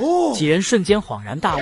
这时赵秀儿又靠过来，满脸讨好道：大哥啊，听说你和爹捡了头老虎，这次总要分我一半吧？去，一边玩去。大哥，我现在有事，没工夫和你玩。三江的话把赵秀儿气得不轻，三江没工夫搭理他，直接出了门，直奔刘厂长那边而去。我去，一觉醒来，我成败家子了。在三江的满脸懵逼中，秦强三兄弟走了过来，看到三江拿着一大堆钱后，秦强几人口水都快流出来了。但一想到三江要买下养猪场这事，陶二就忍不住嘲讽道：“哟，这不是打虎英雄三江吗？几天不见这么拉了。”二弟别这么说，毕竟打虎英雄的想法不是咱们能懂的。哈哈哈，笑死我了！现在谁不知道那养猪场出了问题，还真有傻子接手。听着两人明里暗里的讥讽，三江也是心头火起。我怎么着和你们有关系？狗那耗子多管闲事。小江啊，听强哥一句劝，那的养猪场买不得。秦强说着又望了眼那一大堆钞票，假装不在意道：“小江，你也知道养猪场出了这事，周围十里八乡的猪肉短缺，价格自然就上涨了。你要真想买猪，强哥我这有渠道，虽然价格比养猪场的贵了点，但是胜在安全可靠。”不用了，强哥，我有养猪场的猪就够了。听到三江拒绝，陶二感觉三江不识好歹，顿时气急道：“现在养猪场的事闹得人尽皆知，我强哥给你机会你还不珍惜？”似是感觉还不解气，陶二又冲着周围喊道：“大家快过来看啊！三江那家伙要买养猪场了！”听到陶二的话，周围的人群瞬间议论了起来。什么？三江那小子要买养猪场？那养猪场的猪不是都出问题了吗？现在买养猪场，这不纯纯的赔钱吗？前2天三江又打了头老虎，人家有的是钱，回货点怎么了？这不纯纯的败家子吗？还不如我家那崽。呵呵，你家那小子能打老虎？我家那小子再怎么着也比三江那败家子强。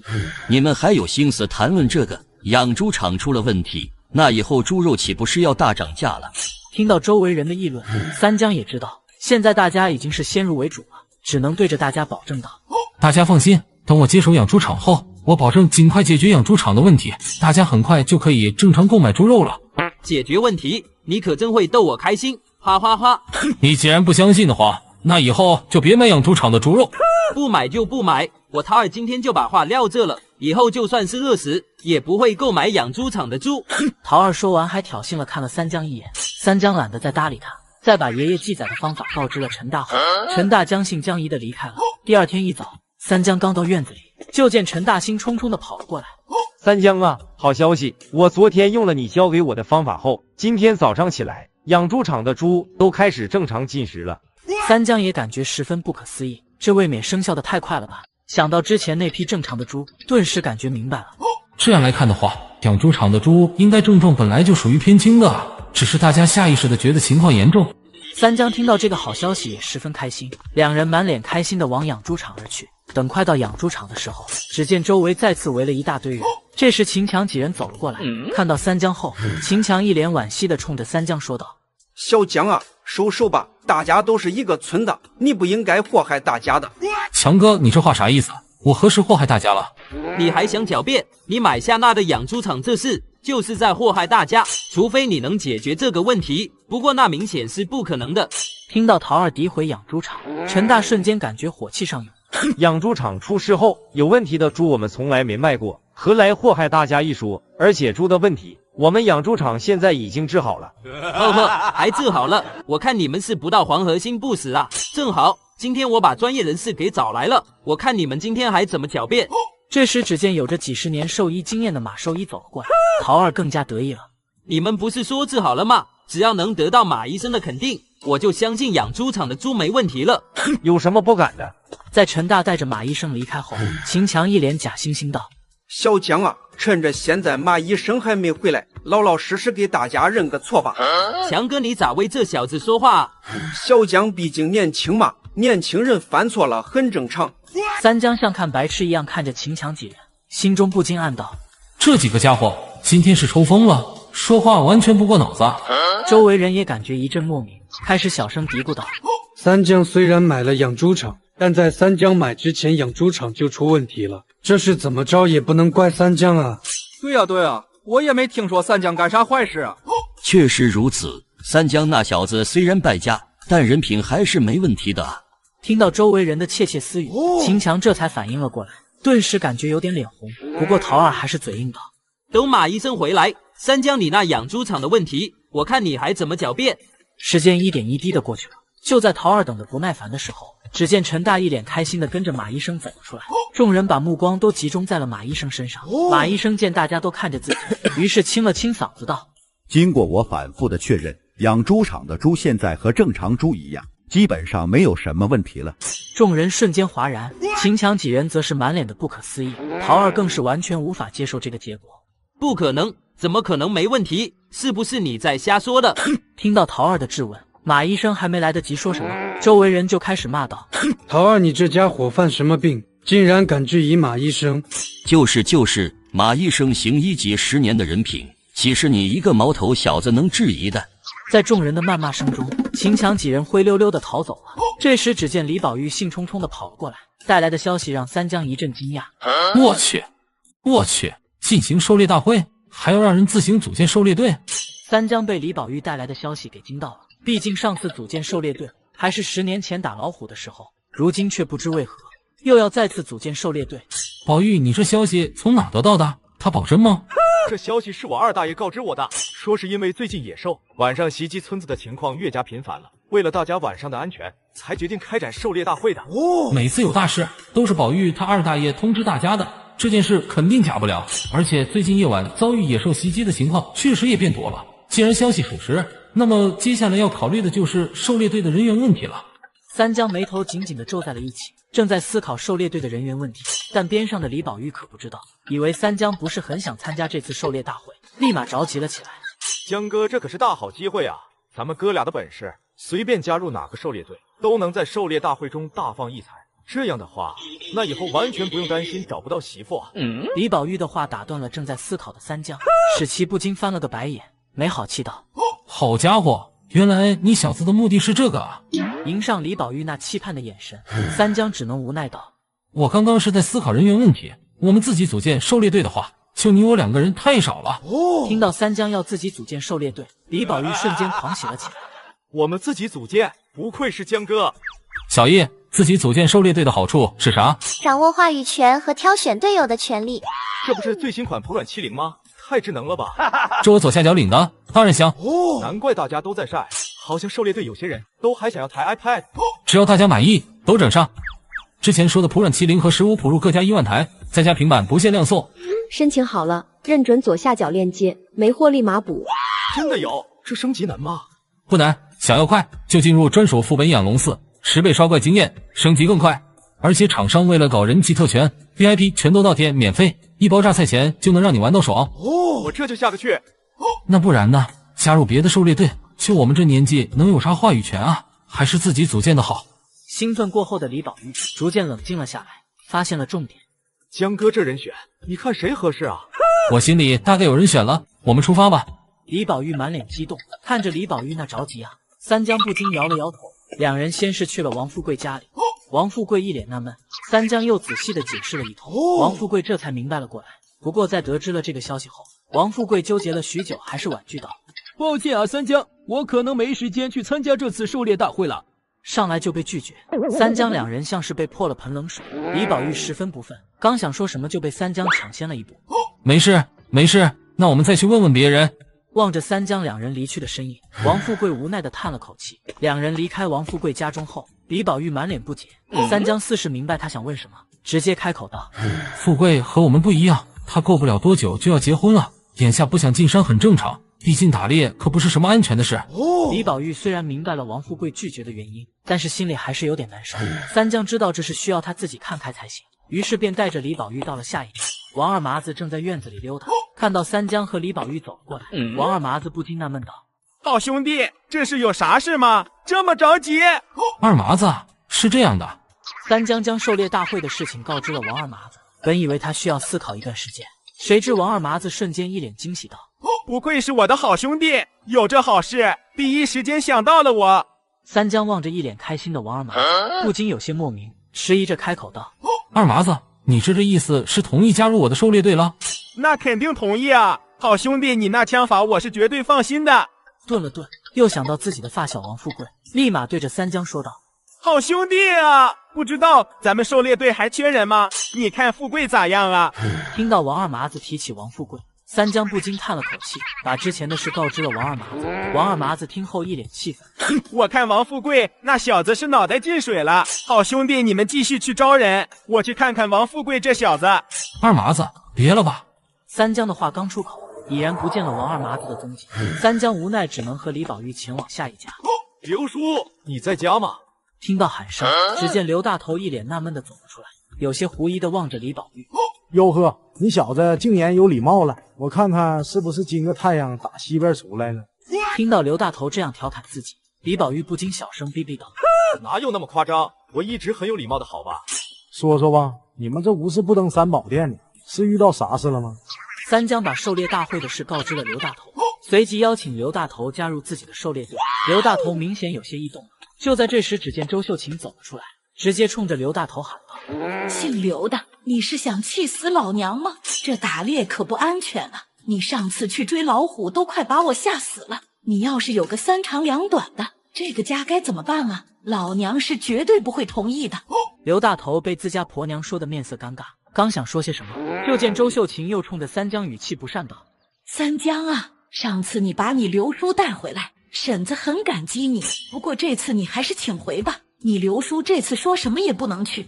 刘大头见自家婆娘这样不给自己面子，脸色有点挂不住了，怒斥道：你一个妇道人家懂什么？这进山打猎还不是为了补贴家用，而且最近野兽频繁袭击村子，身为村里的一份子，我能袖手旁观吗？见刘大头夫妇大有吵起来的架势，三江连忙说道：秀琴婶子，这事我们就是过来问问，不加入也没事的，没必要吵架啊。听到三江这么说，周秀琴脸色稍缓，三江又劝解了几句后，连忙拉着李宝玉离开了。李宝玉这会儿情绪更加低落了，没想到刘叔也不加入，毕竟家家有本难念的经，这是强求不得。好在李宝玉情绪来得快，去得也快，很快又生龙活虎了起来。两人接下来又前往了三江老舅王强家里。王强在得知了大外甥的来意，不禁苦笑道：你这小子，你老舅我都几年没碰过枪了，现在枪法估计还不如你小子。三江也知道老舅的情况，于是笑嘻嘻道：老舅啊，你看你那枪，反正也不用，不如让我们用呗。你小子这一趟的目的就是这个吧？望着三江那一脸笑嘻嘻的模样，王强不禁笑道：行吧行吧，反正放着也没用，你自个去拿吧。三江拿到老舅的枪后，就带着李宝玉回到了自己家。刚到院子里，就看到家里多了几个不速之客。我去，爹竟然单挑野猪王去了。在得知赵父听到野猪王落单的消息后，便独自一个人带着狗子前去报仇。三江内心十分着急，连忙和李宝玉出门往山上走去。爹怎么这么鲁莽啊？自己一个人就敢去找野猪王，可千万别出事啊！看到着急万分的三江，李宝玉赶紧安慰道：江哥，你别那么担心，赵大爷打猎经验丰富，又有大黄帮忙，再加上野猪王落单，重重 buff 叠加下，这波野猪王不是死定了？三江并没有那么乐观，因为三江不觉得野猪王这事靠谱，毕竟野猪王身为野猪群的首领，落单这个消息怎么听怎么不靠谱，因此默默地加快了脚步。等两人进了山之后，几经寻找却毫无头绪，李宝玉不禁有些泄气。这茫茫大山的，我们该怎么找赵大爷啊？三江内心非常着急，强迫自己冷静下来思考，在仔细地思考了前几次遭遇野猪的位置后，又结合了上次遇到野猪王的地方，三江心中对于野猪群的大致活动范围有了一点推测。走吧，跟我来。李宝玉一脸懵逼地跟在三江身后。三江两人率先来到了上次遭遇野猪王的地方，却并没有发现赵父和狗子的踪迹。李宝玉提议两人分开在周围找找，三江却直接拒绝了这个提议。从我们进山到现在，并没有听到一声枪声或者狗叫，说明我爹和狗子并不在附近，我们没必要在这浪费时间。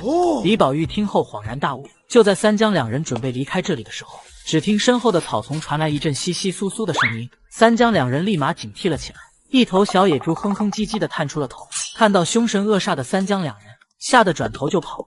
我的妈呀，吓死猪了！那两个家伙肯定是妈妈说的，专吃小猪的坏家伙。李宝玉看到只是头小野猪后，不禁有些失望道：什么呀，原来只是个小瘪三啊！跟上他，说不定他能带我们找到野猪群。三江说完便直接追了上去。李宝玉见状来不及思考，连忙跟上三江的步伐。小野猪许是受到了惊吓，慌不择路地往前跑。很快两人一猪便跑到了一片茂密的树林中。李宝玉望了下周围，有些迟疑地开口道：江哥，我咋感觉这家伙在乱跑啊？前面好像是老虎的地盘吧？本来我也不确定，但现在看来这家伙就是在乱跑，前面确实是老虎的地盘，虽然那头老虎被我们嘎了，但是时间并不长，现在虎威又在，正常野猪怎么可能往这边跑啊？三江的计划落空了，两人刚刚追了一路，此刻李宝玉气喘吁吁道：“江哥，我实在是走不动了，咱们要不休息会吧？”三江想到暂时还没有赵父的线索，又看到李宝玉这会腿都在打战，于是便决定先休息一会儿。李宝玉顿时满脸开心：“哎呀妈呀，累死我了！现在天王老子来了，我也不走了。”两人刚坐下没多久，忽然感觉地面传来一阵震动。三江仔细地感受了下，不禁神色大变。这感觉至少有几十头野猪啊！惹不起，惹不起，赶紧溜了！想到这里的三江连忙撒丫子就跑，边跑还不忘朝着一脸懵逼的李宝玉喊道：“愣着干什么？快跑！这是野猪群！”李宝玉顿时打了一个激灵，连忙撒丫子就跑。不多时，竟然跑到了三江前面。三江人都看傻了，一时间竟然忘记了逃跑。卧槽，这跑得比兔子都快啊！刚刚要是有这速度，追上那野猪岂不是轻轻松松啊？所以说之前宝玉是在演我。三江愣神的功夫，李宝玉都跑没影了。三江这才反应过来，后面还有野猪群，连忙拼命的逃跑。三江费尽了浑身解数，终于是摆脱了野猪群的追杀。也不知道宝玉跑哪儿去了，野猪群都追我来了，他应该是不会遇到危险的。三江又想到了此行的目的，顿时感觉心情沉重。就在这时，前方忽然传来一声狼嚎，三江直接站了起来，警惕地望着前方。卧槽，这周围竟然有狼！没等三江仔细思考，很快只见一匹毛发雪白的狼出现在三江前方，赫然是三江多次打过交道的白狼王。白狼王看到三江后，冲着三江低吼了2声，然后转身朝前走去。见三江没跟上来，又冲着三江吼了2声。三江不禁有些疑惑，这家伙的意思是让我跟上？三江有些疑惑地跟了上去。见三江跟上，白狼王迅速朝着前方跑去。一人一狼很快就到了一片草丛附近。三江看了看周围，神色不禁一变。卧槽，竟然是狗子！三江看到躺在地上的狗子后，立马跑了过去。经过一番检查，发现狗子狗命还在后，不禁长松了口气。在对狗子一番治疗之后，三江开始焦急地等待狗子醒过来。时间一点一滴地过去了，狗子终于是醒了过来。狗子看到三江后，连忙叫唤了几声，挣扎着就要起身。主人，老主人遇到危险了，快去救老主人！狗子着急地发出呜咽声，但因为伤势颇为严重，走起来摇摇晃晃的。三江看到这一幕，心中很不是滋味。狗子是跟着爹一起进山的，狗子一定知道爹在哪，但狗子这状态，要是因为过度运动导致伤口裂开，那估计是狗命不保啊！想到这里的三江，连忙走上前抱起狗子，然后朝着狗子前进的方向走去。赵有才望着不断朝自己靠近的野猪王，不禁发出了一阵阵苦笑。终究是大意了呀，没想到金哥竟然栽到了野猪王手里，就是不知道狗子咋样了，伤成那样，估计也很难活下来吧。野猪王已经失去了耐心，直接奔着赵有才而来。就在这时，野猪王身后传来一声大喝：“小小野猪，吃你李爷爷一棒！”只见李宝玉手持木棍，满脸兴奋地冲了出来，直奔野猪王而去，内心却在盘算道：按照赵大爷的实力，这家伙8成受伤严重，这回我要是给他补刀了，回去岂不是就有和别人吹嘘的资本了？赵有才看到李宝玉如此勇猛，不禁刷新了对其的固有印象。我以前竟然还觉得宝玉胆子小，如今宝玉这小子拿个木棍就敢和野猪王正面交锋，真是看走眼了呀！随着一人一猪的距离拉近，李宝玉这才看清楚了野猪王的状态，立马一个急刹车。卧槽，赵大爷打假赛了吧？这野猪王怎么还是全胜姿态啊？野猪王转身盯着李宝玉，庞大的身形给予后者无比巨大的压力，吓得李宝玉瑟瑟发抖。看到李宝玉这表现，赵有才不禁摇头道：得，原来是个银样蜡枪头啊！望着朝自己逼近的野猪王，李宝玉感觉自己已然是走不动路了。就在其一脸绝望的时刻，一声枪响传来，野猪王发出一声惨叫，一只眼睛已然是瞎了。李宝玉惊喜地转过头，不禁潸然泪下。江哥，你终于来了，我差点被这野猪王给拱了。三江此刻压根没时间说话，野猪王感受到死亡的威胁，慌不择路地逃离了这里。三江当然不会放过他，直接追了上去。许是因为瞎了只眼，导致视野受到了影响，野猪王竟然一头撞到了一棵大树上。后面的三江不禁乐了，好家伙，这是自己断了自己的生路啊！三江满脸开心，正打算走上前一枪毙了野猪王时，忽然地面传来一阵阵土，三江心中不禁一突，我去，该不会是野猪群吧？想到这里的三江顿时脸色大变，立马回到了赵父身边。见三江着急地跑了过来，赵父有些不解。小江啊，你这马上就要嘎了那头野猪王了，这大好机会，你怎么能放弃呀？野猪群马上要过来了，之前我和宝玉遇到过他们。听到三江的话，赵父也是意识到了事情的严重性，不禁神色凝重了起来。这下难办了呀！就在父子两人谈话间，野猪群已然将野猪王保护了起来。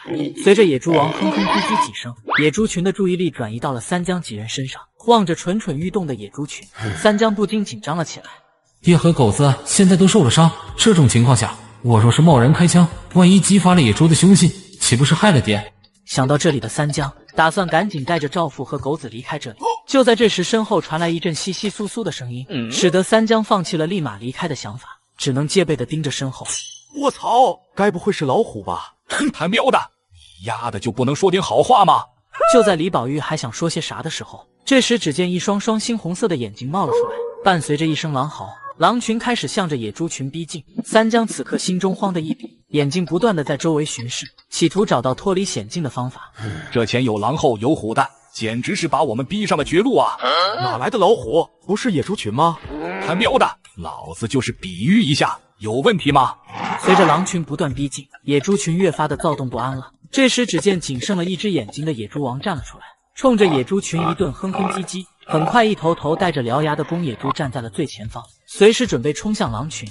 野猪群和狼群随时都有可能交战，我们现在身处的位置又正好在中间，必须马上找个安全的地方。三江不断的在周围巡视着，企图找到个安全的地方。李宝玉见三江一句话也不说，一直在那瞎看，顿时慌张了起来。江哥，你这该不会是提前找咱们安眠地吧？别呀，我还年轻，我还不想死啊！正常人活得好好的，谁想死啊？别在这耍宝了，野猪群和狼群随时有可能开战，而咱们这位置完全是狗来了都要踩一脚，赶紧看看周围有什么地方能躲一下的。赵有才只是望了眼周围，立马选定了目标。等三人一狗上到了大树上之后，三江有些好奇道：爹啊，你咋知道这棵树好爬的？这里面的学问多着呢，说了你小子也不懂。这熟练的样子，该不会是赵大爷每次必做的事吧？赵父被气得吹胡子瞪眼的。就在狼群和野猪群对峙的时候，只听狼群后方传来一声狼嚎，伴随这一声狼嚎，半数以上的狼快速地钻进了草丛中消失不见。野猪王在看到狼群忽然离开了一大批狼之后，感觉是狼群害怕了自己，顿时兴奋了起来，直接带着几头公野猪冲了过去，打算彻底赶走狼群。狼群这招是敌已弱，用的真绝了。啥是敌已弱？狼群这不是因为没把握撤退了吗？估计就你小子看不出来。赵大爷，你看出来啥了？和我说说呗。狼群那一大批狼是故意离开的，目的就是为了引走野猪王为首的这批公野猪，好对剩下的野猪下手。野猪群有那么傻吗？万一他们不上当呢？就算不上当，狼群也会想办法缠住他们，使其没办法回到猪群中。野猪群没了这群战斗力强大的公野猪，剩下的野猪根本不是狼群的对手。正如三江所说，当野猪王带着几头公野猪快要接近那仅剩的几只狼时，几只狼迅速的往后撤退。野猪王似是发现了不妥，刚打算带队回去时，就见逃跑的几只狼迅速回头，开始挑衅了起来。野猪王勃然大怒，愤怒的朝着几只狼冲去。身后的公野猪见状也只能跟上。不愧是江哥，这剧本就跟你写的一样。想到原本堵住后路的狼群已然是离开了，李宝玉顿时觉得这是个机会。江哥，我们要不趁着现在赶紧跑？野猪王只是暂时被愤怒冲昏了头，谁知道他啥时候就反应过来了？万一咱们刚下去，野猪王就回来了，咱们岂不是要被猪拱了？一想到自己可能会被猪拱，李宝玉不禁打了个寒战，立马摇头了起来。不下去了，打死也不下去了。咱们这里可是绝佳的观影位，多少观众朋友们羡慕咱们呢！好好在这里看戏吧，好戏马上就要登场了。这时只见狼群从野猪群后方冒了出来，快速的朝着野猪群逼近。野猪群望着正快速逼近的狼群，渐渐的躁动了起来。这时只见野猪王后站了出来，在野猪王后的组织下，一头头成年的母野猪用身体将小野猪们围了起来。这群野猪的反应倒是挺快的，毕竟剩下的野猪群一旦溃逃的话，小野猪们几乎是不可能活下来的。狼群已然是将剩余的野猪群围了起来，开始不断的寻找机会。随着狼群一次次的进攻，终于有成年野猪因为疼痛逃离的野猪群，狼群瞬间抓住机会冲了上去。剩下的野猪在野猪王后的指挥下，和狼群站在了一起。那头野猪看似抓住了一线生机逃跑，事实却是狼群不可能会放过他的，脱离了野猪群只会让他死得更快罢了。果不其然，狼群中快速的冲出几匹狼，奔着离开的野猪追去。很快，远处就传来一阵阵野猪的惨叫声。没过多久，声音就消失了。野猪群此刻和狼群的战斗已然是处于绝对的下风。随着一只又一只的小野猪被狼群叼走，急得野猪王后哼哼直叫。狼群首领的智商和野猪王完全不在一个层面上，野猪群完全是被狼群牵着鼻子走的。就在野猪群中的小野猪几乎死伤殆尽时，野猪王终于是带着公野猪们杀了回来。狼群此刻已然是获得了足够多的食物，并不打算和这群强壮的家伙交锋，一个个的快速没入了草丛中消失。野猪王临走前恶狠狠地望着三江，把后者看得一阵莫名其妙。这关我什么事？明明是你自己被狼群智商碾压了，合着到了最后还要把仇记我身上？对狼群你唯唯诺诺，对我就是重拳出击。越想越气的三江看到野猪王还盯着自己，直接拿下枪就打算给野猪王来一枪。赵父连忙阻止道：别，小江啊，咱不必和野兽一般见识。是啊，江哥，一定要冷静啊！咱们现在这处境，你这一枪下去，万一野猪群被你激怒了，咱们岂不是完了？三江强行压下了心中的怒火。在看到野猪群离开了这里之后，三江几人快速的远离了这片是非之地。望着天色不早了，几人一番合计，打算先找个地方休息下。就在这时，大黄忽然冲着前方叫唤了起来。三江神色一变，立马紧张了起来。我去，这黑熊也太蠢了吧！三江几人在听到狗子的叫唤后，立马警惕了起来，连忙朝前方看去。仔细一看，前方赫然有个黑乎乎的屁股。李宝玉不禁乐了：这黑熊是想笑死我吗？那么大的体格，还想埋伏我们？体格大怎么了？要不是狗子预警，就你小子能发现他。这黑熊应该不是埋伏我们的吧？要不然怎么可能背对着我们？那这家伙在干啥啊？总不可能是在吃草吧？管他干啥呢？碰上我们，算他倒霉。我先给他来一枪。三江直接抬手就是一枪，子弹直接命中了黑熊屁股。屁股遭中的黑熊发出一声惨叫后，直接一溜烟的钻进了草丛中，消失不见了。黑熊这怂样，把打算等黑熊转头直接毙了他的三江给看懵了。我操，挨了一枪就跑，头一次见这么怂的黑熊。毕竟黑熊还有个名字叫狗熊，怂一点也正常。这边三江几人还在感叹黑熊真怂的时候，忽然前方传来一阵惨叫声，几人立马朝着声音的方向赶去。赵父满脸纳闷，真是奇了怪了，小江前脚刚开了一枪，后脚就有人被袭击了。莫非是江哥枪法通神，已然到了隔山打牛的境界？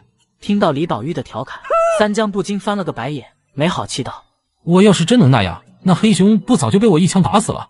时间回到几分钟前，赵小宝和他娘翠花正打算下山回家时，忽然只听翠花哎呦一声，直接摔倒在了地上。赵小宝连忙将他娘扶起来，刚想问有没有事的时候，只见被扶起来的翠花满脸兴奋，这可把一旁的赵小宝吓坏了。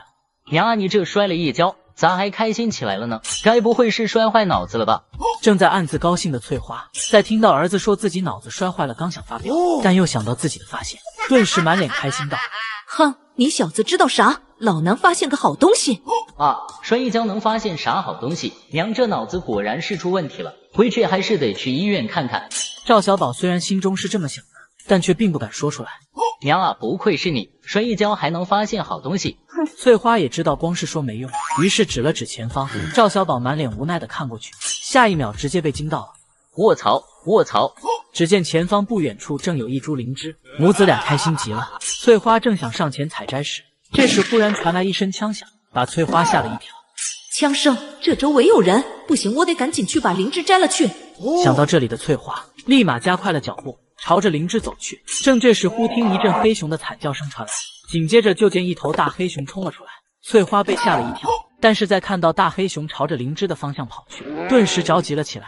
这黑熊要是朝着灵芝踩一脚，那我得损失多少钱啊！绝对不能让黑熊把灵芝踩了。哼！翠花不知道哪里来的勇气，竟然直接朝着灵芝跑去。见自己老娘竟然直奔黑熊而去，赵小宝急得像是热锅上的蚂蚁一样。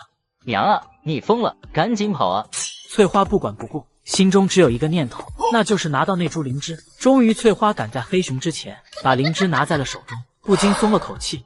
发财了，发财了！这株灵芝被我拿到了，嘿嘿嘿，这么大的家伙，肯定能卖不少钱。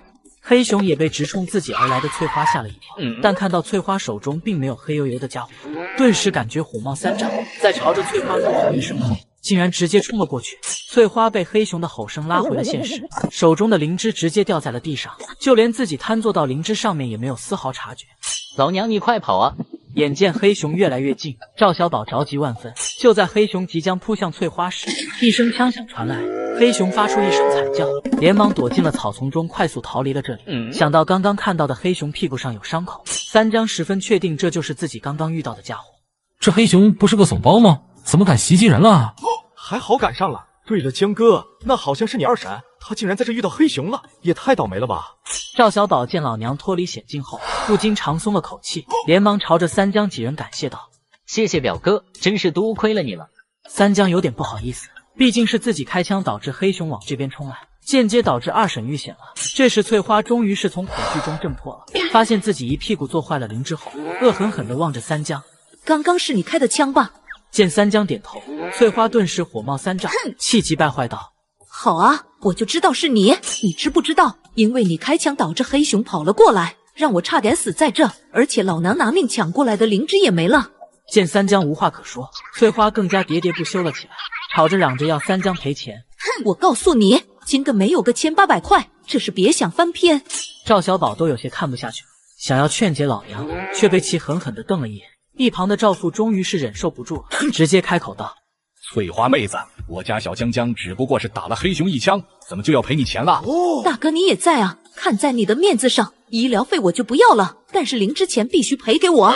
赵小宝觉得这事不能怪三江，毕竟要不是老娘非要去摘那灵芝，也就没后续的事了。但碍于老娘淫威，并不敢说话。三江望了望赵小宝的位置，又看了看二婶的位置，想到二婶刚刚说的话，顿时像是明白了什么。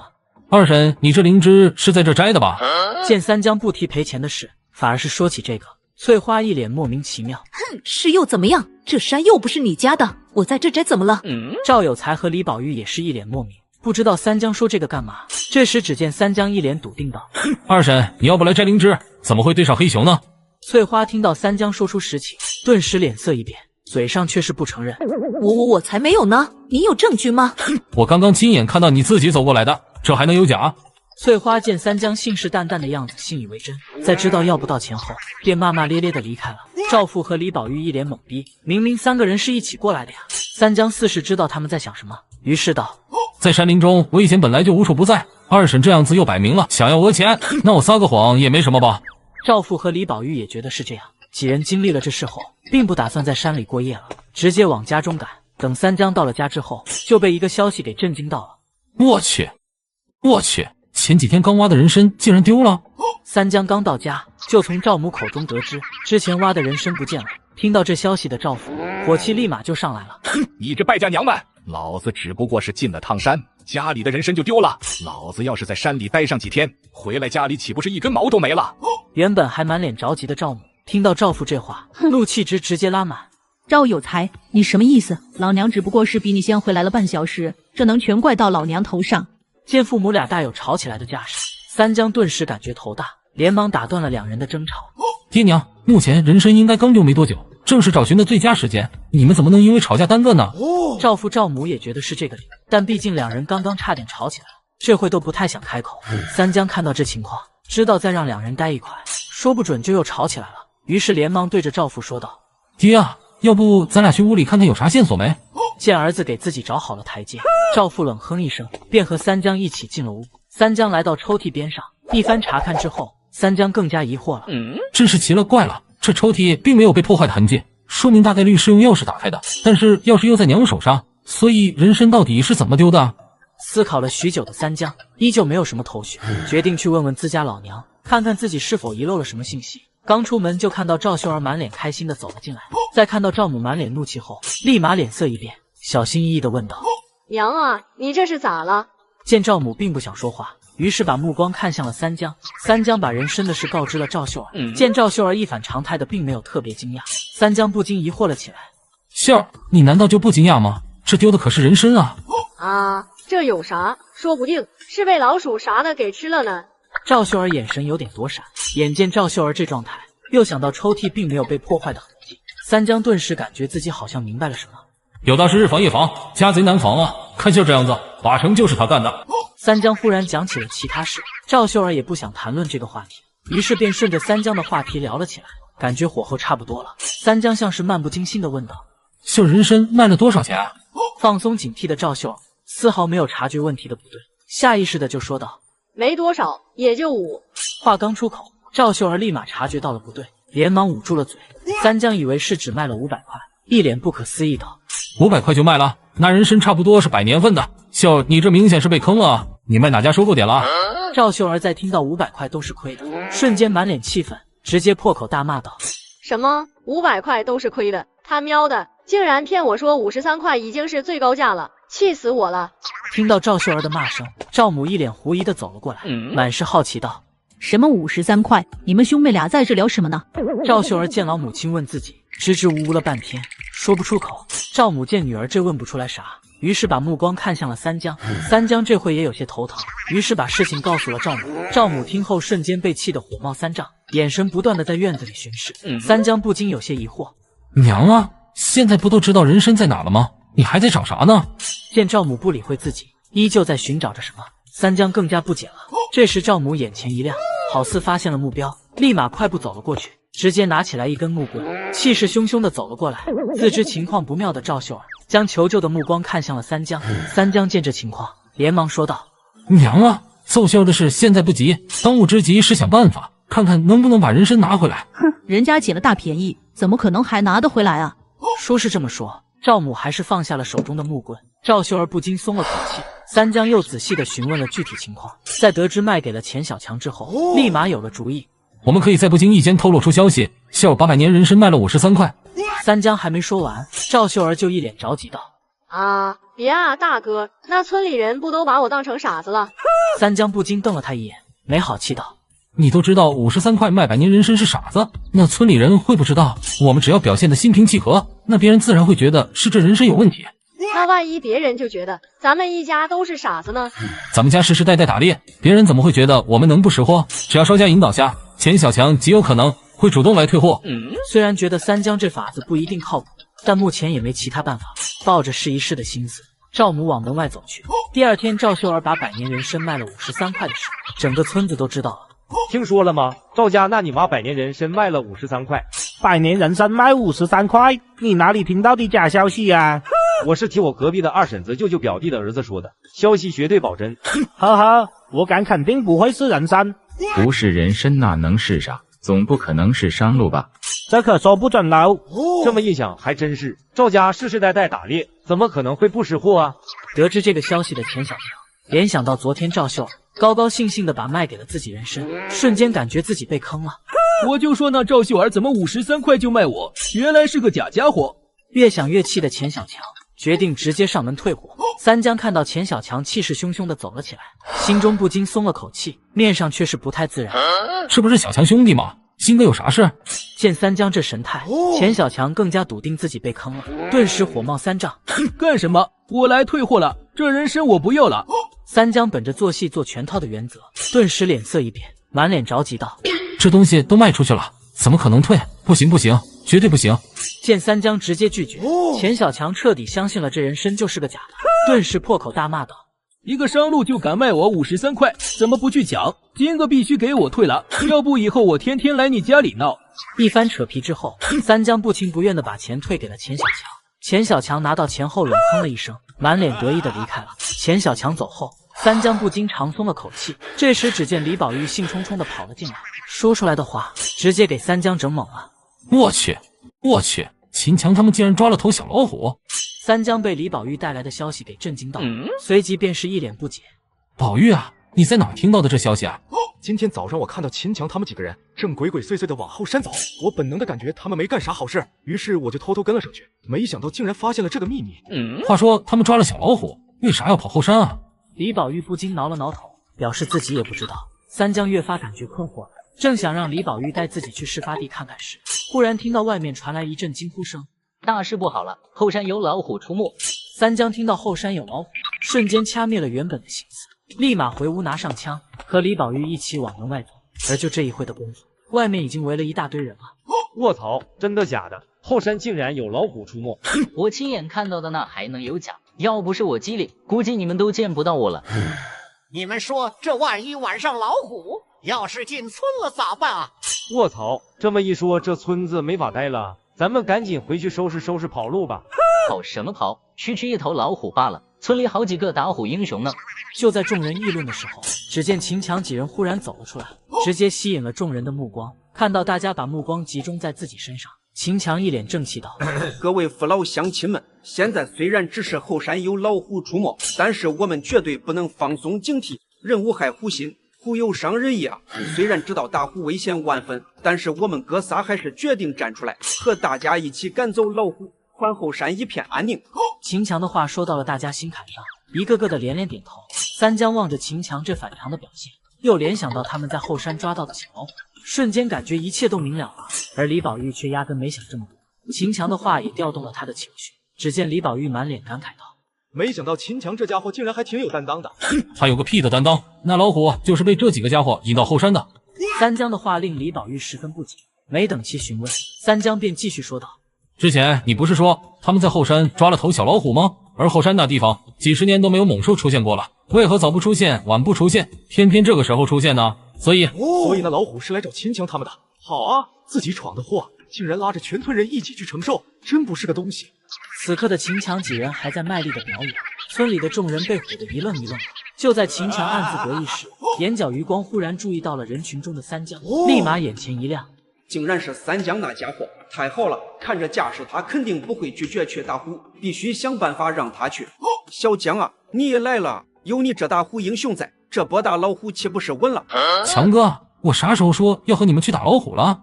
三江的话让秦强不禁一愣，又看了眼三江背着的枪，随即像是想到了什么，心中不禁暗骂：我亏，你这架势还说不是去打老虎，这小子摆明了是想要好处啊，真是无利不起早。小江啊，你是怕强哥抢功劳吧？你放心，这次只要你去了，肯定是你的头功。一旁的桃儿听到秦强要把打虎功劳让出去，立马就想说些什么，但看到秦强那警告的眼神，只能一脸的不情愿。真是便宜这家伙了。本就气愤无比的李宝玉压根没惯着他们的心思，直接对道：你们几个听不懂话，我江哥说了，不打老虎。宝玉啊，强哥知道你对我们有意见，但是现在这事可是关系到大家的安全啊。李宝玉感觉无比愤怒，明明是这家伙带来的祸事，现在又跳出来当好人。三江并未直接说出小老虎的事，毕竟现在说出来大家也不一定相信。稍微思考了下，立马有了主意。我之所以不和你们一起去打老虎，是因为我有更加高效的解决办法。小江你有办法，不知这办法是？三江并没有回答秦强，而是和李宝玉招呼着众人往后山走去。想到三江多次打虎，众人并不怎么担心老虎，一个个的跟着三江朝后山走去。强哥啊，那头成年老虎的功劳为啥要让给三江啊？蠢货，你也不想想，就凭咱们几个能解决那老虎？桃儿这么一想还真是，但一想到自己几人啥也捞不到，顿时就是有些泄气道：强哥啊，那咱们这岂不是啥也捞不到啊？你忘了那个小家伙了，他才是个金疙瘩。我已经联系好了王老板，只要等到那头老虎被打死，就是我们发财的时候。秦强满脸得意，但看到人群已然走远，连忙追了上去。很快三江带着众人来到一处山洞旁，后面的秦强几人脸色狂变，桃儿更是着急的喊了出来：这里你们不能进去。你说不能进去就不能进去，你算老几啊？李宝玉根本不鸟桃儿，直接就进了山洞。看到李宝玉进去，秦强几人脸涨成了猪肝色。秦强几人的奇怪表现，看得众人一阵窃窃私语。桃儿那家伙发什么疯啊？不就是个山洞吗？有啥不能进的？该不会是他们在里面藏了什么宝贝吧？就在众人议论间，只见李宝玉拎着一个小家伙走了出来。看到那个小家伙，众人瞬间炸开了锅。卧槽，我没看错吧？那是头小老虎。这里竟然会有小老虎，不应该呀！老虎怎么会在这安家？众人说着把目光投向了三江。三江见这情况，直接说出自己的方法。从这里有头小老虎来看，之前那老虎大概率是来找孩子的，所以我们只要把这头小老虎送回去，老虎大概率就会离开这里。众人也觉得有道理，毕竟直接打老虎太危险了，万一有人员伤亡咋办？不过听到这话的桃儿可就忍不住了，直接急眼了：这头小老虎又不是你抓的，你有什么资格放了它？确实不是我抓的，难道是你们抓的？那当然。桃儿话还没出口，秦强知道这家伙又要犯浑了，立马打断道：那当然不可能是我们抓的，我们哪有这本事啊？但万一是别人抓的，我们直接放了不太好吧？秦强的话使得周围人窃窃私语了起来，有相当一部分人认同了这个观点。三江知道秦强这家伙在避重就轻，于是直接说出了问题的核心：有啥不好的？过去后山几十年没有猛兽，现在就因为这小老虎，周围开始有老虎出没，所以这抓小老虎的人明显是在拿村子当挡箭牌啊！周围众人瞬间明白了过来，顿时一个个满脸怒气，有的更是把抓老虎的人祖宗18代给问候个遍。秦强几人越听面色越难看，但偏偏还不能说什么，只能跟着一起骂。就在这时，小老虎忽然冲着前方叫唤了起来，三江不禁脸色一变，我去，这该不会是只母老虎吧？三江在判断出附近有老虎后，立马就招呼着众人先进山洞里躲一下。但此刻的秦强几人正因为小老虎要被放掉的事耿耿于怀，哪里会听三江的话？陶二更是阴阳怪气道：不是吧，咱不是还要放走小老虎吗？怎么现在就因为小老虎叫唤2声就被吓成这样了？你是想笑死我吗？二弟不能这么说，三江虽然打过老虎，但是打猎时间不长，难免会大惊小怪。小江啊，你还是太年轻啊！我们这里这么多人，什么野兽敢来？就算是老虎来了也不敢靠近啊！众人原本见三江那么着急，还打算先进山洞里躲一下，但在听到了秦强几人的话后，此刻都开始议论了起来。这怎么说？我们要不要进山洞躲一下？怕什么？秦强说的不错，我们这里这么多人呢。可三江不是说有危险吗？三江虽然打过老虎，但是毕竟还是年轻嘛，年轻人遇事着急很正常。众人讨论了半天，却没有一个人打算进山洞躲下。看到这一幕的三江不禁叹了口气。正常情况下，我们这里这么多人，野兽就算是看到了，也会远远避开。但如果对方是一头失去孩子的母老虎呢？一旦失控，后果不堪设想啊！听到三江这么说，众人神色紧张了起来。就在众人正打算进山洞躲时，陶二又跳了出来。你是猴子请来的逗比吗？老虎出没的那地方跟这里完全不是一座山，好吧？惊个要死，这能有老虎？我直接把这座山头给吃了！陶二说完，心中还忍不住一阵得意。那老虎要是能出现在这里，我们能安心的把小老虎放这吗？真是不知所谓。然而就在陶二的话刚出口，忽然感觉一阵风吹过，身边的秦强和陶大已然是没了声音。陶二还处在懵逼中，就听秦强的声音传来：愣着干什么？赶紧跑啊！有老虎！只见一头猛虎直奔众人而来，眼中尽是愤怒。陶二终于是反应了过来，连忙拼命的朝前跑去。不一会的功夫，竟然奇迹般的跑到了人群最前方。看到这一幕的李宝玉不禁感叹道：我原本以为小二那个家伙除了嘴臭就没其他本事了，没想到今天才发现他逃命也是一绝啊！三江此刻正因为角度的原因，导致没办法开枪。听到李宝玉这话，不禁翻了个白眼，心中暗道：这陶二逃命的功夫，还是差你李泡泡一大截啊！此刻老虎已然是即将追上人群，感受到死亡的威胁，人群最后面的几人不禁吓得哇哇大叫：卧槽！卧槽！卧槽！你卧槽个毛线啊！你一言难道就这俩字？都怪秦强那几个家伙，要不然老子早跑到山洞里了。终于老虎追上了两人，就在两人等待死亡的时候，这时奇怪的事情发生了。只见那头追过来的老虎并没有发起攻击，反而是继续往前追去。这一幕让两个原本以为自己死定了的家伙愣在了原地。这啥情况啊？老虎竟然不搭理我们，这难道不是好事吗？能活下来不好吗？这我也知道啊，就是感觉太不可思议了。很快众人陆陆续续的发现，这老虎好像并不是在追他们，纷纷疑惑了起来。而跑在最前方的秦强在察觉到老虎直奔自己而来时，气得直接破口大骂：他喵的，这老虎有病吧？非要盯着我们哥仨不放了！就是啊，那么多人他都不追，非要追我们干啥？话是这么说，但是老虎又怎么会和我们讲理呢？众人看到这老虎仿佛认准了秦强几人，不禁啧啧称奇。卧槽，秦强他们怎么惹到这老虎了？怎么盯着他们不放啊？这种事我长这么大还是第一次见，真是离了大谱。而此刻秦强几人都快崩溃了，若不是因为身后那老虎穷追不舍，精疲力竭的他们是多么想坐在地上好好休息一下呀！忽然陶二像是想到了什么，满脸惊恐道：卧槽，强哥这该不会是那头母老虎吧？听你这么一说，这他喵的真有可能是啊！要不然这家伙盯着我们追干啥？随着时间推移，秦强几人感觉自己的腿都快没知觉了。忽然陶二一个趔趄，一不小心连带着陶大一起摔倒在地上。两人还没来得及感受疼痛，老虎已然是出现在了眼前。感受到老虎那冰冷的眼神，陶二也不管老虎能不能听懂，连忙求饶道：虎爷爷，虎奶奶，求求您饶了我吧，都是我的错，我们不应该抓走你的小虎崽的。虎崽子，对，你那虎崽子在那边，他不在我们手上啊！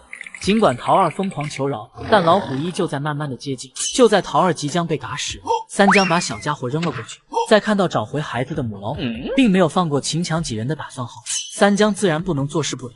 都找回了孩子了，竟然还想着嘎人，这可不行啊！因为三江并没有直接打死老虎的打算，所以便朝着老虎边上开了一枪。老虎被吓了一跳，叼起小老虎便快速的离开了这里。众人见到老虎离开了，不禁纷纷松了口气。这时只见秦强几人走了过来，陶二更是怒气冲冲道：三江你什么意思？为啥不早点开枪？你是不是想看我们被老虎嘎了？陶小二，你他喵还有良心吗？江哥刚刚才救了你。周围众人本来就因为陶二他们引来老虎而感到生气，现在又见陶二恩将仇报，顿时一个个都骂了起来。这陶二是什么玩意？自己闯的祸让村子背锅，被三江救了还恶语相向。就是，这几个家伙真不是个东西。眼见众人义愤填膺，秦强连忙对着众人赔不是，然后拉着一脸不情愿的陶二离开了这里。等秦强他们走后，李宝玉不禁有些气愤道：江哥，你就不该救他们的，这几个家伙根本就不值救。三江看到李宝玉还是怒气冲冲的样子，只好解释道：我救下他们还有个原因，是因为那头小老虎。啊，江哥，你这话啥意思啊？那头老虎一旦伤了人就必须死，而那小老虎还太小，失去了成年老虎的庇护，根本不可能活下去的。众人在恢复了体力后，便直接回到了村子里。第二天一早，三江刚出门，就看到李宝玉兴冲冲地跑了过来，拿出来的东西让三江满脸懵逼。我去，你竟然花100块钱买了张废纸！三江在得知李宝玉花了100块钱买了一张所谓的藏宝图后，瞬间感觉一阵头疼。宝玉8成是被坑了，不过这会他还在兴奋中，我如果直接明说，估计这小子还不一定信。想到这里的三江决定引导一下李宝玉，于是开始了旁敲侧击。宝玉啊，你这图买了之后有没有打开看过啊？李宝玉听后不禁摇了摇头。那老人家说那边人多眼杂的，要是因此泄露了藏宝图信息就不好了。你这傻小子啊，人家说啥你就信啥，就没想过打开看看，万一要是假的咋办？不可能，绝对不可能！那大爷是因为家中突逢变故，急需用钱，才决定忍痛卖了他家祖传的藏宝图的。李宝玉嘴上说的坚决，但心中也开始动摇了，于是赶紧把藏宝图打开，待看清楚了里面的内容后，瞬间如遭雷击，原来所谓的藏宝图竟然只是一张白纸。三江见状不禁叹了口气：别在那看站着了，趁现在你刚买没多久，赶紧回到买藏宝图的地方看看，说不准还能把钱追回来。李宝玉瞬间惊醒了过来，连忙带着三江朝镇上走。两人快马加鞭地赶到了镇上，然而到达目的地之后，却发现原地空空如也。李宝玉瞬间就愣住了，人呢？我记得明明就是这里啊！眼见李宝玉还在着急的四处张望，三江不禁叹了口气：不用找了，估计是骗完你就跑了。宝玉啊，你以后还是长点心吧。不甘心的李宝玉在周围一番寻找，最后一脸沮丧走了回来。就在这时，只见王富贵一脸怒气冲冲的走了过来，看到三江两人后不禁一愣：你们俩该不会也花钱买图了吧？是啊，气死我了！你俩消气，这华为 Mate 60，借你们玩几天舒心。这手机很贵，你发财了。左下角都可以免费领的，我还有台在路上呢。真的假的？其他视频评论区都说领不到啊。别的我不知道，我验证过的左下角是绝对真实有效。厂商新增了8000台苹果15和华为 Mate 60做专属福利，这批只有我这有，下载的基本都能领到。真是哎，一打开就看到领取界面了，还是 1TB 顶配机。三江左下角确实靠谱，现在还有不限量 iPad Pro 配套送，看到视频的都能领。要拉人助力吗？不用，但只有从左下角下载注册才行。升级快10倍，首充1元就能领648的满街神装和 VIP，3天飙升上千级，苹果华为秒发货。这么简单，我马上去。两人告别王富贵后，便朝着家中赶去。三江见李宝玉情绪低迷，想到自己之前得到的藏宝图，于是便决定带着李宝玉去寻宝。李宝玉在得知了这个消息后，立马振奋了起来，但又想到之前自己被骗，有些迟疑道：江哥，你那藏宝图哪来的呀？该不会也是假的吧？你当我跟你这傻小子一样啊？三江回家带上藏宝图之后，便和李宝玉朝着目的地走去。路上李宝玉有些愁眉不展，三江看到后不禁有些疑惑：怎么了宝玉，这都要去找宝藏了，你还不开心？江哥，我是在想，那目的地那么远，我们岂不是要在山里待好久了？放心吧，我早就规划好路线了，我们只需要从狼谷那边走，再经过我们打老虎的那边，哪怕算上返程的时间，也可以在天黑之前回去。那就好，要不观众朋友们又该说我俩住山里不回去了。三江两人还没到狼谷，就发现周围多了几个不速之客，许是忌惮三江手中的枪。那几只狼并没有发起攻击，而是远远的盯着三江两人，有惊无险的穿过了狼谷。李宝玉不禁松了口气：我去，那些家伙刚刚盯得我是头皮发麻啊！我们走的这条路离狼窝还是有一段距离的，而且这个时间点，狼窝留守的狼本来就没有几只，肯定不可能攻击我们的。不多时，三江两人便走到了之前打老虎的地方。不出意料，周围并没有什么危险。想到若不是自己两人打死了这里的老虎，那么这里压根没办法通行。李宝玉感到十分气愤，也不知道留下宝藏的那个人咋想，把东西藏在深山老林里。要不是藏在深山里，估计早就没了，那还轮得到我们来找啊？满怀期待的两人顿时加快了脚步。在抵达了目的地后，三江两人几经寻找，却发现这里空空如也，什么也没有。不死心的李宝玉决定在周围找找。三江不禁叹了口气，果然哪有天上掉馅饼的好事？不过还好这玩意我没花钱。正在暗自得意的三江忽然听到了李宝玉的惊呼，连忙赶了过去。到了之后发现李宝玉并无大碍，不禁翻了个白眼。宝玉，你这大呼小叫的干啥呢？我还以为遇到危险了呢。江哥，你看这是什么？见李宝玉满脸得意，三江一脸疑惑的走上前，就看到一个古朴的木箱。三江瞬间懵逼，卧槽，这该不会是宝藏吧？还真有啊！三江怀着激动的心情打开了木箱，却发现里面只有一张写有字迹的纸。他喵的，你在这给我套娃呢？一脸无语的三江在把内容阅读了一遍之后，不禁沉默了起来。看到三江这反应，边上的李宝玉急坏了：江哥，你到底看了啥了呀？怎么一言不发的？诺，你自己看吧。三江把东西递给了李宝玉，李宝玉不禁念了出来：连续在山中过夜3天，你证明了自己的决心和毅力，爷爷为你感到骄傲，以后爷爷再也不会反对你打猎了。读着读着，李宝玉忽然发现了不对，一脸疑惑道：不对呀，江哥，你是不是拿错东西了？这玩意和宝藏完全没联系啊！箱子里只有这个，你好好看看署名，不出意外的话，这个应该是孙叔爷爷留给他的。走吧，我们去把东西物归原主吧。三江说着就带着李宝玉往山下走，很快赶到了孙十万的家中。待孙十万看完里面的内容之后，眼神十分复杂。我原本以为老爷子当初是在为难我，没想到老爷子只是想让我适应山中的夜晚。见三江和李宝玉满脸好奇，于是便讲述了起来。告诉你们也无妨，当初老爷子觉得我年纪小，不让我进山，最后实在拗不过我，就给了我一张图，说我只要能拿到目的地的东西，就同意我打猎。三江忽然像是想到了什么，有些不确定道：村里流传了这么多年的宝藏，该不会就是因为这个吧？孙十万听到三江这么说，面色不禁有些尴尬，轻咳了2声。哪有什么宝藏，都是谣言罢了。孙十万说完，赶紧转移话题道：对了，你们是怎么找到这东西的？三江将自己怎么获得藏宝图的事向孙十万简单讲了下。孙十万一阵啧啧称奇：那玩意我前几年弄丢了，一直找不到，没想到原来是在林场那边。几人又闲聊了几句，三江两人便离开了。待三江两人走后，孙十万内心一阵腹诽：他喵的，我当初只不过是在小伙伴面前吹下牛皮，也不知道是哪个天杀的在瞎传。第二天一早，三江还在和李宝玉谈论昨天的事，就看到王二麻子一脸高兴地拉着王富贵跑了过来。三江不禁一阵惊讶：我去，竟然发现野猪群老巢了！三江在得知王二麻子发现了野猪群的老巢后，瞬间惊喜万分。大家都先回去准备下，这次说什么也要搞了那头野猪王。众人准备完毕后，便直奔野猪群老巢而去。在抵达目的地后，入眼所见全是野猪，李宝玉瞬间就激动了起来。江哥，我们赶紧上吧，我的大刀早已饥渴难耐了。你这赤手空拳的，哪来的刀啊？我刚才就想问了，我们这次面对的可是野猪群啊，你竟然连把枪都不带。让我带枪就算了吧，我有点怕。王二麻子一脸懵逼，不清楚李宝玉这是啥意思。待众人冷静下来后，不禁开始思考起对付野猪群的办法。要我说啊，我们直接冲进去不就好了？等枪声一响，那群野猪肯定被吓得屁股尿流。那么一大群野猪，你以为是在开玩笑的吗？咱们要是直接冲进去，还能活着走出来？是啊，野猪群可是山中一霸，连经验丰富的老猎人也是谈之色变。几人争论了半天，却没有想到合适的办法。几头小野猪在嬉戏打闹间，正不断地朝三江他们这边靠近。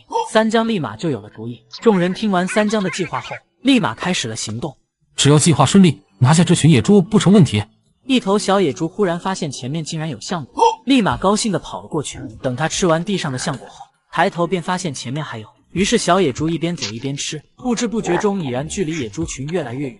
当小野猪察觉到不对时，为时已晚，刚转身就看到几个壮汉将自己团团包围。小野猪被吓得瑟瑟发抖。小家伙，你放心，我会很温柔的。李宝玉掏出随身携带的杀猪刀，满脸兴奋地朝小野猪走去，伴随着小野猪凄厉的惨叫声，野猪群被惊动了，很快就有几头野猪朝着这边跑来。李宝玉几人原本还有些紧张，但在看到只来了几头野猪，松口气之余也有些好奇。三江啊，你咋知道野猪群不会一窝蜂的跑过来啊？这里可是野猪群的老巢啊！对于野猪群而言，这里就是绝对安全的地方，因此哪怕是听到了小野猪的惨叫，也不可能直接蜂拥而出的。当几头野猪怒气冲冲地跑过来时，却发现这里并没有小野猪的身影，于是四下张望了起来。很快就发现前面竟然有一大堆橡皮，几头野猪瞬间就把小野猪的事抛之脑后，一个个兴冲冲地跑了过去。这些野猪见到食物，怎么都跟饿死鬼投胎一样？野猪群是有着严格的等级划分的，这些普通野猪平时可没有饱餐一顿的机会，而且现在距离冬季不远了，野猪需要大量进食，来确保自己能够安然地度过冬天。就在这些野猪吃得正丰时，忽然几声抢声传来，几头野猪瞬间倒地，剩下的野猪被吓坏了，拼了命地往回跑。但三江几人又怎么可能会放过他们？又是几声枪响，仅剩的几头野猪瞬间毙命，枪声惊动了整个野猪群，很快地面就开始颤动起来。李宝玉瞬间就有些慌了，江哥，这次野猪群好像集体冲出来了，我们接下来怎么办啊？野猪群接连受到惊吓，加之损失了这些强壮的公野猪，如今正是直接进攻的好机会。我从正面进攻，富贵你和二麻子从侧面给压力，至于宝玉你的话，就负责跟在我身后补刀吧。三江几人立马行动了起来。此刻野猪王正带领着小弟们气势汹汹地杀了过来，三江一眼就注意到了猪群中的野猪王，直接朝着野猪王仅剩的眼睛招呼了过去。他喵的，等我把你2只眼睛都打瞎了，看你还怎么跑！野猪王似是察觉到了危险，连忙往身侧一躲，子弹直接打死了后面的倒霉猪。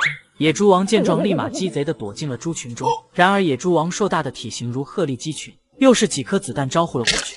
野猪王连挨了几枪后，吓得立马掉头就跑。野猪群见自家老大都跑了，也纷纷掉头就跑。三江几人乘胜追击，又带走了几头野猪。这野猪王现在怎么这么怂了？我听别人说这家伙以前可勇了。现在这家伙就剩1只眼睛了，要是另一只也瞎了的话，野猪王的位置说不准就要换猪了。野猪群此刻正处在慌乱中，三江几人朝着野猪群连连扣动扳机，伴随着一头头野猪倒下。野猪王终于是明白了此刻的处境，想到自己被三江打瞎的眼睛，愤怒战胜了恐惧，直接带领着剩余的野猪不管不顾地往前冲。卧槽，这群家伙发疯了！他喵的，赶紧跑！野猪群要殊死一搏了！望着野猪群朝自己冲来，三江被吓了一跳，连忙撒丫子就跑。但野猪王仿佛认准了三江，直奔三江而来，气得三江破口大骂：他喵的，这家伙这么记仇吗？野猪王看到三江被自己吓得仓皇逃窜，兴奋地嗷嗷直叫。眼见野猪王就要追上自己，三江连忙朝着边上一躲，野猪王擦身而过。三江才刚站起来，野猪王又冲了过来，三江直接被野猪王狠狠地顶飞了出去，半天爬不起来。卧槽，江哥要被野猪王给干趴下了！李宝玉又惊又怒，望着野猪王再次直奔三江而去。李宝玉咬了咬牙，捡起地上的枪。三江缓了半天，终于是缓了过来，刚想起身时，一颗子弹自野猪王那边飞来，直接从三江头顶飞过，吓得三江一动不敢动。他喵的，我应该没得罪谁吧？还没等三江想清楚自己到底是得罪了谁，又是几颗子弹从其头顶飞过。不多时，远方竟然传来了一阵不知名动物的惨叫声。野猪群此刻面面相觑，就连冲锋中的野猪王都停下了脚步，愣在了那里。我操，还有别的家伙，看来此地不宜久留。望着不断从自己身后飞向三江的子弹，野猪王不禁打了个哆嗦，连忙带着剩下的野猪逃离了这里。这时王二麻子和王富贵终于是赶了过来，看到逃离的野猪群，两人不禁大吃一惊。卧槽，三江你这也太厉害了吧，竟然一个人就把野猪群打跑了。那可不，听刚刚那接连不断的枪声，野猪群估计都死得差不多了吧。两人满怀期待地巡视周围，却发现周围一头野猪也没有，两人瞬间愣在了原地。不是吧，一头也没有？那枪声就算是枪法再差，也不可能一头也打不死啊！该不会是三江你偷偷藏起来了吧？此刻不知从鬼门关走回来几次的三江，终于是缓过神来了。听到王二麻子的话，不禁没好气道：还野猪呢？我刚刚差点被人打死，也不知道是哪个天杀的想打死我，一直朝着我打。三人不由自主地把目光投向了李宝玉，不过在看到李宝玉手中并没有枪后，几人不禁更加疑惑了。这里一共就我们4个人啊，该不会是三江他俩想要独吞吧？这么短的时间，不可能藏多远，我可以在周围找找看。想到这里的王富贵，立马自告奋勇地去周围找，找了半天却一无所获。王富贵见三江两手空空，不禁好奇起三江的枪去哪了。应该是那野猪王把我顶飞的时候掉哪儿了。不过这回天色不早了，现在估计不好找，等明天再来找吧。而且那些野猪太多了，我们明天需要找个拖拉机来运回去。第二天一早，待众人坐上拖拉机后，便朝着昨天打野猪的地方。不过等到了之后，三江瞬间就愣住了。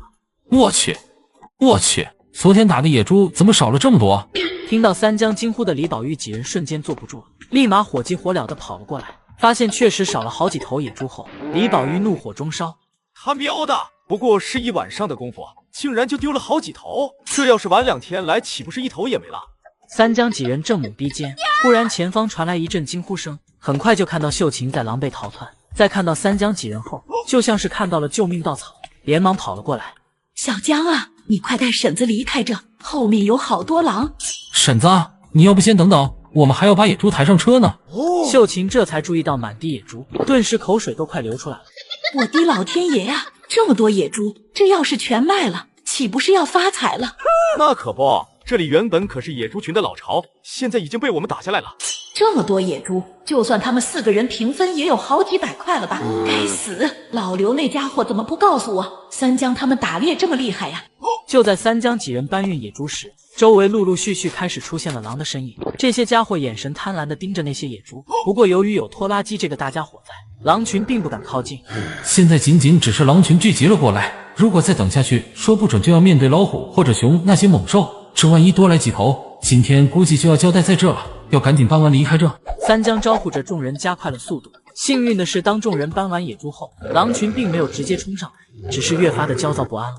见众人这就打算离开，李宝玉有些疑惑道：江哥，我们这就走了，不去找昨个丢的枪了？我也想找啊，不过找枪也不是一时半会能找到的，这要是再耽搁下去，我们要面对的可不仅仅只是狼群了。王二麻子和王富贵也是连连点头，都觉得这里不能再继续待下去。见众人打算直接离开，李宝玉顿时着急了起来。别呀，江哥，你这打一次猎，要是把枪给弄丢了，那岂不是亏死了？你们等我3分钟，我去周围找找看。李宝玉说完，不等几人反应，便迅速的跑开了。狼群看到李宝玉单独跑了出来，立马就蠢蠢欲动了起来。但随着几声枪响传来，狼群瞬间四散奔逃。宝玉那小子发什么神经了？这狼已经开始越聚越多了，现在我们就2条枪，要是来几头熊啥的，那我们可顶不住啊！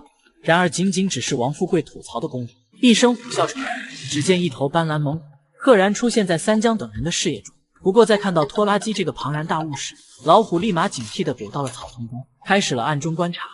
卧槽，三江有老虎，快开车跑路吧，再等下去小命就要没了。不行，宝玉还没回来呢，我们怎么能抛下他离开？王二麻子和王富贵也是连连点头，毕竟打猎哪有遇到危险就抛下队友的说法。秀琴见状不禁暗骂起了李宝玉。哼，这下好了，连老虎都来了，都怪李宝玉那小子，非要去找什么枪，一把破枪哪有小命重要啊。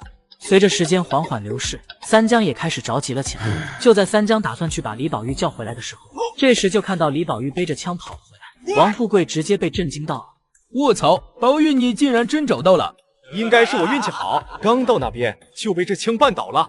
三江也是将信将疑，刚想继续询问时，远方又传来一声呼啸。三江连忙招呼着李宝玉上车，然后立马开车离开了这里。狼群似是不甘心食物就这样溜走，竟然开始在后面追逐。他喵的，老子打不了老虎，还收拾不了你们了！王二麻子朝着狼群连开数枪，成功击毙了2头追在最前方的狼。此举成功震慑了狼群，也令得暗中尾随的老虎放弃了继续追击的想法。二麻子枪法可以啊，就是可惜了那2头狼不能带走。没办法，这里的血腥味会源源不断的吸引野兽到来，要是贪这小便宜，今天说不准就要交代在这了。三江几人一路有惊无险地下了山，等到了收购点之后，这满满一拖拉机的野猪瞬间引爆了人群。卧槽，三江他们这是去批发野猪了吗？这么多野猪，岂不是发财了？原来进山打猎这么赚钱啊！你在想屁时，正常进山打猎能有收获就很不错了。三江他们这不是打猎，这是直接进货去了。收购点的阿伟在看到那一拖拉机的野猪时，也是满脸的不可思议。我的个乖乖，你们这是去把野猪群老巢给端了吗？竟然打了这么多野猪！差不多吧，我们这次打了这么多的野猪，第一时间就来你这了。伟哥，你可不能坑我们啊！小江，你这话说的，伟哥我坑谁也不能坑你啊！好家伙，你这是承认自己坑别人了。阿伟的笑容僵在了脸上。待野猪全部过秤之后，这些野猪加起来一共是3452斤，按照现在8毛2分钱一斤，一共是，别急我好好算算3823，4834，一共是2830块6毛4分钱。阿伟的话刚出口，就听一道声音传来：“才8毛2分钱1斤就想收，我这辈子最痛恨的就是你这样的奸商。我小飞收购点9毛1斤收。”他喵的！之前明明大家都说好了，野猪都是8毛2分钱1斤收，现在看到我马上要大赚一笔，这时眼红了要过来搞我。看到三江几人一脸心动的样子，阿伟立马意识到现在的当务之急是把这批野猪给拿下，于是一咬牙一跺脚：“小江啊，你瞧伟哥这记性，8毛2分钱的那个是之前的收购价，现在是9毛8分钱1斤，一共是3382块9毛6分钱。”阿伟这话刚出口，三江几人还没说什么，那边的小飞就一脸不可思议道：“你他喵的疯了，这家你也敢收？”小飞啊，伟哥告诫你一句，老老实实做生意，别总想这些歪门邪道的。小飞终究是没敢再加价，灰溜溜的离开了这里。三江见这情况，知道这应该是最高价了，于是爽快的答应了。小江下次有货，记得还来找老哥我，一定给你最高价。不远处一辈子没见过这么多钱的秀琴，眼睛都快看直了。再想到原本刘大头也能分到一份，顿时一阵懊悔。上次老刘要是和我说一次就能赚这么多钱，我能不让他去？那可是3300多块呀！就算是5个人分，一人也有600多块了。这时秀琴忽然看到了人群中的刘大头，不禁眼前一亮，立马跑了过去，拉着刘大头来到了三江身边。那啥，小江啊，婶子好好考虑了下，觉得还是让你刘叔和你们一起打猎比较好。原本还一脸懵逼的刘大头听到这话立马脸色一变，刚想说些什么，但秀琴丝毫不给他说话的机会，立马开始了诉苦。小江啊，你也知道我家小明还小，我上次也是担心你刘叔的安全了。上次担心，那你这次不担心了？不担心不担心，让老刘和你们一起，婶子是放100个心。见刘大头脸色难看，而秀琴还在那不断的诉苦，生怕两口子在这吵起来的三江连忙开口道：“没问题，只要刘叔愿意，随时可以和我们一起打猎。”听到这话，秀琴不给刘大头说话的机会，连忙拉着他离开了。三江几人在分完钱之后，便各回个家。刚进门的三江就被吓了一跳。我去，娘竟然病倒了！听到这个消息的三江根本顾不得掉在地上的钱，连忙冲进了屋子里。赵母此刻正躺在床上昏迷不醒，看到赵父正愁眉不展地坐在床边，三江连忙跑了过去。爹啊，娘现在什么情况了？有没有找医生来看过？我已经让秀儿去找医生了，小江你不用太担心。两人说话的功夫，只见陈医生独自一人走了进来。待陈医生一番检查之后，赵秀儿这才进屋。三江见陈医生检查完毕，连忙着急地询问：“陈医生，我娘到底咋了？她没事吧？”目前的症状只是发高烧，我已经打了退烧针，等晚些时候我再来看看。真是奇了怪了，看这情况像是发烧，不过这症状未免有点太严重了。待陈医生走后，冷静下来的三江忽然像是想到了什么，连忙朝院子里走去。刚到院子里的三江就发出一阵惊呼：“卧槽！哪个天杀的把我的钱给偷走了？”听到三江惊呼的赵父走了出来，一脸疑惑道：“什么钱？你进屋的时候没见你带钱啊？”三江把打野猪的事向赵父解释了一通。赵父听后瞬间满脸震惊：“什么？竟然丢了600多块，那还不赶紧去找啊！”三江和赵父火急火燎地朝门口走去。正这时，赵秀儿的声音就传了过来：“爹啊，现在当务之急是怎么让娘醒过来？你们俩怎么还有心思想钱的事啊？”赵秀儿的话令得三江和赵父的脚步停了下来。秀儿说的不错，现在让你娘好起来才是最重要的。不过那可是600多块钱，肯定不能就这么算了。这样吧，我在家里看着，你们兄妹出去问问，刚刚都有谁从咱家院子里出去了？不过是区钱财罢了，我还要在家照顾娘呢。钱的事就让三江去找吧。三江正在往门外走，听到赵秀儿的话，立马停下了脚步。区钱财，这像是秀说的话。还有秀啥时候这么孝顺了？我咋不知道？联想到之前明明是赵秀儿去找了陈医生，结果回来的比陈医生还晚，三江心中有了几分猜测，于是转身回到了屋子里。见三江这么快就回来了，赵父不禁一愣：“卧槽，老子刚坐下你就回来了，快枪手都没你快！”不过是600多块钱罢了，丢就丢了，不打紧。眼见赵父就要发怒，三江嘿嘿一笑，连忙说道：“爹啊，这俗话说财不露白，我之前卖野猪的时候，太多人看到了，我怕有人惦记，所以……望着三江那得意的表情，赵父顿时被气得快喘不上了气。你小子脑袋被驴踢了，因为怕被人惦记，所以把钱扔到门口，最后的结果就是钱全丢了。你小子现在竟然还笑得出来！爹啊，我哪有那么傻啊？那钱除了上面那一张是真的，下面的其实都是假的。听到三江这么说，赵父不禁松了口气。然而就在这时，只听赵秀儿发出一阵惊呼：“哎呦，我肚子好疼，我去上个厕所。”赵秀儿说完，便捂着肚子走了出去。三江见赵秀儿出去后，招呼着赵父去门外。赵父一阵莫名，三江解释道：“爹啊，我们现在去把钱拿回来吧，毕竟钱放家里才安全。”赵秀儿出门后，左看右看，确定没人跟出来后，鬼鬼祟祟的来到了鸡舍这边。一番忙活之后，从中拿出来了一沓钞票，待其一番检查，发现全是真钱后，心中一个咯噔。卧槽，该不会是上当了吧？就在赵秀儿刚想转头时，赵父愤怒的声音便传了过来：“秀儿，你老实交代，这钱你哪来的？”眼见赵父怒气冲冲的走了过来，赵秀儿急中生智道：“这钱是我捡的，对，是我捡的。我之前还纳闷是谁丢的钱呢，现在想来应该是大哥丢的，我正想还给大哥呢。”赵秀儿说着，便一脸咬牙切齿的把钱还给了三江。小插曲过后，几人重新回到了屋子里。很快时间到了晚上，陈医生准时走了进来。一番检查之后，不禁叹了口气：“高烧还是不退，这病我治不了。”听到这话的三江不禁脸色一变，毕竟高烧如果一直退不下去的话，可是会要人命的。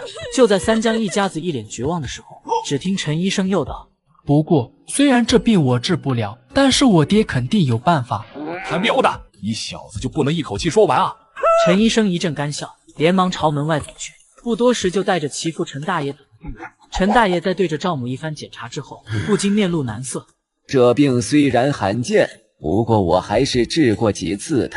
药铺里以前是有专门应对的药，不过最近由于缺少牛黄，所以那药暂时是没有了。牛黄是啥？该不会是黄牛拉的响吧？牛黄其实就是牛胆囊的胆结石，牛黄形成需要一定的时间，因此一般用5岁以上的牛才会有牛黄，再加上得胆结石的牛很少，因此极其稀有。啊，这么稀有，那我们上哪去找啊？我记得老刘家里的牛倒是已经有7、8个年头了，可以去他家看看。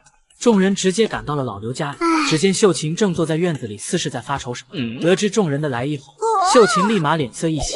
众人来到牛棚一番检查之后，陈大爷断定这牛8成会有牛黄，于是三江便打算直接买下这头牛。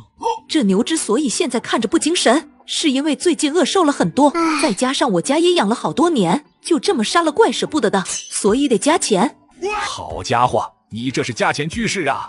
一番讨价还价之后，三江最终以正常市场价买下了这头牛。待取得牛黄后，陈大爷便快速的离开了这里。三江几人在家焦急的等待，很快陈大爷就带着配好的药赶了过来。待赵母服下药之后，没过多久，赵母的高烧就退了下去。卧槽，这什么药这么牛掰？那当然啦，这药以前可是宫廷秘方，名为安宫牛黄丸。就在几人惊叹的时候，门外忽然传来一声枪声，把众人吓了一跳。我去，有黑熊进村了！得知这个消息的三江立马带着枪赶到了事发地。此刻这里已然是围了一大堆人，望着坐在地上嚎啕大哭的老张，周围人低声议论了起来。老张这也太可怜了吧？可不是吗？好不容易养的蜂蜜还没来得及卖，就被黑熊给霍了。从人群口中得知了大致情况之后，三江不禁沉思了起来。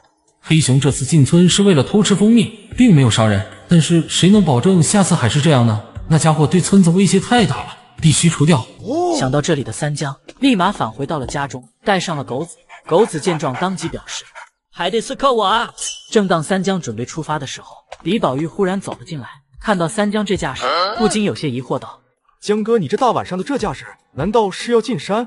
三江将自己的打算告知了李宝玉后，李宝玉当即表示带我一个。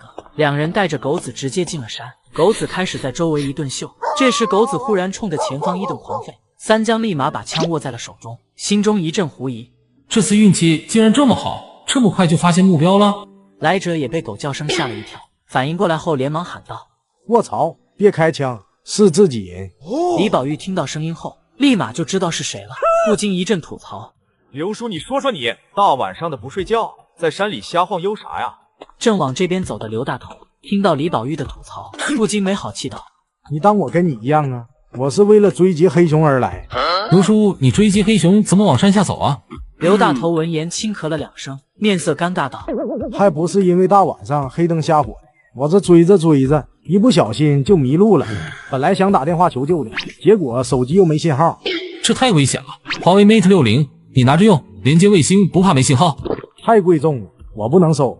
放心吧，左下角都免费领的，我第2台也快到了。真能领吗？我每次看视频左下角都懒得下。当然，我都验证过了，里头8新台苹果15和华为 Mate 60。”上线就能看到领取界面，下载的基本都领到了。我这台随便试试就到手了，下载游戏又不花钱，你赶紧的。直接领，那早没了吧？放心，厂商还准备了1万份打底的 iPad Pro 做保底，都全新顶配机，保证人人有份。要拉人助力啥的吗？不用，但只有从我左下角下载注册才行。首充1元解锁祖龙神兽和满级 VIP， 全屏龙吼无限触发，2天飙升上千级，苹果华为轻松拿下，隔天送到家。这么简单，我试试。三江几人跟随着狗子继续朝前追去，然而没过多久，周围陆陆续续就开始出现了狼的身影。不过这些家伙看到三江几人后，便远远的避开了。这周围好像什么猎物也没吧？狼群怎么会在这边出没啊？看那些家伙个个带伤的样子，应该是和什么猛兽搏斗导致的。若是任由他们这样游荡下去，那白天进山捡山货的人岂不是危险了？三江几人一番合计之后，决定去狼谷那边调查原因。不过当众人到达狼谷后，竟然没有发现站岗的狼，几人不禁更加疑惑了起来。卧槽，今个狼谷竟然没有站岗的！太阳打西边出来了。随着三江几人继续深入，终于是发现了几只死状凄惨的狼。三江在一番观察之后，不禁神色凝重道：这些狼身体都变形了，明显是受到了重击所导致的。在山里能做到这种程度的，除了老虎，也只有熊罢了。不会吧？就狼谷这鸟不拉屎的地方，熊爸和老虎咋可能会来呀？然而就在这时，狗子忽然朝着前方跑去，三江怎么呼唤都没用，无奈的三江只能跟了上去。留在原地的李宝玉和刘大头不禁面面相觑。大黄这狗子平时很靠谱的，今天这是要闹哪样啊？还不赶紧跟上，再等下去三江人都没影了。一头黑熊正在慌忙逃窜，时不时的望向身后，仿佛有什么可怕的家伙在追他。终于黑熊逃回了自己的家中，然而不等黑熊松口气，一个硕大的脑袋就探了进来。正在奔跑的三江忽然听到前方传来一阵黑熊的惨叫声，瞬间满脸懵逼。卧槽，狗子啥时候这么猛啊？正在三江惊叹的时候，一头黑熊慌慌张张的朝着三江这边跑来。姗姗来迟的李宝玉两人看到这一幕，顿时大喜过望。我原本还纳闷，今个大黄是哪个进大错了，原来是找到了黑熊啊！不愧是被誉为狗王的大黄，竟然能把黑熊追得狼狈逃窜。望着距离越来越近的黑熊，三江果断开枪，黑熊瞬间倒地。三江不禁有些疑惑，然而没等三江过多思考，狗子就屁颠屁颠的跑了过来。三江看到狗子后，暂时放下了疑惑，高兴的摸了摸狗子狗头。大黄干得漂亮，回去奖励你一根大鸡腿。正此时，被三江摸头的狗子忽然转身朝着前方叫唤了起来。三江立马察觉到了不对，连忙把枪拿在了手中，全神贯注地盯着前方。李宝玉不禁吐槽道：真是的，白天基本上一个也遇不到，这到了晚上是一个接一个的来。要不咋都说山里夜晚极其危险呢？只见一头体型巨大无比的熊霸正快速地朝这边冲来。三江见状望了望地上的黑熊，没有过多犹豫的转身就走，直接把李宝玉看懵了。江哥你跑啥？干他丫的呀！你小子脑袋有问题呀！这种体格的熊霸，子弹除非命中要害，要不然对他威胁不大。我们没事惹他干啥？你是想明天村里开席吗？熊霸并没有在意逃跑的三江几人，目标明确地朝着黑熊奔去。感受到死亡危机的黑熊知道装不下去了，立马起身就跑。三江几人发现熊霸并没有追击他们后，不禁松了口气。我还说这黑熊怎么连狗子都打不过，原来他是在被熊霸追杀啊！江哥，我们现在怎么办啊？熊霸追杀的那头黑熊正面挨了我一枪，不出意外的话，应该是跑不掉的。我们跟上去看看，抓住熊霸进食的时候，说不准能直接击毙他。富贵险中求，干了！三江几人当即朝着黑熊逃跑的方向追去，听着前方传来的一阵阵吼声，三江几人不禁加快了脚步。当三江几人赶到时，熊霸此刻正在进食。好机会，就是现在！三江立马拿下枪，就是一枪过去。子弹虽然命中了熊霸，但由于关键时刻熊霸反应了过来，导致子弹并没能将其杀死。卧槽，这都没死！反应过来的熊霸立马怒吼一声，径直朝三江几人冲来。三江和刘大头连开数枪，全都命中了雄霸，但雄霸仿佛没事熊一样，快速的朝三江几人冲来。卧槽！子弹像是在给他挠痒一样，完全影响不到他的行动。我们今天是不是完蛋了啊？就在雄霸距离三江几人还剩几米时，忽然停了下来，站在原地不断的发抖，然后拼命的逃离了这里。雄霸的反常行为令得三江几人神色更加凝重了。就在这时，三江好像是发现了什么，神色一阵惊恐。我去，这年头老虎都开始抱团了。一头棕熊正在慌不择路的逃跑，忽然前方跳出来一头老虎，棕熊丝毫没有战斗的想法，立马就想转身换个方向跑，结果刚一转身，又是几头老虎出现在了他的视野中。望着那数量众多的老虎，三江几人不禁一阵匪夷所思。卧槽，不是说老虎都是独来独往的吗？我们咋会遇到一群老虎啊？你还有心思关心这个？趁着现在虎群在围猎大棕熊，咱们赶紧溜啊，要不然等会插翅难逃了。刘大头两人这才反应过来，连忙跟上三江。然而尽管三江几人小心翼翼，但是依旧惊动了虎群。只见原本正在进食的虎群，一个个眼神悠悠地盯着三江几人。李宝玉被吓得一屁股坐到了地上。完了，我们被发现了！见三江一副意料之中的表情，刘大头不禁惊喜道：莫非小江你有办法？这可是虎群啊，我能有啥办法？望着不断接近的虎群，三江几人准备殊死一搏。然而就在这时，一头体型稍小些的老虎拦在了虎群前方，冲着虎群一顿吼叫。那几头老虎顿时转身没入了草丛中。李宝玉还有些没回过神，三江见状连忙低声道：还愣着干什么？还不赶紧走啊！反应过来的李宝玉连忙跟了上来。正当众人以为可以就这样离开时，忽然一道白影直奔三江而来。三江连忙蹲下身躲过了一劫。待白影落地之后，仔细一看，赫然是和自己多次交手的身法虎。这家伙还真是记仇，每次见面就是偷袭。正当身法虎打算再次袭击三江时，之前拦住虎群的那头老虎再次站了出来，冲着身法虎一阵吼叫。身法虎狠狠地瞪了三江一眼，也没入了草丛中消失不见。李宝玉见老虎都走了，连忙跑了过来：江哥，你没事吧？三江摇了摇头，然后几人快速地离开了这里。等脱离了危险之后，李宝玉又想起了那一大堆的老虎，不禁面露可惜之色。要是能把那群老虎都嘎了，那该多好啊！一头老虎咱们都够呛，你还想嘎一群？还没躺床上呢，就开始做梦了。正当三江几人打算直接回去时，忽然看到了王二麻子和王富贵正在往老虎群那边前进。三江几人连忙跑上去把他俩拦了下来。三江，你们咋在这？还有拦住我们干啥？三江将前方有虎群的事大概说明了一下后，王二麻子和王富贵不禁后怕不已。我的妈耶，还好遇到你们了，要不我俩就这样过去，岂不是给老虎送吃的？待王富贵两人情绪稳定了之后，三江问起两人进山的原因，王富贵便解释了起来。不知道哪来的狼跑到我家院子里，把我家羊咬死了一只，我当时脑子一热就追了上去。俺也一样。听到有狼进村了之后，三江心情更加沉重了起来。看来溃散的狼一人开始往村子那边流窜了，这个问题必须赶紧解决掉，要不然以后都别想睡好觉了。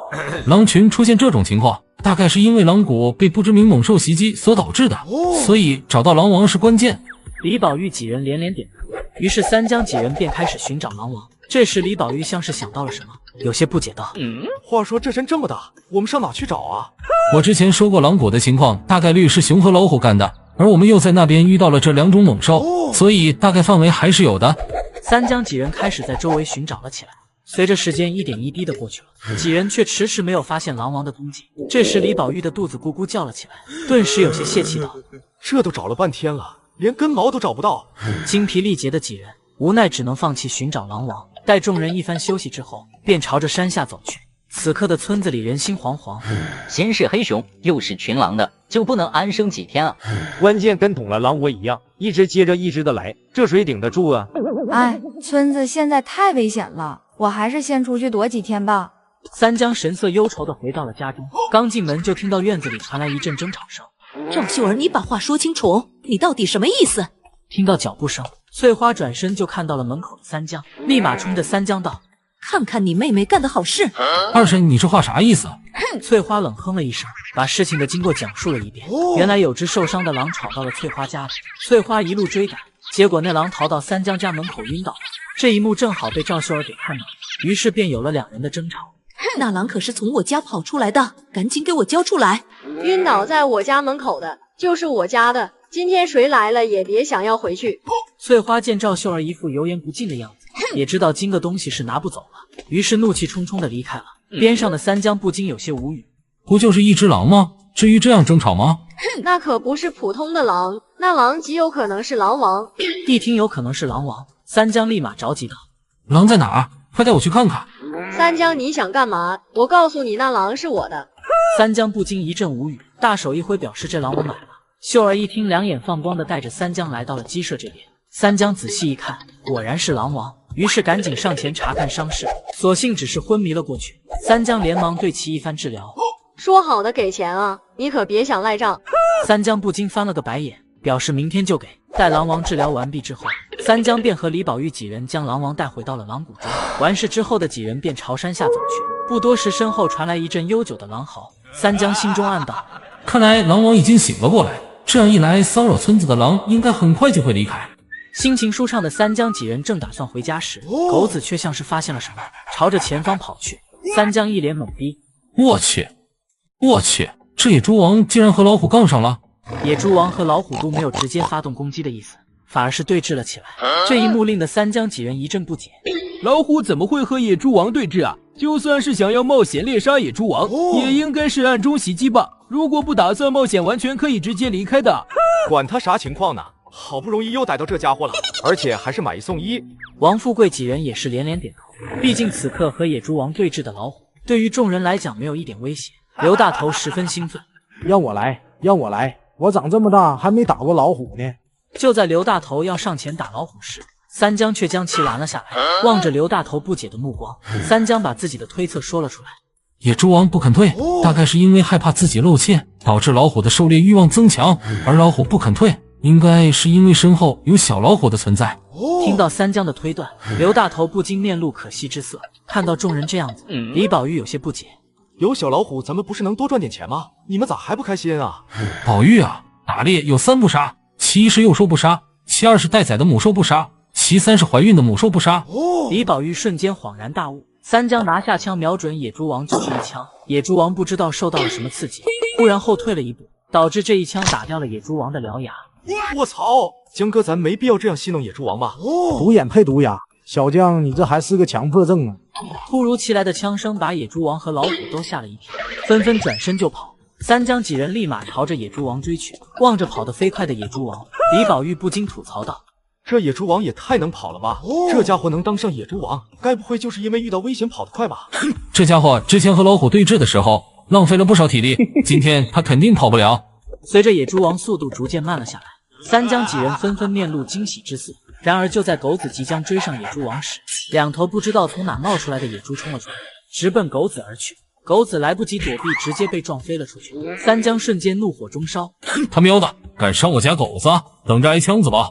三江直接抬手就是两枪过去，直接将撞飞狗子的野猪击毙。另一头野猪见状刚想逃跑，便被刘大头几人击毙。这时狗子摇摇晃晃地走了过来，三江连忙上前对其进行检查。待检查完毕之后，三江心中不禁暗道：狗子这是伤到腿了，短时间内没办法继续奔跑了。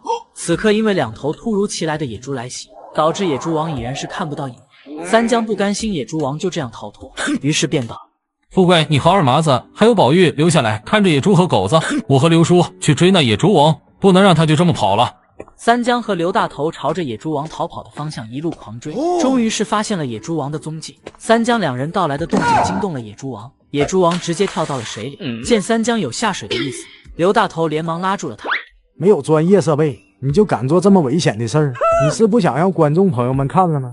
就在三江打算沿着河流继续追击时，天空忽然下起了大雨，迫使三江放弃了追击的想法。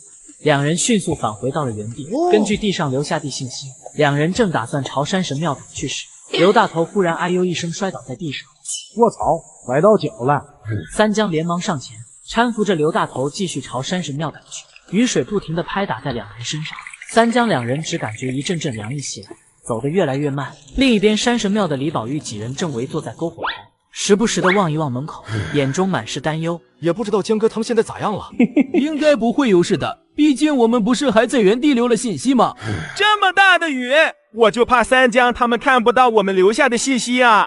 三江此刻只感觉浑身发冷，望着已然昏睡过去的刘大头，不禁叹了口气。还好这里有个山洞，不过刘叔现在正在发烧，而我根本没有退烧药，这该怎么办啊？三江想着想着，忽然感觉一阵困意袭来，不知不觉中就睡了过去。时间一点一滴的过去了，外面的大雨此刻已然是停了下来。熟睡中的三江猛然感觉到一阵心悸，瞬间清醒了过来。刚起身就看到一头大黑熊正在洞口。卧槽！还好我醒了过来。一声枪响传来，子弹并没有能命中黑熊，但却把黑熊吓了一跳，立马转身朝外跑去。三江感觉自己头脑发胀，明白自己应该也是发烧了。望着依旧在沉睡的刘大头，三江连忙上前查看，发现比之前好了一些后，不禁松了口气。那头黑熊随时都有可能再次袭击，从现在开始，我需要时刻保持清醒。另一边，左等右等，却等不到三江和刘大头的李宝玉几人，顿时有些坐不住了。几人一番商量之后，决定留下王二麻子看着野猪。李宝玉两人便准备出门寻找三江和刘大头。听到洞外传来一阵阵窸窸窣窣的声音，三江顿时心中一沉。听声音，这次应该是一群家伙在接近，我不能坐以待毙，先到洞口去看看情况。三江持枪来到洞口仔细观察，发现是一群狼正在追逐着鹿群后，不禁松了口气。很快一群狼便拖着几头鹿离开了这里。还好那些家伙不是冲我们而来的，要不以我现在这状态，估计不好应付。一只狼忽然抬头朝着山洞这边望来，然后冲着狼群低吼了几声，狼群瞬间将目光望向了山洞。然而此刻已经返回篝火旁的三江并没有察觉，困意如潮水般袭来，三江不知不觉中再次昏睡了过去。就在这时，洞外不断的传来一阵阵低吼，三江立马清醒了过来。卧槽，阴魂不散了是吧？感觉好多了的三江怒气冲冲的来到了洞口，刚想抬枪打死这烦人的家伙时，便被吓了一跳。我去，这季节怎么下雪了？看到狼群正在和熊缠斗，三江按耐住了开枪的想法。就在这时，天空忽然飘起了雪花，三江瞬间懵逼了。卧槽，竟然下雪了！刘叔还在发烧，这该咋办啊？就在三江思考的功夫，黑熊已然是不敌狼群逃离了这里，一部分狼群朝着黑熊追击而去，剩下的狼群把目光看向了三江。瞧见这架势，三江刚准备开枪，这时狼群后方就传来一声狼嚎，狼群迅速的离开了这里。这就放弃了？这不像是狼群的作风啊！就在三江思考的时候，肚子传来一阵咕咕叫，又冷又饿的三江意识到现在需要赶紧填饱肚子，于是就打算出去打点野味回来。刚打算出门的三江忽然注意到远处有双眼睛正在注视着自己。我就说嘛，这些家伙果然还在这。不过这样一来，我就没办法出去找食物了。就在三江感到束手无策时，刘大头忽然醒了过来，有些疑惑地望了望周围，看到三江后连忙问道：小江，不是说要去山神庙吗？我们现在是在哪呀？见刘大头终于醒了过来，三江不禁松了口气，把当下的情况告知了刘大头。两人一番权衡之后，决定离开这里前往山神庙。然而两人走着走着，便发现周围的不速之客越来越多了。好家伙，还敢跟上来！三江直接将距离最近的狼击毙，成功震慑了狼群之后，两人继续朝山神庙那边而去。雪还在不停的下，伴随着一阵阵寒风袭来，三江两人的状态越来越差。刘叔，你再坚持一下，我们马上就到了。许是看出三江两人状态不好，狼群再次慢慢接近了过来。三江见状立马开枪，虽然未能命中，但也成功使得狼群不敢继续上前。不好，因为手指几乎被冻僵的缘故，我现在已经没办法直接击毙这些家伙了。就在这时，狼群忽然迅速的离开了这里。三江见状却没有丝毫惊喜，反而是神色凝重到了极点。三江忽然心中一突，来不及思考，立马将刘大头扑倒。下一秒，一道身影从两人头顶掠过。看清来者后，三江不禁一阵苦笑，果然是祸不单行啊，这下估计要完蛋了。落地后的老虎再次朝着三江两人冲来，望着这一幕，三江不禁一阵绝望。就在这时，一颗子弹直奔老虎而来，感受到危机的老虎立马停了下来，回身看到再次准备开枪的王二麻子后，立马没入了草丛中，消失不见。哈哈哈，老虎也不过如此嘛！见三江两人被冻得瑟瑟发抖，李宝玉按捺住了询问的念头，连忙带着三江两人回到了山神庙里。吃饱喝足之后，三江把两人的经历讲述了下，听得李宝玉一阵大呼小叫。这时三江注意到王富贵一脸愁容，不禁有些疑惑道：富贵，你这是咋了？三江啊，这雪也不知道什么时候能停，我们准备的柴火已经不多了。想到当下的处境，三江几人立马意识到这是个大问题。一番商量之后，三江便带着李宝玉出门找柴火。三江两人一番寻找之后，发现这些柴火已经完全湿透。李宝玉不禁有些泄气道：江哥，这些柴火现在跟个冰疙瘩一样，这拿回去也烧不了啊。没办法，毕竟这先是下雨又是下雪的。就在三江两人打算回去时，忽然从侧面窜出来一只兔子，迅速的朝前跑去。三江见状不禁眼前一亮，兔子是喜欢干燥的环境，我们跟上去看看这家伙窝在哪，说不定能找到柴火。前方奔跑的兔子丝毫不知道后面多了2条尾巴。三江两人跟着兔子一阵东跑西跑，最后在兔子朝着前方的大树一钻没了踪迹后，三江明白目的地到了。两人来到大树前，一番寻找之后，终于是发现了一些并不算湿的枯树枝。哈哈哈，还是江哥你有办法。那个大兔子我们要不要？小兔三窟，刚刚我们这动静也不小，那家伙应该早跑了。李宝玉不禁暗道可惜。三江两人带着柴火直接回到了山神庙。这时狗子屁颠屁颠的跑了过来，看到狗子基本上好的差不多后，三江当即决定让狗子守夜。我确实不是人，但主人你是真的狗啊！三江几人很快进入了梦乡，时间一点一滴的过去了。熟睡中的三江被狗子的叫声惊醒，他喵的，敢打扰我睡觉！怒气冲冲的三江直接来到了门外，就看到一个鬼鬼祟祟的黑影正想逃离这里。三江二话不说，立马就是一枪过去，黑影一阵摇晃，瞬间倒地。呵呵，想骗我过去？你当我不知道我打在了哪儿吗？三江并不上当，又朝着黑熊连开几枪，枪声惊醒了熟睡中的李宝玉几人。江哥，是老虎又来了吗？不是老虎，是黑熊。这家伙想偷袭我们，还好被狗子发现了。众人正准备抬着黑熊回去时，三江忽然注意到了什么，不禁眼前一亮，立马跑了过去，看得李宝玉几人一阵懵逼。江哥，你干啥呢？外面冻死了，还不赶紧回去啊？瞧瞧，这是什么？卧槽，冬天咋还有这玩意儿啊？望着三江手中的灵芝，几人一阵不解，毕竟这东西的生长周期是夏季和秋季。这雪下的挺突然的，如今算时间的话，还没到冬季，所以有灵芝也很正常。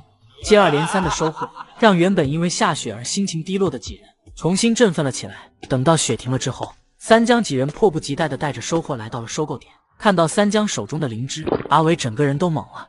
卧槽，你们竟然还能找到灵芝？怎么，伟哥不收？收，当然收。伟哥，你这次可别又想着坑我们啊！宝玉，你这话说的，伟哥我是那种人吗？阿伟一阵咳嗽，待把东西都过秤了之后，阿伟一脸开心。毕竟这几日因为下雪啥也收不到，现在总算是开张了。这株野生灵芝比上次的小太多了，市场价的话要便宜一点，不过这都是老熟人了，就按市场价来。野猪也是，怎么样，伟哥我够意思吧？伟哥，这谁不知道物以稀为贵？现在这时间你还能收到野生灵芝吗？还有这天气转冷了之后，谁家不想多储备点肉啊？两人一番讨价还价之后，阿伟最终以1411块5分钱收购灵芝和野猪。三江几人在分完钱之后，便各回个家。刚进门，就听到家里传来一阵争吵。三江仔细一听，瞬间懵逼了。我去，我还没嘎呢，这就惦记上我的遗产了。三江刚到家，就见院子里二叔一家子正在那喋喋不休。赵母脸色一阵难看，你们一家到底啥意思？嫂子，这人呢要学会接受现实，这几天又是下雨又是下雪的，三江肯定嘎了。如今呢就应该多考虑考虑以后了。就是，三江要是没嘎，我直接吃翔，吃2坨。见赵母依旧是没有松口的意思，翠花顿时生气了起来。只不过是过来要点钱救婆婆妈妈的，你也不想想，这以后啊，你还要靠我家小宝给你养老呢。听到二叔一家惦记上三江的遗产，赵秀儿顿时被气得火冒三丈。就算是三江嘎了，那遗产也应该是我的，怎么这也轮不到你家小宝继承吧？而且我娘养老的是还有我呢，就不用你们一家子操心了。就你迟早要嫁出去的赔钱货，还敢大言不惭！美兰姐，你可要考虑清楚了，你这闺女可是迟早是要嫁出去的，到时候可不一定向着自家人了。我家小宝就不一样了。眼见二叔一家嚣张无比，张口闭口就是自己嘎了，三江再也忍不下去了，直接开口道：我不过是在山里待了几天，你们就惦记上我的遗产了？听到三江的声音，正在得意的二叔二婶顿时一惊，齐齐的朝门口望去。卧槽，诈尸了！听到自家婆娘的惊呼，赵有田感觉一阵面红耳赤，连忙拉着翠花离开了这里。见三江完好无损的回来，赵母不禁喜极而泣。小江你没事，真的是太好了。经历了最初的激动后，想到三江几天不回家，赵母便是脸色一板，准备对着三江说教。三江见状连忙转移话题。对了，娘，我都回来半天了，咋没看到我爹呢？听到三江这话，赵母的注意力成功被转移了。这几天一直不见你回来，这不天气刚放晴，你爹就上山找你去了。三江也并未多想，然而等到了晚上，赵父依旧没有回来，三江顿时感觉到了不对。卧槽，这都晚上了还没回来，爹该不会是出事了吧？正当三江准备出门寻找时，迎面撞上一脸狼狈的赵父，两人都被吓了一跳。爹啊，你这咋搞成这样了？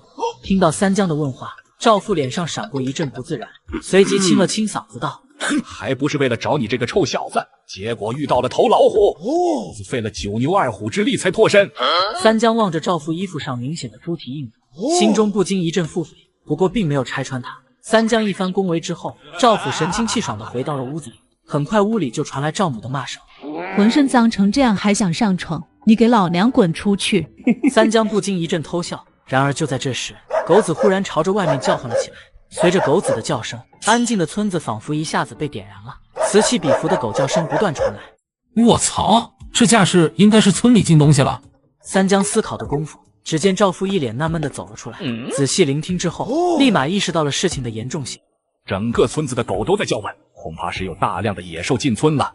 赵父说着就打算回屋拿枪，谁知一个转身反而是扯动了伤口，疼得赵父一阵倒吸凉气。三江见这情况，连忙开口道：爹啊，你受了伤，还是好好在家休养吧，这事交给我就行了。三江说着就打算带着2条狗子出门，但却被赵父给叫住了。这次估计来的野兽不少，你把小黑也带上吧。赵父指了指前方，三江这才发现那里竟然还有条大黑狗。不是我说你，你说你这黑的和煤炭一样，大晚上的谁看得到啊？你懂什么？我可是高贵的狼王血统，自然和你们这些狗子不同。明明是条小黑狗，还狼王血统呢！我呸！三江带着狗子出来后才发觉，此时天色漆黑，视野严重受到了影响。正在三江一筹莫展之际，几条狗子忽然朝着前方跑去。三江见状不禁心中暗道：狗子对于危险的感知是很敏锐的，狗子都往前方跑，说明前面的威胁最大。此刻村里的人也陆陆续续赶过来，一个个都低声议论了起来。话说这黑灯瞎火的，就算是开枪，能打到野兽吗？甭管打不打得到，至少让咱们知道了野兽在哪边。三江此刻正朝狗子离开的方向追去，不多时便听到前方传来狗子的撕咬声。由于此刻天色漆黑，再加上狗子们正在和狼群厮杀，三江并不敢贸然开枪。卧槽，小黑，你不是说你是狼吗？这些好像是你的同族啊！哼，我可是高贵的狼王血统，这些家伙敢不听我号令，已经被我开除狼籍了。几条狗子在发现三江到来后，立马嗷嗷叫地冲了上去。此刻其他村民也陆陆续续地赶到了这里，但却丝毫不敢上前。我的妈呀，听声音好像有不少狼啊！还好这边是狼，我听说村子另一边好像是来了群野猪。卧槽，还好没去那边，要不这大晚上的，野猪要是发狂了，岂不是完了？此刻的大黄犹如吃了兴奋剂一样，不多时便干掉了2只受伤的狼。大黄的英勇深深刺激到了小黑，小黑也开始拼命厮杀起来。没过多久，进入村子的狼便全都被咬死了。卧槽，黄哥你也太猛了吧！低调低调，毕竟你黄哥是猛男子事，村里的狗谁不知道？村民们也是一脸惊叹，直呼大黄的勇猛。但很快就有人把目光看向了地上的狼。三江啊，这野狼你打算怎么处理啊？一共6只野狼，我家狗子至少咬死了一半，我要一半，你们没意见吧？众人齐齐点头，毕竟若不是大黄勇猛杀敌，就凭村里的狗肯定拿不下这几只狼。解决了狼群问题之后，三江马不停蹄地赶到了村子的另一头。但愿野猪不要太多，要不然集体在村子里发狂，后果不堪设想。正这时，一头野猪迎面冲来，三江丝毫不敢，连开3枪将其击毙。此刻狗子们正在攻击另一头野猪，三江立马吹口哨示意狗子散开，然后连开数枪将野猪击毙。费了一番功夫之后，终于把几头发狂的野猪全都给击毙了。没想到今晚还有这样的收获。最后野猪三江只要了2头，剩下的就不打算要了，毕竟别人也出了不少力。把猎物带回家中的三江回到屋里美美的睡了一觉。第二天一早，三江两眼惺忪从屋里出来，刚到院子里立马就没了睡意。我去，让我去相亲。三江刚到院子里，就发现自己昨天晚上打的野猪少了1头。不信邪的三江数了又数，发现确实是少了1头后，顿时气得火冒3丈。正这时，赵秀儿鬼鬼祟祟地走了进来，看到三江后，眼神有些闪躲。三江啊，今天你咋起来的这么早啊？看到赵秀儿一脸心虚样，三江顿时感觉明白了一切。秀儿，你老实交代吧，我都知道了。三三江，你这是啥意思？你知道啥了？你说说，你早上出去干啥去了？见赵秀儿一阵支支吾吾，说不出来个所以然。三江不禁叹了口气：算了算了，之前要那狼王的时候答应给你钱，这下咱俩两清了啊。什么？之前那可是狼王皮，至少也值上百块了吧？你竟然想这样赖掉？赵秀儿一阵不可思议地望着三江，听到赵秀儿这话，三江也怒了。狼王皮价值上百，那我一头野猪不值这个价吗？野猪？什么野猪？老娘不过是去村里领了几块钱，你竟然污蔑我偷你的野猪！望着赵秀儿快被气炸了的样子，三江也有些不确定了起来。正这时，赵母从外面走了进来，看到院子里的三江后，不禁面露喜色。小江你起来了，赶紧收拾收拾去医院一趟。啊？去医院？难道是爹又受伤了？严不严重啊？看到三江那着急的模样，赵母不禁白了一眼三江，没好气道：你还真是个大孝子啊，这么想你爹受伤啊？你爹没事。既然我爹没事，那让我去医院干啥？见三江一脸的不解，赵母缓缓解释了起来。原来夫妻俩一直忧心三江的婚事，昨天听说王媒婆从省城回来，夫妻俩今个大早上就携重礼找人家说媒去了。三江听后不禁哭笑不得。娘啊，这有啥着急的？我年纪也不大，晚2年结婚也是一样的。你还不大，还不着急，这要再拖下去，你就要打光棍了，而且人家还不一定看得上你呢。赵母说着便开始滔滔不绝地讲述了起来。听着赵母不断地诉说那女孩有多好，三江不禁有些无奈。根据宝玉所说，那王媒婆可是出了名的能说会道，如花都能让她夸成洛神。不过现在要是不去见一面的话，估计娘要一直念叨这事了。罢了罢了，只是见一见的话倒也没啥。打定主意的三江立马表示自己会去见一见。赵母这才善罢甘休，这时想起刚刚兄妹俩剑拔弩张的样子，不禁询问起来原因。在三江把事情的经过讲了一遍后，赵母不禁有些无奈。小江啊，你这次还真的是冤枉了秀儿，是你爹把那野猪送给了王媒婆。听到了没？三江，你竟然敢冤枉我！我告诉你，这是没完！三江当即表示剩下的野猪，赵秀儿可以随便选一头。一听这话，赵秀儿立马就忘了自己刚刚说的话，屁颠屁颠的跑去选野猪去了。娘啊，只是相个亲就送一头野猪，是不是太那啥了？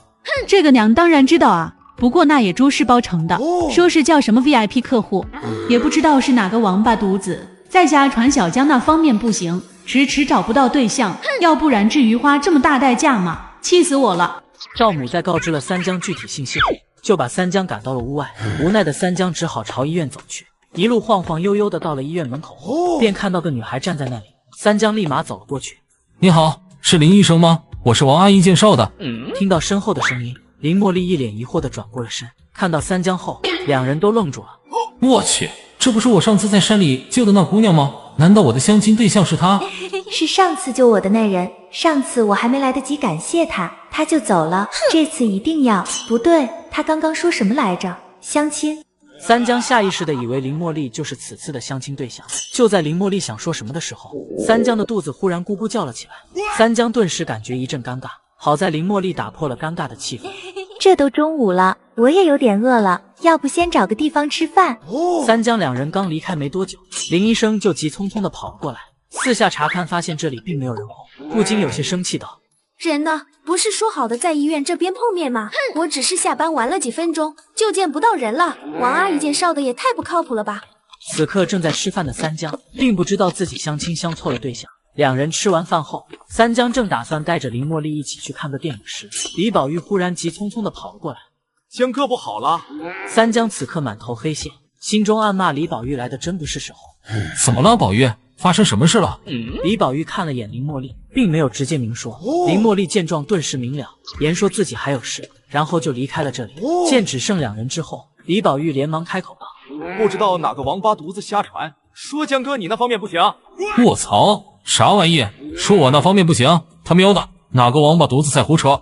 三江听到这个消息，顿时气得火冒三丈，不禁把污蔑自己的家伙祖祖辈辈问候了个遍。然而很快三江便冷静了下来，明白这谣言若不加以制止，恐怕以后将要伴随着自己一辈子。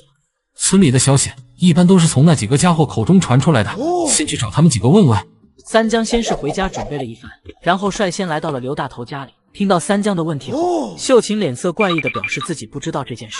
三江立马赶到了下一家，正好遇到和李大妈争吵的桃儿。三江连忙靠近了些许，只听李大妈的声音传来：不是说好的1块钱，怎么现在只有5毛？只不过是让你传个三江的谣言而已，能有5毛就不错了。听到这里的三江顿时怒不可遏，直接冲了进去。他喵的，原来是你们2个家伙合伙污蔑我的！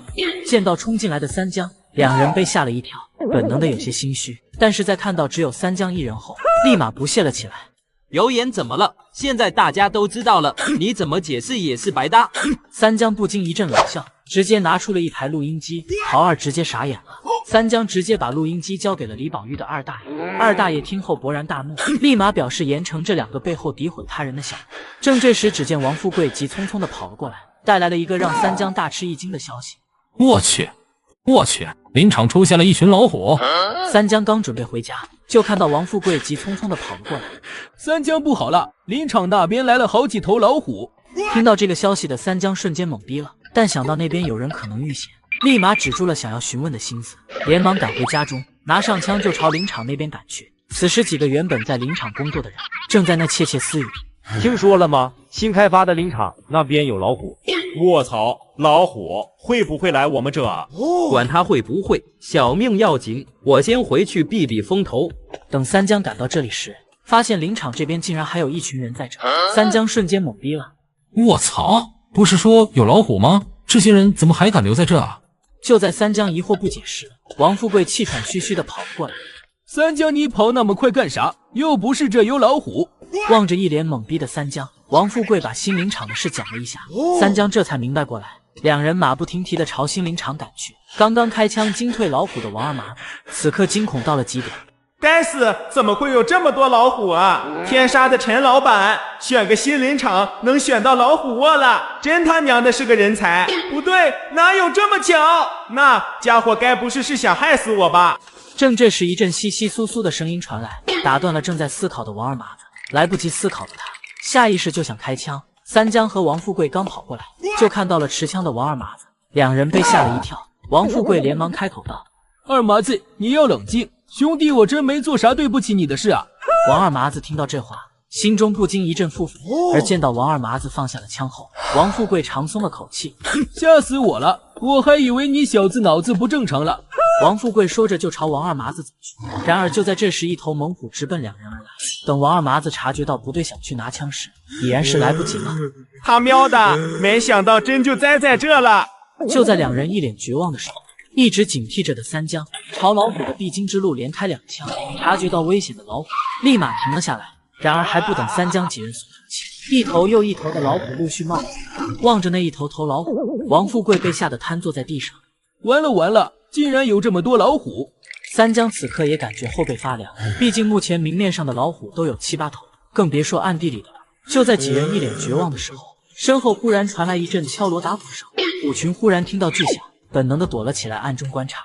三江看到这一幕，眼前一亮：“二麻子富贵，还愣着干啥？赶紧回来啊！”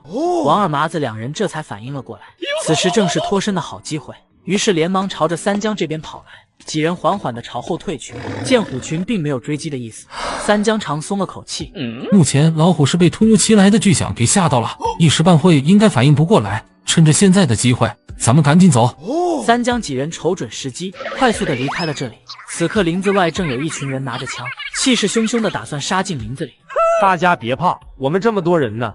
没错，我们只要把老虎赶跑了就行。刚逃出来的三江几人正好遇到了打算杀进去的这群人。王富贵连忙阻止道：“千万别进去啊，这里面最起码有10来头老虎。”众人压根不相信王富贵的话，毕竟老虎一直是独来独往的，要不然也不会有一山不容二虎的说法。这时有人认出了三江，立马惊呼道：“卧槽，那不是打虎英雄三江吗？”啊，三江都被吓跑出来了，莫非真有10几头老虎？众人在得知三江打虎英雄的身份后，一个个的也相信了林子里有众多老虎，于是连忙一溜烟的逃离了这里。回去的路上，三江问起王二麻子为啥会在这的原因，只见王二麻子一脸气愤道：“说起这个我就来气，那姓陈的和我说的是这出现了几头野兽，没想到他喵的竟然是老虎。”听到这话，三江两人也是怒不可遏，毕竟这种不准确的描述差点要了二麻子的命。当三江几人气势汹汹地赶到了陈老板的办公室时，陈老板面露期待道：“二麻子问题解决了吗？”姓陈的你竟然让我去对付虎群！王小兄弟笑笑气，那老虎不也是野兽吗？这样吧，我给你双倍报酬，你帮我把老虎的问题解决了咋样？三江不禁摇了摇头，这陈老板显然是不清楚虎群的可怕。三江把虎群的可怕向其讲述了一番，陈老板依旧不松口，表示新林场的事不可能放弃。三江几人见状直接离开了这里。王富贵一脸气愤道：这家伙脑子进水了，那可是一群老虎啊！说到底，那家伙没有直面过老虎，压根不清楚其恐怖。想到在新林场工作时刻面临生命危险，三江对着王富贵和王二麻子耳语了一番，两人不禁眼前一亮。第二天，村里人就开始三三两两的谈论了起来。听说了吗？林场那边出现了虎群，据说有10几头呢。我的个乖乖，这也太吓人了吧！卧槽！我就说今天路过林场，咋一个人也没？原来是这样啊！没过多久，林场有虎群的事闹得人尽皆知，人们宁愿多绕几里路，也不敢从那边过。一直没法交货的陈老板，直接被气得住院了。而此刻的三江刚回到家，就被眼前的情况吓了一跳。我去！陶大被黑瞎子踢死了！刚从屋里出来的三江，就从赵金山口中得知了这事，顿时脸色狂变。他喵的，这黑瞎子也太猖狂了吧！可不是吗？三江，你赶紧跟我走，我爹还在大队部等你呢。然而还没等三江回话，就见赵有才一脸纳闷地走了出来。你俩搁着说啥呢？还有小山，你爹咋了？叔啊，陶大被黑瞎子给踢死了。赵有才被这消息吓了一跳，不过毕竟是老江湖了，很快就冷静了下来。小山啊，你爹是不是找我过去商量打着黑瞎子的事啊？赵金山闻言瞬间愣在了原地，毕竟赵国峰派他过来是让他来请三江的，并不是赵有才。卧槽，这让我咋说啊？我总不能直接说叔你就别去了，我爹不找你，他找你儿子吧。就在赵金山感到为难之时，得知有黑瞎子杀人的李大勇慌慌张张地跑了进来，看到赵有才也在，连忙询问道：大哥到底啥情况？我刚刚听卢海喊有人死了。来不及解释了，赶紧去大队部，咱俩边走边说。赵有才说完，立马带着李大勇朝大队部赶去。赵金山看了眼离开的赵有才，然后回头对着三江一阵苦笑。三江啊，你快跟我走吧，我爹指名道姓要你去的。三江闻言也明白经过这事必须去了，于是招呼着刚进门的李宝玉朝大队部赶去。此刻的大队部里，赵国峰正在焦急地等待着，而他对面正是眼睛通红的秦强，两人一言不发，气氛凝重到了极点。正这时，一人走了进来，赵国峰眼睛一亮，以为是三江来了。太好了，三江，他爹来了。刚进到大队部里的赵有才有些疑惑地看了赵国峰一眼，心想这算是哪门子的称呼啊？此刻的赵国峰正把期待的目光投向赵有才身后，在发现除了李大勇之外并没有其他人后，顿时失望了起来。有才啊，你家三江呢？他咋没来？你找那小子干啥？有我出马还不是手到擒来？就你和你家三江差远了，真是奇了怪了。我明明是让儿子去找的三江啊，这咋来的是赵有才和李大勇啊？就在几人大眼瞪小眼的时候，三江和李宝玉在赵金山的带领下走了进来。赵国峰看到三江后瞬间狂喜。三江啊，你可总算是来了。看到赵国峰这热情的态度，又想到他之前那一副失望的表情，赵父顿时感觉心情不好了。咱们大队这2天是挺多的，昨天还说江华被黑瞎子袭击人差点没了，没想到今天陶大救。赵国峰话音刚落，众人就听见秦强抽了一下鼻子。这黑瞎子既然害了人，那就需要立马除掉，要不然恐怕就会有更多的人遇害。具体的事就让强子说吧。我们今天是带着认黑瞎子的头狗去的，我和陶大一人还背了一把枪，没想到那黑瞎子就在树边趴着，周围草丛比较高，我们并没有发现他。2条狗从那黑瞎子边上走过，并没有叫，没成想等我们过去的时候，那黑瞎子直接就窜出来了。说到这里，秦强就不说了，众人也明白了接下来的情况。三江开始梳理这些信息，毕竟这是陶大用命实践出来的。秦强家的2条狗在经过黑熊的时候，怎么没有开声啊？这明显的有问题，难道是因为长时间没上山的原因？这时三江注意到了一脸疑惑的老爹，心想自己要是再抢他风头，估计回去就要挨揍了，于是便用口型提示老爹。赵有才看到三江的口型后，立马反应了过来。强子啊，你那狗多长时间没上山了呀？好像是有挺长时间的了。自从上次打黑熊那狗受伤了之后，我就没带着狗上过山了。秦强说完，静静地看着赵有才，想让赵有才给他解惑。此刻的赵有才胸有成竹道：强子啊，你那狗太长时间没上山，乡头生了。秦强闻言瞬间呆住了，因为以前一直借大黄的缘故，所以很少会遇到人或者狗受伤的情况，导致完全忘了狗子相投是会生的。狗子长时间不上山，冷不丁再到山里，它们就不会干活了。严重的甚至不认曾经的猎物。但只要有好的头狗能带它们几次，这些相投生了的狗子很快就会找回昔日的能耐。想到是因为这个导致陶大死亡，秦强顿时感到无尽的懊悔。赵国峰见状安慰了秦强2字，然后看了看三江，又看了看赵有才，这才道：有才呀，你看看你们爷俩，谁能帮咱们大队报个仇，把这黑瞎子给除了？当然也不让你们白干，我会从大队账上拨出500块钱来，谁给这黑瞎子打死了，这钱就是谁的。虽然赵国峰很想让三江出手，但毕竟三江他爹还在这呢，所以这事只能和赵有才商量。然而赵有才听后却是一脸为难道：是这样的，这2天厂子里有招待，我估计脱不开身。赵国峰闻言满脸失望，然而还不等他开口，赵有才便继续道：要不让我家小江去，他那本事你们应该也知道。赵有才说完便直接往外走。李大勇见状一愣，连忙跟了出去。大哥，你这咋直接出来了？咱又打不了那家伙，不出来还能干啥？赵有才心中明白，以这只黑熊的狡猾程度，必须得有好狗在前与黑熊搏杀，人才有开枪的机会。然而现在家里的狗子天天跟着三江跑，未必会听自己的话，所以赵有才不得不放弃打熊的想法。想当初老子可是10里8乡有名的炮手，连打虎行动都参与过，没想到现在被那臭小子比得没影了。大勇啊，等我家那臭小子娶媳妇搬走了，咱哥俩搁院里多养几条好狗，咱们以后还上山打围。另一边赵有才一走，赵国峰便再无顾忌，直接坦白道：小江啊，缺什么你尽管开口，只要是叔能做到的，绝对不推辞。赵叔啊，这咬死过人的黑瞎子邪性的很，我们打围的遇到这情况一般不会轻易出手的，毕竟命只有一条啊。赵国峰闻言满脸诧异，而一旁的秦强此刻泪如雨下，他打围多年，自然知道三江说的不假，一想到自己几人因为贪心导致陶大死亡，顿时感觉一阵痛苦。这时三江正带着李宝玉往外走，赵国峰见状连忙追了出去。等到了外面后，赵国峰低声开口道：小江啊，你是我看着长大的，叔就和你直说了，这个黑瞎子去不去打在于你，但你要是去的话，就算帮叔一个大忙了。赵国峰说话很讲究，话里话外告诉三江，你要是不去，我也不怪你，但你要是去，不管你能不能把黑瞎子打死，我都领你这份情，以后你有啥事我都帮你。三江沉默了一会，才对赵国峰说道：赵叔啊，你让我回去想想，我明天早上给你个答复。赵国峰闻言也不再废话，深深地看了三江一眼，便转身离去了。见赵国峰离开后，李宝玉立马凑了过来，小声道：江哥，我们到底要不要去打黑瞎子啊？那片林子太大了，就咱们2个人肯定不行，毕竟这次的黑瞎子不同以往，他会把我们当成猎物，危险性大大提高。我回去准备一下，宝玉你尽量多找几个人。听到这话的李宝玉顿时笑了，毕竟通知人这是他在行。第2天一早，三江刚到院子就被吓了一跳。我去，竟然把主意打到狗子身上了。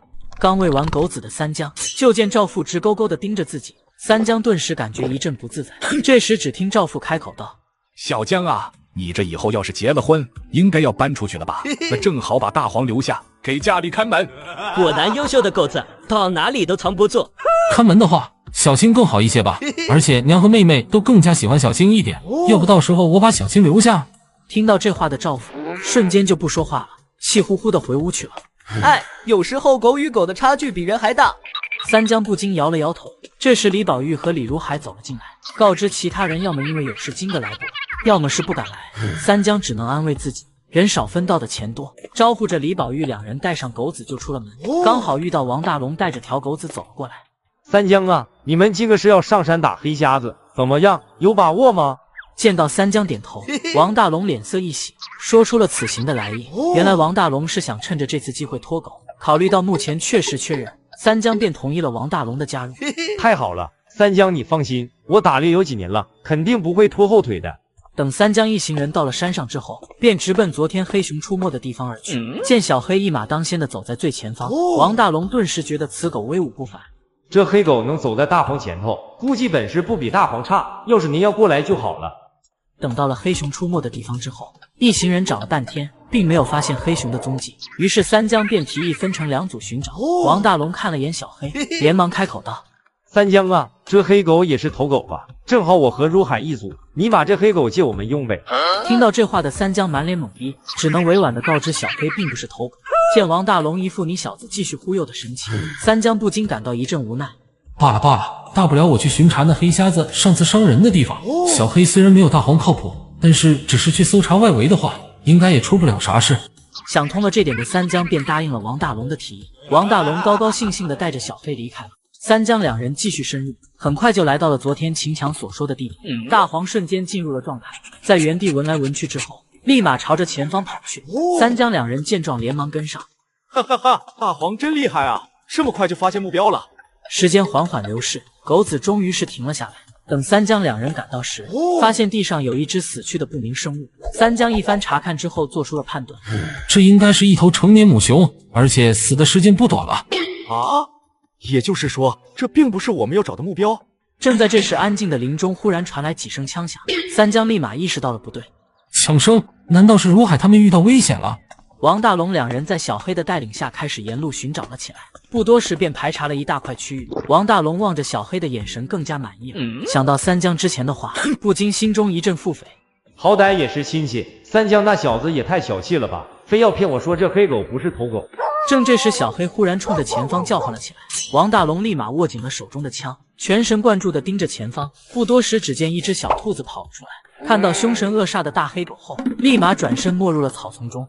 原来是只兔子啊，吓我一跳，小黑真不靠谱。听到李如海的话，王大龙摇了摇头，看小黑的目光越发满意了。发现兔子都能预警，证明这黑狗警惕性非常强。我看你这是情人眼里出西施。时间慢慢流逝，天色逐渐暗了下来。此刻的王大龙有些迷茫，正坐在地上思考人生。而一旁的李如海因为第一次上山，还坚持在周围寻找。这都找了这么久了，那黑瞎子到底藏哪了呀？正在李如海感到困惑的时候，眼角余光忽然发现树下有个黑影，李如海瞬间就乐了。这傻狗这就开始偷懒了，这可不行啊！李如海气呼呼地跑了过去，上去就是一脚。然而想象中的狗叫并没有响起，反而是李如海被反震地跌坐在了地上。而此刻黑影转过了身，赫然是几人正在寻找的黑瞎子。李如海直接被吓傻了。完了，我踢的竟然是黑瞎子！这时听到动静的王大龙跑了过来，看到黑熊正在朝李如海逼近，王大龙果断开枪，子弹虽然命中了黑熊，但却并没有让其倒下。黑熊怒吼一声，直奔王大龙而来。卧槽，这黑瞎子都发狂了！这下王大龙再也顾不上李如海了，连忙转身就跑。小黑听到枪声，连忙跑了过来，看到黑熊正在追击王大龙，小黑兴奋极了。大黄那家伙都能正面硬刚黑熊，拥有狼王血统的我不可能打不过这家伙，这波优势在我。小黑满脸兴奋地冲了过去，然而刚跑没几步的小黑正好和王大龙撞了个马虎，一时间人仰狗翻。他喵的，哪来的猪队友？我好不容易帅一次，这还没3秒呢就被打断了，真是气死狗了。眼见黑熊越来越近，一人一狗不禁一阵绝望。就在这危机关头，大黄猛然窜出，朝着黑熊屁股就是一口，咬完就跑。黑熊发出一阵惨叫，朝着大黄追去。劫后余生的王大龙不禁一阵庆幸，还好大黄赶上了，要不然今天就栽在这了。这时三江两人也是赶了过来，看到王大龙和李如海没事后，两人放下了心，望着正在追击大黄的黑熊，三江也不客气，果断就是2枪打在了黑熊的身上。黑熊一个趔趄，直接摔倒在地上。李宝玉见状大喜，哈哈哈，这家伙终于死了。10几分钟后，见那黑瞎子依旧是一动不动，李宝玉就要上去补刀，三江却拦住了他。小心驶得万年船，我再给他补几枪，防止他没死透。三江说着又开了2枪，躺在地上的黑熊身体一阵颤抖。等到黑熊彻底没了动静之后，三江这才招呼着几人上前去抬黑熊。等三江几人回到村里时，天已经是完全黑了下来，于是几人便各回个家。第二天准备给王大龙分钱的三江，被前面的情况给震惊到了。我去，你这家伙竟然背着嫂子干这种事！三江正打算把昨天打熊的钱给王大龙送去时，结果路上就看到王大龙正在和村里的寡妇江小兰低声交谈着什么。心中好奇的三江又走近了几步，只听王大龙的声音传了过来：好妹妹，是哥哥对不住你，那熊掌估计是给不了你了。王哥，昨个你不是答应给我的吗？没想到这才1天你就变了心，莫非是给哪个小媳妇送去了？江小兰嗲声嗲气的故作伤心状，这可把边上的王大龙给急坏了，连忙解释道：妹妹你说的哪里话啊，哪有啥小媳妇呀，是三江他爹说想吃熊掌，昨个打熊三江也出了不少力气，再加上是亲戚，我也没法拒绝。而不远处听到这话的三江，顿时气得火冒三丈。好家伙，这王大龙谎话真的张口就来啊，而且还把锅甩到我爹头上了。原来是这样啊，都是我不好，我怎么能怀疑王哥呢？江小兰表现得无比自责，而看到这一幕的王大龙心肝都化了，一个劲的在那哄，费了9牛2虎之力后，终于是把江小兰给哄好了。然而没过多久，江小兰不知道是想到了什么，神色又是哀愁了起来。见王大龙着急的询问原因，江小兰这才开口道：孩子他爹走得早，只留下我们这孤儿寡母的，如今孩子要上初中了，我却连学费都凑不齐。我当时啥事呢？妹妹的儿子不就是我的儿子吗？大家把活着的时候，我哥俩多好啊！如今他人不在了，我肯定的帮他照顾你们娘俩啊！王哥，我知道你对我好，可是这钱王哥怎么找嫂子要？见江小兰神色担忧，王大龙嘿嘿一笑：妹妹你尽管放心，钱的是不是问题？见王大龙一副信心十足的样子，江小兰十分好奇，在其连连追问之下，王大龙这才开口道：我打死的那黑瞎子是有奖励的，等大队把钱给我了，我直接给你拿50块钱，你跟咱儿子先花着。王哥，你对我真好。眼见王大龙两人又开始眉来眼去了起来，不远处偷听了所有内容的三江不禁叹了口气：这王大龙没结婚之前就不安分，没想到结了婚后还是这样。摇了摇头的三江忽然想到此行的目的，顿时有了主意：我可以把打熊的钱给嫂子魏小娟啊，到时候看着王大龙该咋办。想到就做，三江立马赶到王大龙家里。此刻的魏小娟正准备做饭，看到三江立马笑道：小江还没吃饭吧？嫂子马上做好了，你等会就在这儿吃呗。不用了嫂子，我是来送钱的。昨天我们打了头黑瞎子，大队给奖励了500块钱，我们4个人平分，一人是125块。魏小娟听了三江的话，并没有直接伸手接钱，反而是愣在了原地。小江啊，你是不是搞错了啊？你龙哥没说有钱啊，他昨个跟我说去山里打围，顺便让你帮着拖拖狗。昨天龙哥可能是不知道吧，不过这钱肯定是你们的，而且等我把黑瞎子卖了，那钱还有你们一分。三江说完便径直离开了，只留下满脸不解的魏小娟站在原地。三江出门后并没有直接离开，找了个地方静静等待好戏到来。等王大龙回来，发现钱到了嫂子手上，不知道会作何感想。王大龙此刻心情十分愉悦，虽然刚刚因为江小兰儿子在家，但毕竟来日方长嘛。王大龙刚进门，就看到自己媳妇魏小娟满脸笑容的走了过来，一顿嘘寒问暖吧，把王大龙都整懵了。啥情况？今个太阳打西边出来了。哼，瞎说什么呢？昨天你不是和我说要跟小江他们一起去打黑瞎子吗？结果就在刚刚，小江给了我125块，说是你们打的那黑瞎子，队里有奖励。我当时……魏小娟后面的话，王大龙一个字也没听清。此刻的王大龙懵逼到了极致，心中只有一个念头：钱没了，没了！他喵的，三江怎么就把钱给这母老虎了啊？这下我该上哪拿50块钱给小莲妹妹啊？见王大龙似乎并不怎么开心，魏小娟也没有多想，只以为他是乐傻了。这时王大龙像是想到了什么，小心翼翼地问道：对了，媳妇，三江还有说什么吗？光顾着高兴了，我差点忘了。三江还说等那黑瞎子卖了，咱们家也有1分钱。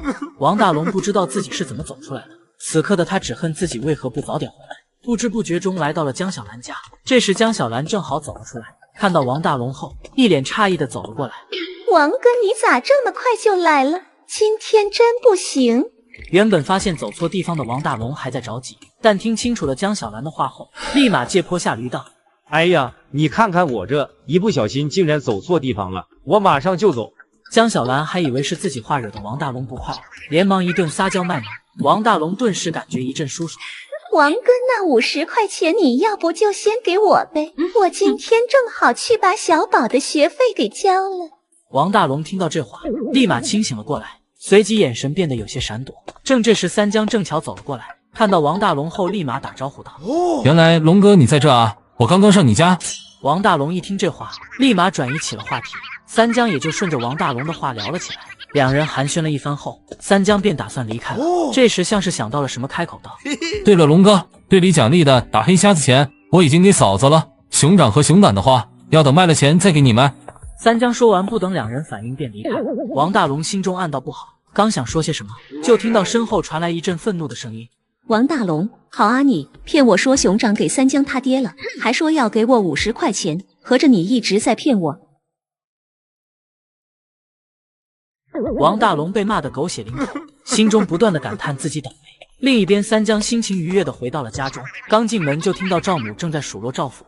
这家里以后有啥事，还得指望我的宝贝儿子小江。现在上一趟山，比你一个月赚的都多。你呀，干脆就让我儿子当家得了。至于你，就像他们说的那样，退居2线。本就一肚子火气的赵府，听到这话瞬间就不干了。他喵的，我才40几岁，退居2线像话吗？赵父承认自己儿婿确实优秀，但自己正值壮年，要是现在就退居2线了，那岂不是要被村里人笑话？他喵的！以前村里有啥事，哪次不是第一时间就来找我？而现在呢，首先想到的就是那个臭小子，搞得我现在连个私房钱都没了。越想越气的赵父正打算出门散散心时，结果刚转身就看到了门口的三江。赵父顿时二话不说的就进了屋里。三江见状不禁摸了摸头，心中也是一阵无奈。正这时，李宝玉走了进来，带来的消息让三江一阵惊讶。我去，秦强家要开席了！猛然听到这个消息的三江还惊讶了一番，但很快就想到之前发生的事，不禁感到一阵唏嘘。上次秦强一伙人想强行吃我俩的席，结果这才没多久，我们就要去吃他家的席了。此刻秦强家中已经坐满了人，一个个都在低声交谈。还记得前几天陶大和我说要给我烧个熊掌，没想到这一转眼人就没了。看来当初我媳妇不让我打猎是正确的，虽然有时候运气好，收入不错，但是危险系数属实太高了。哈哈，自己胆小就不要找借口了。你咋不看看人家三江呢？进山一趟赚的比你1个月都多。我承认三江确实厉害，但你咋不看别人呢？不懂就别搁这瞎说。说到底，陶大这事只能说是自己大意了，毕竟黑瞎子会装死这事，哪个打猎的不知道？就在众人讨论间，三江两人赶了过来，看到院子里坐满了人，两人随便在边上找了个空桌子就坐了下来。卧槽，人这么多，秦强他们人缘啥时候这么好了？不过就他们那样的人，这次的席估计不咋地。正往三江这桌送菜的陶二刚好听到了李宝玉所说的话，脸色立马拉了下来。我们家啥时候人缘不好了？还没吃就说席不好，小李子这张嘴真他喵的气人！望了眼自己手中的菜，陶二顿时感觉李宝玉根本不配吃，于是气呼呼的折返了回去。这边的李宝玉丝毫不知情，还在那吐槽上菜怎么这么慢。这咋半天了还没上来啊？他们该不会不给我们上菜吧？这应该不至于，毕竟是他们喊我们来的。两人又等了许久，依旧没能等到上菜，李宝玉顿时有些坐不住了。就在这时，只见陶二一脸不情愿的把菜端了过来，边上的秦强则是满脸歉意。小江宝玉啊，这次黑匣子的事真是谢谢你们了。秦强说着还当众拿出了几块钱，说是表示对三江帮忙的感谢。然而三江并没有伸手去接。强哥这钱就不用了，毕竟我们打死那黑瞎子也是有奖励的。见三江并没有接过钱，秦强只以为是给的少，顿时失望了走开了。秦强走后，李宝玉有些不解道：江哥，你刚刚为啥不要秦强的钱啊？毕竟咱们也算是帮他报了仇，拿钱也不过分啊。事出反常必有妖，你也不想想，就秦强他们那视财如命的样子，怎么会主动给我们钱呢？见李宝玉似懂非懂的点了点头，三江不禁摇了摇头。等两人吃完席后，秦强再次走了过来。这时李宝玉再啥也明白，这是有事找他们帮忙。果然，只听秦强开口道：小江啊，能不能再帮强哥一次啊？强哥，你先说说具体啥事吧。秦强见三江并没有直接答应，稍作犹豫还是讲了出来。小江啊，还是我兄弟那事，主要是这人都没了，还不让带回来，你说说这是弄的，强哥也不让你白帮忙，事成之后必有重谢。强哥，这事我可帮不了你，毕竟规矩你也懂。小江，你这话说的，谁不知道你刚帮了赵队长大忙，这事你找他肯定能行的。秦强好说歹说了半天，见三江丝毫没有松口的意思，顿时脸色变得十分难看，而一旁的陶二却是再也忍不了了。我们都请你们吃了这么好的菜，你们竟然连这点小忙都不想帮。我们来吃席是行过礼钱的，而且这也能算是小忙，横死的不能回村，这是谁不知道啊？听到李宝玉和陶二的争吵声，众人一个个投来了好奇的眼神。这啥情况啊？吃个席还能吵起来了？我刚刚好像听到什么不能回村啥的，估计是因为陶大的事儿。秦强他们想找三江帮忙，这种是不是为难三江嘛？虽然黑瞎子那事解决了，但是肯定不能让他们坏了规矩啊！眼见众人声音越来越大，秦强顿时变了脸色，连忙向众人保证肯定不会坏了规矩，这才安抚了众人。发生了这档子事，三江两人便打算直接离开了。正这时，只见李如海跑了过来，一脸笑嘻嘻道：“江哥，听说你有药豆，能不能给我一个呀？”你小子要那干啥？见李如海不说话，李宝玉顿时有些生气了，刚想开口，就听三江说道：“这事好说，不过那药豆我给王大龙了，等会我和他说一声，你明天去他家拿就行。”见目的达成之后，李如海开心的离开了诊。注意到李宝玉满脸担忧，三江便开口劝解道：“宝玉啊，放宽心，毕竟我们在如海这年纪的时候，不也整天想着上山吗？”三江在回家的路上，正好遇到了出门溜达的王大龙，于是便直接走了过去。“大龙哥，刚才如海来找我了，他管我要个药豆，我让他明天上你家拿去。”王大龙听后满口答应。第二天一早，李如海兴冲冲地赶到了王大龙家里。王大龙见其这般高兴，不禁有些疑惑道：“如海，你这是捡到钱了，这么开心？”“哪有啊，我打算干一票大的。”听到李如海这么说，王大龙瞬间来兴趣了。“干一票大的？你这是发现鹿群了？”“啥鹿群啊？我要去要黑瞎子。”听到这话的王大龙瞬间懵了，连忙苦口婆心地劝诫了起来：“如海啊，那黑瞎子没你想的那么好整的，你忘了我们上次差点搭进去了。”“上次那是意外，这次可不一样。”见王大龙一脸怀疑，李如海也知道这事要是不说清楚，估计自己前脚走，后脚老爹他们就要追上来了，于是只好耐心解释道：“大龙哥，你上次不是要了头野猪？你想想啊，那野猪至少能有500斤，而黑瞎子大部分才300多斤，这要能要死野猪，还能要不死黑瞎子？”王大龙一听这话，立马觉得有道理，望向李如海的眼神满是赞赏。看着满脸自信的李如海，再想到自己因为上次黑瞎子的事被吓破了胆，王大龙顿时感觉一阵羞愧，当即决定和李如海一起去。我要是弄一头黑瞎子的话，还用担心没有私房钱吗？三江刚出门就看到前方围了一大堆人，好奇之下便走了过去。然而看到里面的情况后，顿时大吃一惊。我去，竟然当着我的面欺负我家狗子！看到前方围了一大堆人，三江好奇之下便挤了进去，结果却看到二婶翠花正拿着一根棍子在追逐一条大黑狗，而那黑狗正是自家的小黑。三江顿时怒不可遏：“二婶，你这是啥意思？我家狗子招你惹你了？”一直追不上狗子的翠花，原本已经打算放弃了，不过在听到三江的声音之后，心中不禁一喜，然而面上却是满脸怒气。“三江，你来的正好，你家狗子把我家的羊给吃了，这事你说说咋办吧？”“我家狗子把你家羊吃了？二婶，你要不要听听你说的啥？”“就是，高贵的狼从不背锅。”周围原本看热闹的人，在听到翠花这话后，不禁被逗乐了，一个个眼神古怪了起来。我原本还以为翠花是被这黑狗给咬了，所以才这么生气的，没想到竟然是这样滑稽的理由。就是啊，编也要编一个像样的理由吧。这狗要是能把羊吃了，我直接吃翔。感受到众人看自己的眼神越来越怪异，翠花再也忍受不了了。“老娘可没瞎说，我亲眼看到这黑狗叼着我家羊骨头。”见众人一脸不信，翠花顿时着急了起来，连忙将事情的经过讲了出来。“我今天早上刚出门，就发现我家羊少了一只，我连忙四下查看，所幸功夫不负有心人，让我逮到了这黑狗正在啃羊骨头。大伙说不是这黑狗干的，还能是谁？”似是怕大伙不相信，翠花还把众人带到了案发现场，看到地上被啃食的不成样子的羊，以及不远处的骨头，大部分人相信了翠花的说法。现在来看的话，极有可能是这黑狗干的，毕竟这家伙上次还想偷吃我家的鸡，还好我发现的早，把他赶跑了。我还是不相信这黑狗能把羊给吃了，毕竟这狗子能不能打过羊还是一回事，更别说吃了。我敢肯定是黑狗干的。早上我看到这黑狗往翠花她家这边来了，而且上次野狼袭击村子的时候，我亲眼看到这狗子咬死了一只狼。我操，这样一来全对上了，难道真是这黑狗干的？随着众人不断的讨论，那些原本不相信的人也开始怀疑了起来，毕竟目前所有的证据都指向了小黑。感受到众人态度的变化，翠花此刻只感觉浑身舒爽。“三江，你还有什么话可说的？今天你要是不赔钱，我就把这黑狗给宰了。”望着翠花那不怀好意的目光，小黑被吓得直打哆嗦。“真不是我干的，这羊我看到的时候就已经是这样了，我不过是走过去看了下，竟然就要打死我，太他喵的气狼了！”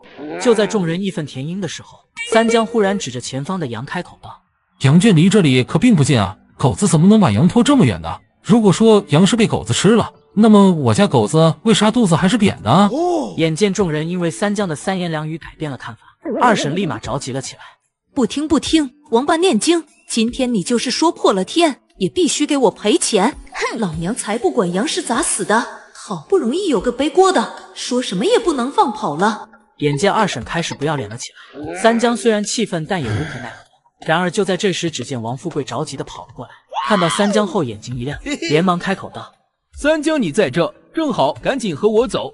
看到王富贵要把三江拉走，翠花瞬间就不干了，直接拦在了两人前面。三江你不准走，你还没赔我钱呢。被翠花拦住的王富贵一脸懵逼，随即一拍脑袋开口道：瞧我这记性，翠花婶你也赶紧跟我走。王富贵拉着两人就跑，只留下站在原地的众人面面相觑。等三人到了目的地之后，翠花立马察觉到了不对，满脸狐疑的开口道：不是说有急事吗？来我家地里干啥？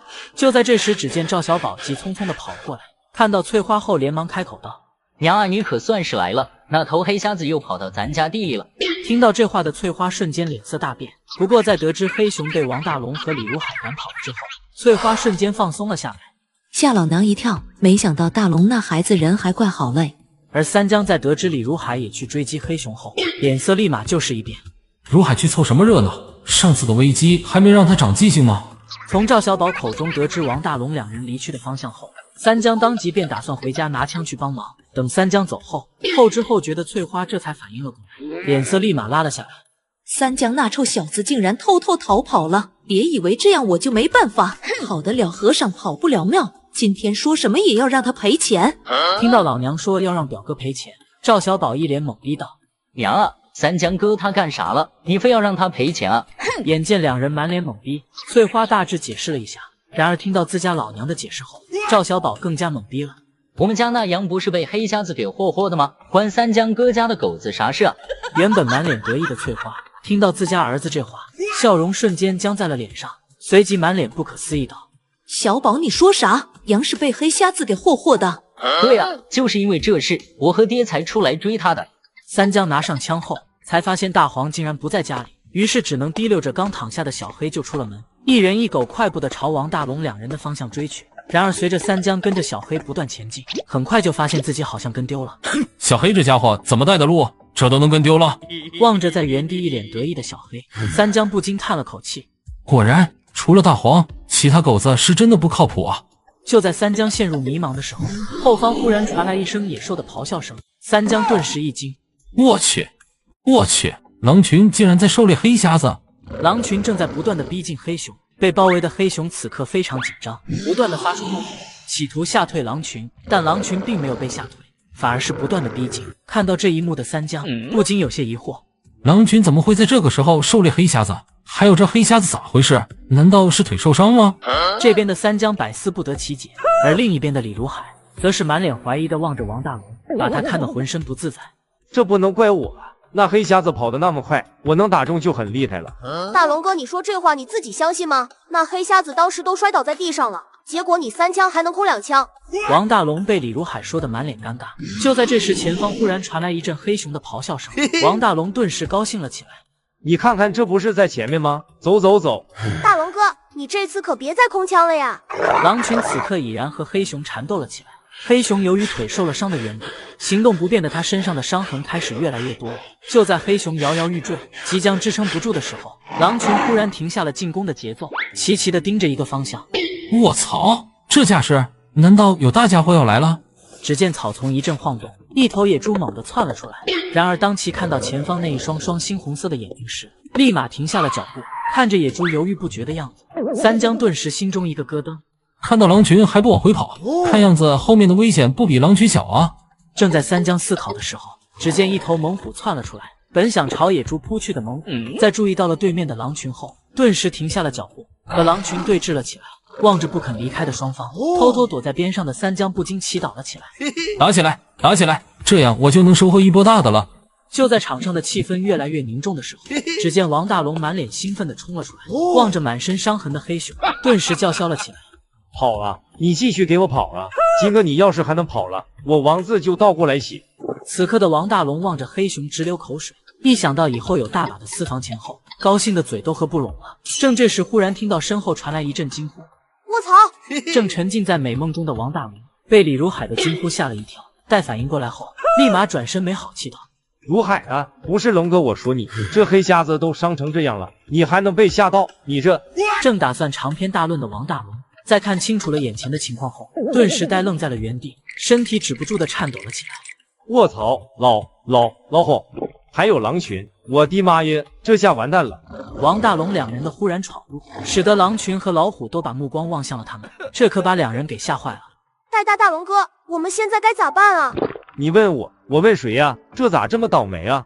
由于两人距离狼群较近，此刻的狼群已然是蠢蠢欲动了起来。就在这时，一声枪响传来，一只狼瞬间倒地。突如其来的枪声，使得原本和老虎对峙的狼群瞬间四散奔逃了起来。见两人还愣着那里，三江顿时着急了起来。你俩还愣着干什么？还不赶紧过来啊！两人终于是反应了过来，刚想往前走，却齐齐摔倒在地上。三江见状也顾不得警戒，连忙过来把两人拉了起来。不好意思啊，我刚刚挺麻了。俺也一样。三江都被这俩坑货给整无语了。所幸老虎和狼群并没有露头，这让三江不禁松了口气。那些家伙现在应该躲在暗处，我们得赶紧离开这。三江说着就要带着两人离开这里，然而就在这时，李如海却开口了：“别呀，江哥，这黑瞎子都快死了，不带回去多可惜啊！还惦记黑瞎子呢？我们能不能安全脱身还是一回事呢。”三江说的不错，狗命要紧啊！在李如海的满脸不舍中，几人小心翼翼地远离这里。许是因为这里有现成的猎物，因此那些家伙并没有追上来。三江几人有惊无险地离开了这里。我的个豆，多亏有江哥在，这才捡回了一条命。对，真是多亏了三江啊！知道危险就好，下次可千万别这样莽撞了，毕竟我也不是每次都能救下你们的。李如海和王大龙连连点头，表示下次一定谨慎行事。正这时，前方传来几声枪响，使得三江几人面面相觑。江哥前面有枪声，我们要不要过去看看啊？好奇心害死猫，听着枪声并不是遇到什么危险了，我们还是不要瞎掺和了。李如海满脸失望。就在这时，一头野猪忽然窜了出来，直奔三江几人而来。三江下意识的就是两枪过去，野猪瞬间倒地。看到野猪就这样轻易的被干掉，李如海满脸崇拜道：“这就死了，江哥你也太厉害了吧！”三江两枪都打中了头部，不死才奇怪呢，不愧是村里第一炮手。三江被说的有些不好意思了，毕竟刚刚那下意识的两枪凑巧的成分比较大。就当几人打算上前去抬野猪时，忽听前方传来一声枪响，伴随而来的是狗子的惨叫声。三江顿时一惊，卧槽，竟然把狗子给忘了。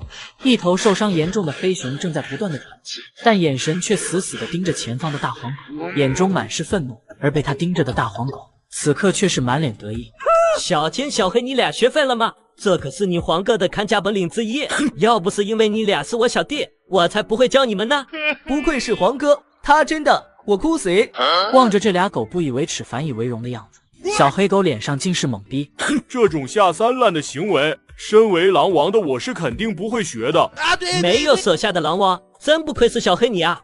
几条狗子气定神闲的样子，彻底把黑熊给激怒了。只见黑熊怒吼一声，正打算冲上去撕碎这几条狗子时，忽然感觉后方一阵剧痛传来，黑熊一个趔趄，瞬间摔倒在地上。这一番骚操作瞬间把几条狗子给看懵了。不愧是黑瞎子，都这个时候了，还不忘表演杂技。就在这时，不远处正有几个不速之客，两眼贪婪地望着前方的黑熊，其中一人更是忍不住开口道：“大哥，你看到没？是黑瞎子。”我眼右不下，当然看到了。不过这黑瞎子应该是别人的猎物，真是可惜了。管他谁的呢，咱只要给他打死了就是咱的。正朝这边赶来的三江几人，忽然又听到两声枪响，三江心中顿时有了不好的预感，连忙加快了脚步。等几人赶到之后，眼前的一幕使得三江几人怒火中烧了起来。我去，哪个天杀的把我家狗子给打了？听到这话的王大龙两人立马跑了过来，望着几条正在不断发抖的狗子以及地上的痕迹，再联想到之前听到的枪声，王大龙顿时想明白了一切，神色无比愤怒道：“他喵的，那伙人不仅抢了狗子的猎物，竟然还把狗子给揍了一顿，简直是无法无天！”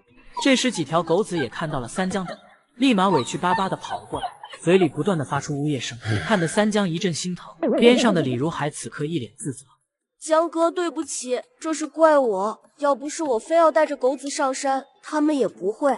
怪我，我当时要是没控枪，哪有后面这事啊？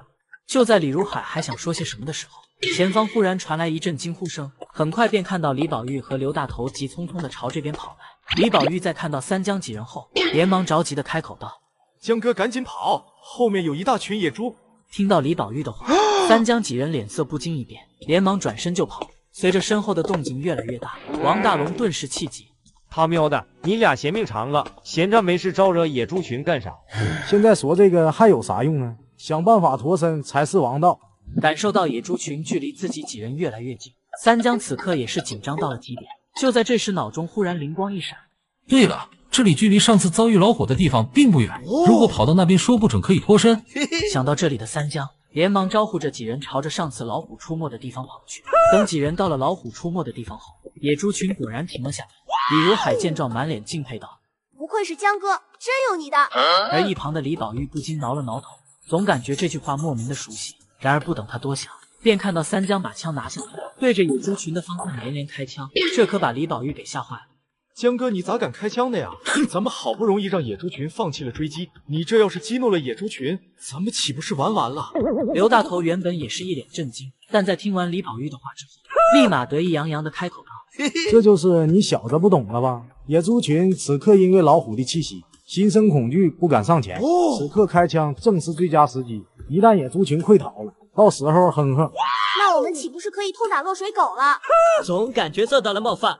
正如刘大头所说，野猪群在察觉到老虎的气息后，本就是有了退意，再加上一头又一头的野猪中弹发出惨叫声，野猪群瞬间慌乱了起来，一个个开始了亡命奔逃。三江看到这一幕，神色也是十分兴奋：“咱们赶紧追上去，能留下几头是几头，这可是个好机会。”这边的三江几人正在神色兴奋地追击溃逃的野猪，而另一边引导此次野猪群的那伙人，此刻还沉浸在兴奋中。还是大哥你有办法，这招调虎离山实在是太妙了。刚刚我好像看到有2个人在那边吧？哎，但愿他们能逃出升天吧。大哥，这里就咱们几个人，你就不用继续装了吧？不把野猪群引到他们那里，难不成要我们哥几个去冒险吗？是啊，我们还是赶紧趁着现在野猪群不在，把剩下的小野猪拿下吧。这群尚未成年的小野猪自然不是几人的对手，不多时便死得七七八八了。正当几人面露得意的打算将猎物带走时，忽然感觉地面传来一阵震动，几人脸色瞬间大变。这震动该不会是野猪群回来了吧？我操，不应该呀！怎么会这么快？那俩人也太没用了吧！大哥，我们现在咋办啊？留着青山在，不怕没柴烧。咱们走。可是这些小野猪都什么时候了，还关心这个？小命要紧啊！就在几人谈话间，一头头野猪陆续跑了过来，这情形把几人吓了一跳。然而很快几人却发现那些野猪并不敢过来，这一发现使得几人顿时安心了下来。这些野猪应该是被吓破了的，哈哈哈！真是天助我也！咱们趁着这个机会，抓紧时间把猎物带走。原来是这样，吓我一跳。正这时，一头体型硕大的独眼野猪跑了过来，感受到野猪王身上强烈的压迫感，正打算带走猎物的几人顿时停下了脚。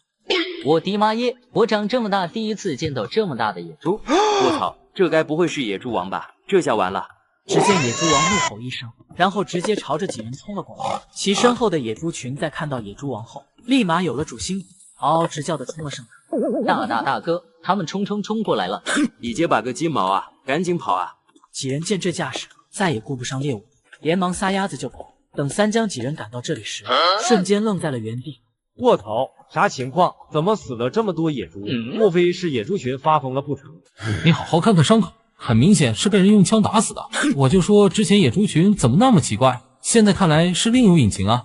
三江的话令得李宝玉和刘大头对视了一眼，两人瞬间明白了什么。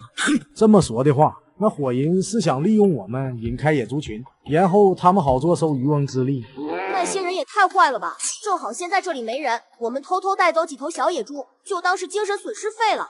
李如海的话刚出口，就发觉众人的目光都集中在了他的身上，边看还边摇头，整得他浑身不自在。在他刚想说些什么时，就听李宝玉开口道：“如海啊，你还是太年轻了，我们怎么能干这种事呢？”就是，我们哪里偷了？这明明是我们打的。没错，这就是我们打的。三江几人先是把之前路上打的野猪带了过来，等集中到了一起后，才发现自己几人根本没办法带走。要不就先放这儿，等明天咱们找个拖拉机再带回去。直接放在这里肯定不行，毕竟之前那伙人万一逃出升天了，肯定还会回来的。三江几人一番商量之后，最后决定找个地方把这些野猪藏起来。等到天色渐晚时，几个鬼鬼祟祟的家伙朝着这边走来。还得是大哥，要不然咱们哥几个怕是完蛋了。别废话了，赶紧去把那些小野猪带回去，那群野猪随时都有可能回来。当几人急匆匆地赶到目的地时，便只看到空空如也的地面，这几人瞬间愣在了原地。野猪呢？我那么多的野猪呢？几人发出一阵撕心裂肺的惨叫，其中一人更是被气晕了过去。大哥，你没事吧？第二天一早，等三江几人来到这里时，瞬间便被眼前的一幕给惊呆了。我去，野猪群造反了，竟然在围攻野猪王！听到三江的惊呼，李宝玉几人连忙跑了过来，便看到一头野猪朝野猪王发出一阵怒吼，然后缓缓朝其逼近。野猪王见状顿时大怒，决定好好教训一下这个不听话的家伙。这野猪吃饱了没事干，竟然敢挑衅野猪王。可能是天晴了，雨停了，这野猪觉得自己又行了。就在几人谈话间，那头挑衅野猪王的野猪此刻被揍得嗷嗷直叫。就在这时，又有2头野猪加入了战局，紧接着是第3头、第4头。看到这一幕的王大龙瞬间懵逼了。我本以为是新老野猪王之争，没想到竟然是野猪群联合起来造反。对呀，按道理来讲，野猪王之争，野猪群是不会插手的呀。此刻察觉到不妙的野猪王正不断地对野猪群发出怒吼。听到野猪王的怒吼声后，一些野猪明显产生了畏惧，开始止步不前。野猪王见状顿时得意了起来。然而就在这时，一声枪响传来，直接击倒了正在得意中的野猪王。李宝玉见状瞬间回过了神。卧槽，江哥666，终于干掉这家伙了。这时王大龙2人也反应了过来，朝着野猪群不断的开枪。随着一头又一头的野猪倒地，剩余的野猪也是反应了过来，连忙开始了四处逃窜，最终只有寥寥几头逃出升天。这野猪王也不过如此啊！那是因为他的注意力全在野猪群身上，要不然想打中他的关键部位可不容易。这时转过身的三江正好看到李宝玉和王大龙朝野猪王走去，连忙提醒道：“先别着急过去，让我再补2枪。”听到这话的李宝玉2人不禁一愣，不过脚步却是停了下来。正当三江打算再补2枪时，只见躺在地上的野猪王挣扎着起身，拼了命的朝林子深处跑去。三江虽然心中疑惑，但还是果断开枪将其击毙。我的妈耶！还好没过去，要不然这不得在医院躺几个月啊！是啊，这野猪王真狡猾，怪不得能多次从三江手里逃脱。三江虽然心有疑虑，但还是招呼着众人赶紧把野猪抬上车。虽然不知道野猪王为什么会突然不装死，但不可能因为这事放弃到手的这些野猪，希望是我多想了吧。当野猪全部抬上车后，周围依旧没有发现任何危险。三江见状不禁挠了挠头，看样子是我多想了，毕竟刚刚连开那么多枪，就算有猛兽，估计也应该跑了。当三江几人开着车离开后，并没有发现身后多了条尾巴。见王大龙一路笑得合不拢嘴，李宝玉不禁吐槽道：“龙哥，我知道你开心，可是你这都笑了半天了，AK 都没你的嘴角难压。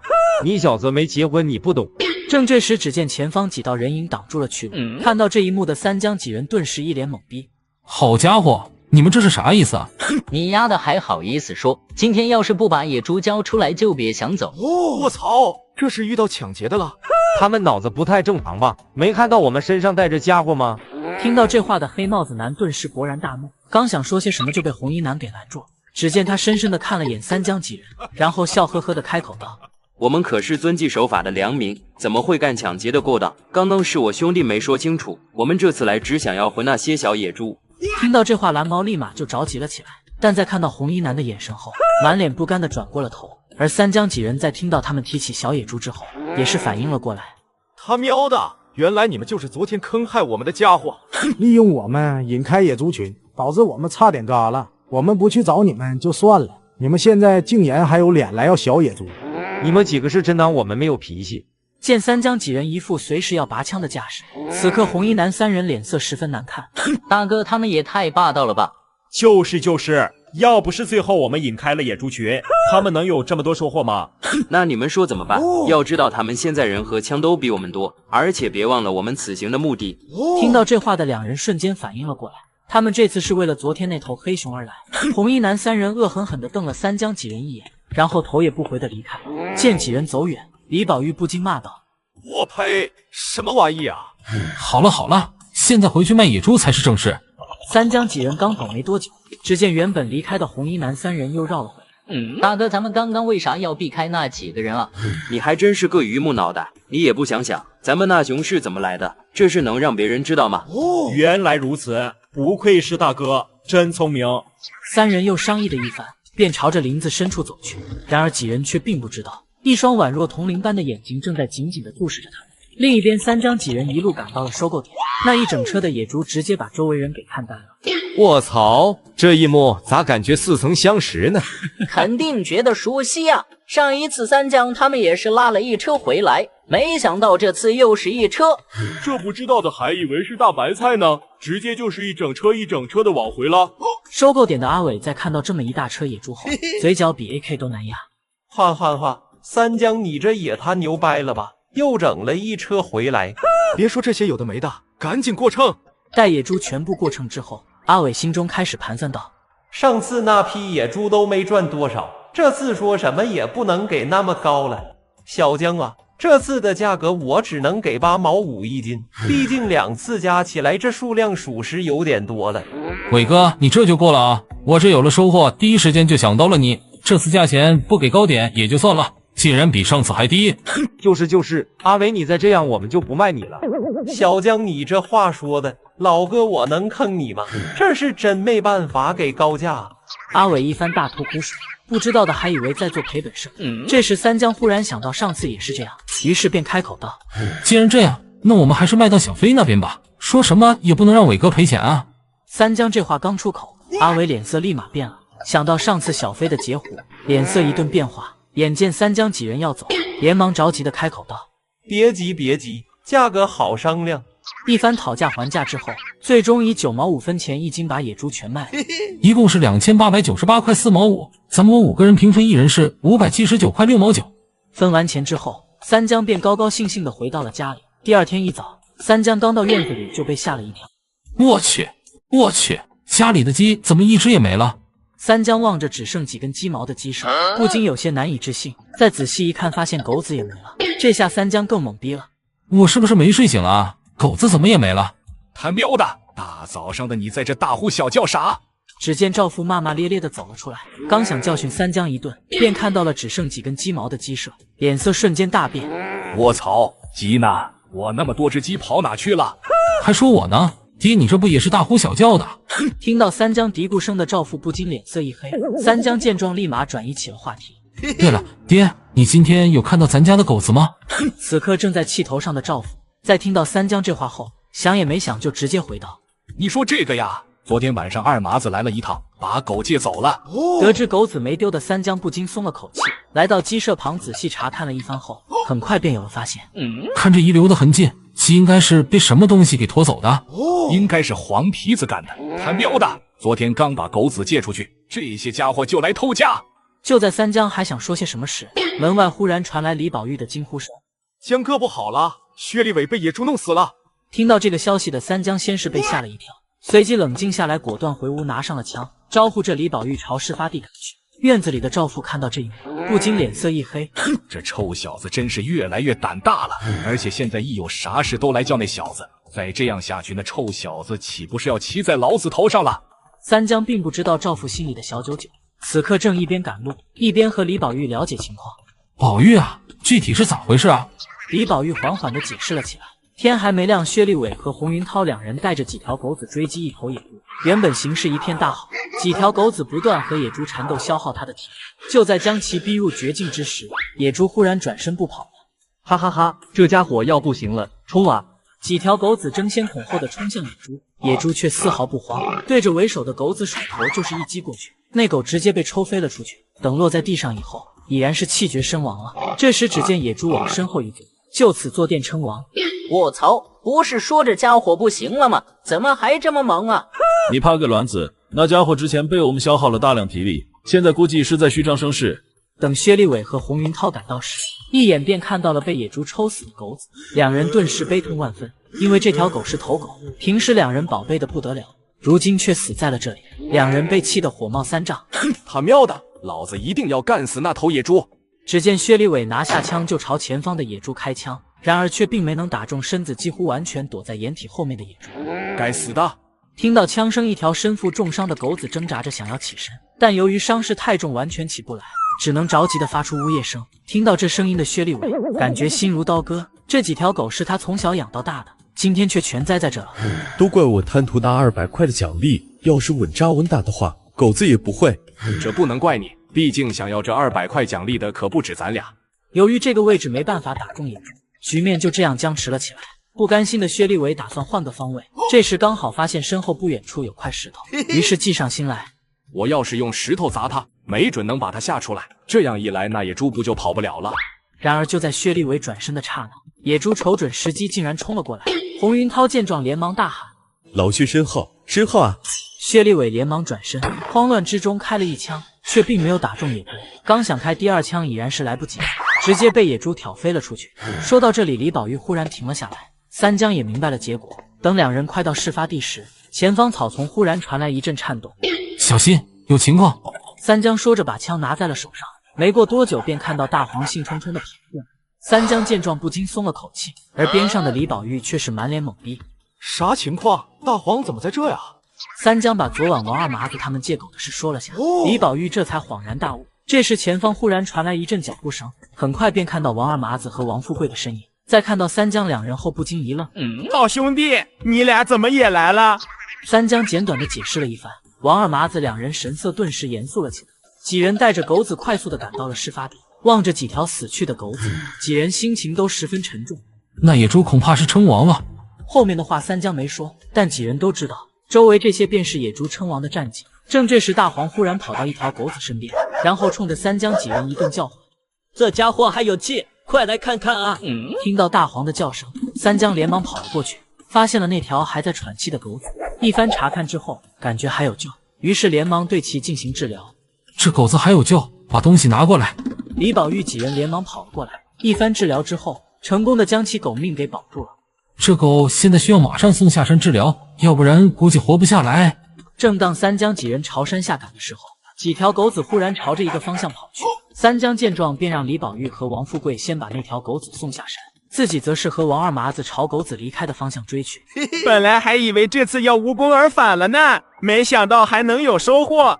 然而就在这时，前方忽然传来一阵狗子的惨叫声，三江两人顿时着急了起来。等两人赶到了之后，三江顿时一惊：我去，大黄竟然孤身一狗追着4头野猪跑！望着大黄那英勇的样子，三江两人不禁有些傻眼。王二麻子这时似是发现了什么，有些不确定的开口道：我操，野猪前面怎么还有个大黑耗子啊？听到这话的三江满脸懵逼，又仔细看了看，才有些不确定的开口道：那个好像是小黑吧？小黑跑在最前面干啥？难道是在给野猪带路？三江和王二麻子两人不禁面面相觑了起来。时间回到之前，3条狗子刚来到这，一眼便发现了那几头正在大快朵颐的野猪。大黄顿时得意了起来，哼哼哼，看吧，听你黄哥的准没错。黄哥666，呵，瞧你那得意啊，搞得跟谁没发现一样。狗就是狗，只知道邀功，不像我们高贵的狼，深藏功与名。都深藏功与名了，你还在这叫唤啥？小黑见说不过大黄，于是便不再开口，眼神轻蔑地望了大黄一眼，一切尽在不言中。大黄见状顿时气急，心中开始盘算了起来。他喵的，竟然敢鄙视我，等会有你小子好看。几条狗子一番商议之后，决定由大黄去把野猪赶过来。小青伺机而动，而小黑则是负责拦截野猪。大黄啊，不是我看不起你，就你一条狗还想把野猪赶过来，你要是能做到，我直接当场吃降。别以为我不知道，你就是想要骗吃骗喝啊！看到大黄和小青离开，小黑随意找个地方躺了下来，打算先打个盹。然而没过多久，地面忽然传来一阵震动，吓得小黑左右张望了起来。卧槽，咋回事啊？难道是地震了？正当小黑疑惑间，后面小青的狗叫声传了过来。小黑快拦住他们！听到小青的声音，小黑连忙转身，便看到一群气势汹汹的野猪杀了过来。小黑被吓得亡魂大冒，连忙撒丫子就跑，边跑边叫唤：随着时间推移，眼见就要被野猪追上，小黑连忙一个狗扑躲进了草丛中。野猪没了带路党，眼看就要分开跑，三江连忙拿下枪，朝着那几头野猪就是2枪过去。2头最前方的野猪应声倒地，剩余的2头被吓坏了，连忙加速逃跑。好机会！大黄瞅准时机，朝着一头野猪后面就是一口，咬完就朝着另一头野猪追去。眼见被咬的野猪速度降了下来，三江见状不禁大喜。大黄干得漂亮！三江直接就是一枪结果了受伤的野猪。这时小黑猛地窜了出来，对着倒地的野猪一阵撕咬。三江不禁一阵无语，小黑这狗不去当演员可惜了。再次一枪将最后一头野猪解决掉后，三江便招呼着王二麻子前去抬野猪。这时狗子忽然又叫唤了起来，三江心中顿时一喜，狗子这是又发现了目标。眼见狗子一直冲着大树叫唤，三江立马意识到了什么，冲着王二麻子使了个眼色，两人慢慢的朝大树走去。等走到近前之后，三江两人上下打量了这棵树半天，却什么也没发现。这啥也没有啊！大黄是不是搞错了？不可能，大黄枪头非常准，从来没出过错，这树上肯定是有什么。三江两人又查看了半天，还是一无所获。这时三江忽然灵光一闪，对着大树就是一枪过去。突如其来的枪声使得树上躲着的家伙被吓得直接掉了下来。我操，大黄牛掰啊，这都能发现！三江两人连忙上前查看，发现只是一头黑熊幼崽后，不禁大失所望。原来只是头熊崽子啊，真是白白浪费我们时间。三江两人丝毫没有抓捕黑熊幼崽的意思，毕竟如果打猎连幼崽都不放过的话，那么这类猎物离绝种也就不远了。两人重新来到野猪旁，正打算带着野猪离开时，狗子忽然冲着一个方向再次叫唤了起来。三江连忙把目光望去，便看到了一双猩红色的眼睛。卧槽，血腥味引来了狼，这下不好办了。三江和王二麻子神色十分凝重，毕竟地上的野猪一次性是带不走的，而留下来的野猪肯定会被吃得一干二净。没给三江过多思考的时间，远方便传来了一阵阵狼嚎声。三江当机立断，决定带着两头野猪离开。就在这时，想到了刚刚的黑熊幼崽，不禁犹豫了起来。如果就这样离开，那头熊崽子肯定必死无疑。算了，还是把它带上吧。三江先是朝着狼嚎声的方向连开数枪，等狼嚎声消失之后，立马拎起地上的小黑熊，然后和王二麻子一人背上一头野猪，迅速离开了这里。好可惜啊，那两头野猪就这样没了。人要懂得知足，毕竟知足才能长乐吗？三江两人离开后没多久，一头头饿狼便冲向了地上的两头野猪，开始了大快朵颐。然而就在这时，狼群忽然停止了进食，齐刷刷的把目光望向了一个方向。只见一头黑熊满是愤怒的冲了过来。小黑，你说说你刚刚跑什么？你懂什么？我那叫战略撤退，好吧？溜你妹啊溜！不会说话就闭嘴！你们根本不了解狼王的智慧啊！对对对。三江刚把小黑熊安顿好，便看到赵母神色焦急的走了进来。看到三江没事之后，不禁松了口气。小江，你回来了，没事就好，没事就好。娘啊，你这是咋了？是发生什么事了吗？见三江和王二麻子两人疑惑，赵母连忙将自己刚刚听到的事说了出来。我刚刚回来的时候，听村里人说那野猪王又杀了2人，其中1人还是个老猎户。小江，俺娘知道你打猎厉害，但这次你可千万别去冒险啊！婶子你多虑了，不过是区野猪王罢了。要知道三江可是老虎都能打的。听到这话的赵母脸上一黑。这时门外忽然传来一阵急促的脚步声，紧接着便看到李宝玉他爹李大勇急匆匆的跑了进来。带来的消息使得三江脸色巨变。我去！经常打猎的都知道，老虎在山里没有天敌。然而若是在这头重达1000斤的大野猪面前，老虎也只不过是只待宰的羔羊罢了。姐夫啊，你说咱们就这么偷偷上山，要是被我姐知道了，他知道又能咋了？只要我们带着猎物回去，还怕堵不住他的嘴吗？就是，赵老哥打猎哪似空手过？等带着猎物回去，嫂子肯定开心的不得了。几人有说有笑的聊了起来。正这时，前方忽然传来几声枪响，随之而来的就是一阵惨叫声。几人对视了一眼，立马朝着声音的方向赶去。姐夫，要不咱们还是别过去了吧？我心中总有种不祥的预感。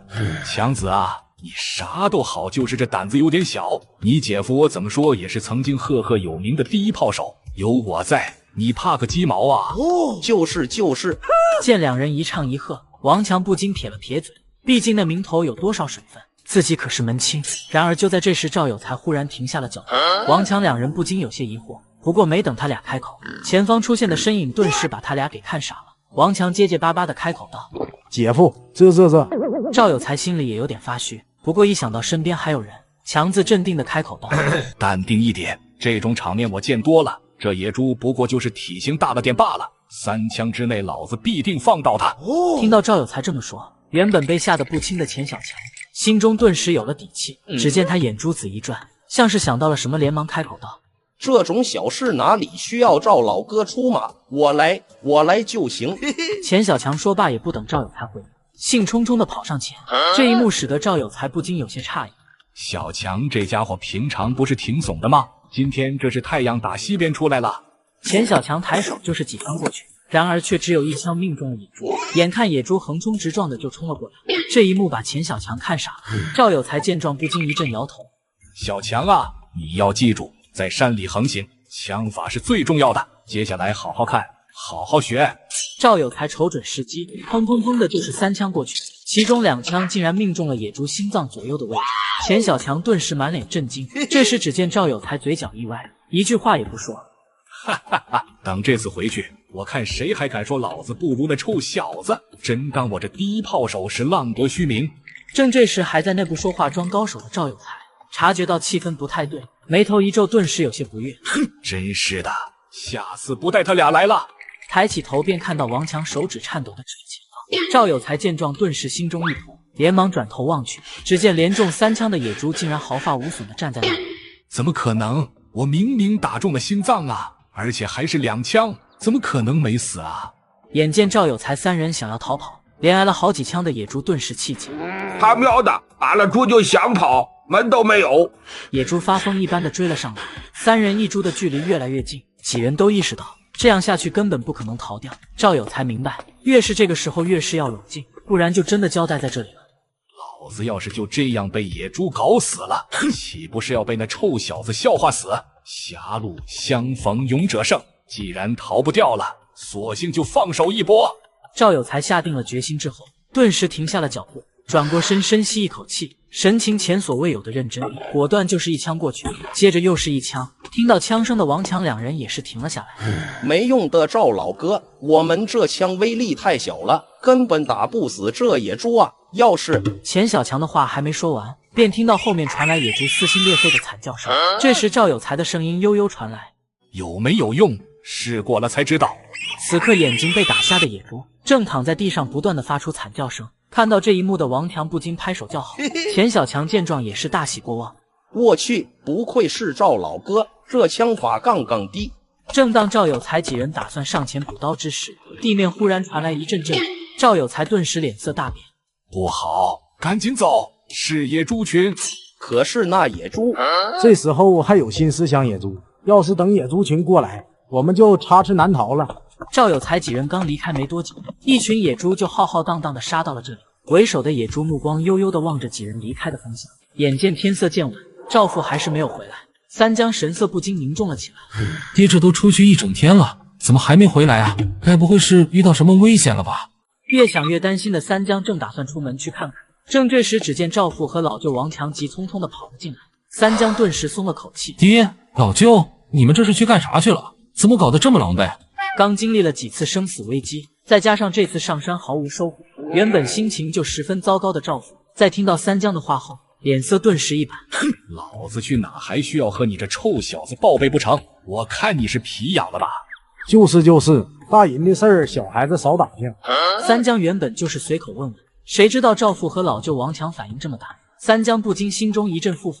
八成是在山里吃了亏，本来还想着帮老爹和老舅他们打掩护，现在来看还是算了吧，等会看你俩怎么过娘那关。怎么，你这臭小子还不服气？我看你是3天不打上房揭瓦。赵大官人好大的官位呀，出去鬼混了1整天，还这么理直气壮的，我是不是还要给你行个礼啊？赵父和老舅王强还没得意多久，便听到赵母的声音悠悠传来。赵有才和王强顿时身子一僵，赵有才连忙解释道：兰兰，你听我狡辩啊，呸，听我解释啊，我只不过是怕那臭小子得意忘形了。是啊，姐，我和姐夫不是那个意思，我们就是……伴随着赵母一个眼神，王强顿时不敢说话了。眼见赵母一句话也不说，赵父和老舅王强不停地朝三江使眼色，三江假装看不见，径直走到一边。赵有才、王强，你们俩先随我进屋。赵母说完便转身回屋去了。而赵父和老舅王强则是一脸忐忑地跟了上去。听到屋里赵父那着急的狡辩声，三江不禁一阵偷笑。正这时，地面忽然传来一阵震动，三江先是一懵，随即像是想到了什么，脸色顿时大变。我去！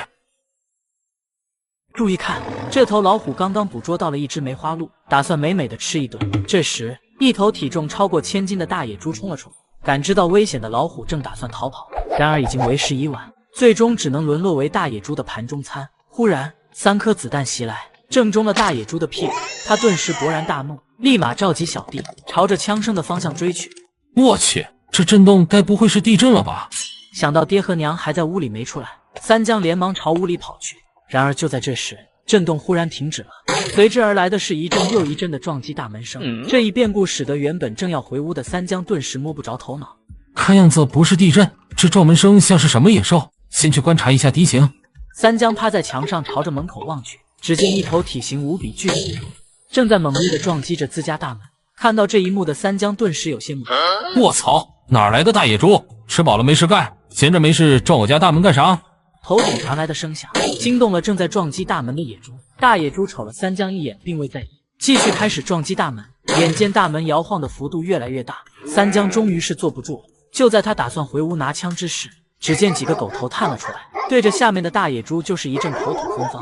喂，下面的大家伙，给我一个面子，速速离开这！大野猪瞥了小黑一眼，顿时停下了撞门的步伐。这一幕使得小黑的虚荣心得到了极大的满足。看到没，这就是狼王的牌面。然而小黑还没得意多久，就只听噗的一声，大野猪在朝着小黑放了一个臭屁之后，就继续开始撞击大门。受到如此侮辱的小黑顿时气急，他喵的，竟然敢这样侮辱狼王！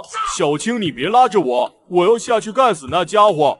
你在说什么？我啥时候拉你了？小黑这怂样，使得边上的大黄摇头不语。这等等着，干脆改名叫忍者神狗算了。果然还是要我出马？你出马，不是我看不起你，就大黄你那身高，莫不成是要当场表演跳起来打野猪膝盖的戏码？大黄无视了小黑的嘲讽，直接跳下了墙。听到身后的动静，大野猪顿时停下了撞门的步伐。不过在看到来者只是个小不点后，顿时就不屑了起来，竟然无视了大黄，继续撞击大门。这时被撞门声吵醒的邻居孙老三气急败坏地走了出来，边走边骂道：“他喵的，大晚上的不睡觉，敲你妹啊敲！”大黄径直朝大野猪冲去，在还有一定距离时猛地跃起，对着他的屁股就是一口。屁股传来的剧痛使得大野猪顿时嗷嗷直叫了起来。听到前面传来杀猪般的惨叫声，孙老三先是一愣，随即像是想到了什么，顿时大喜过望。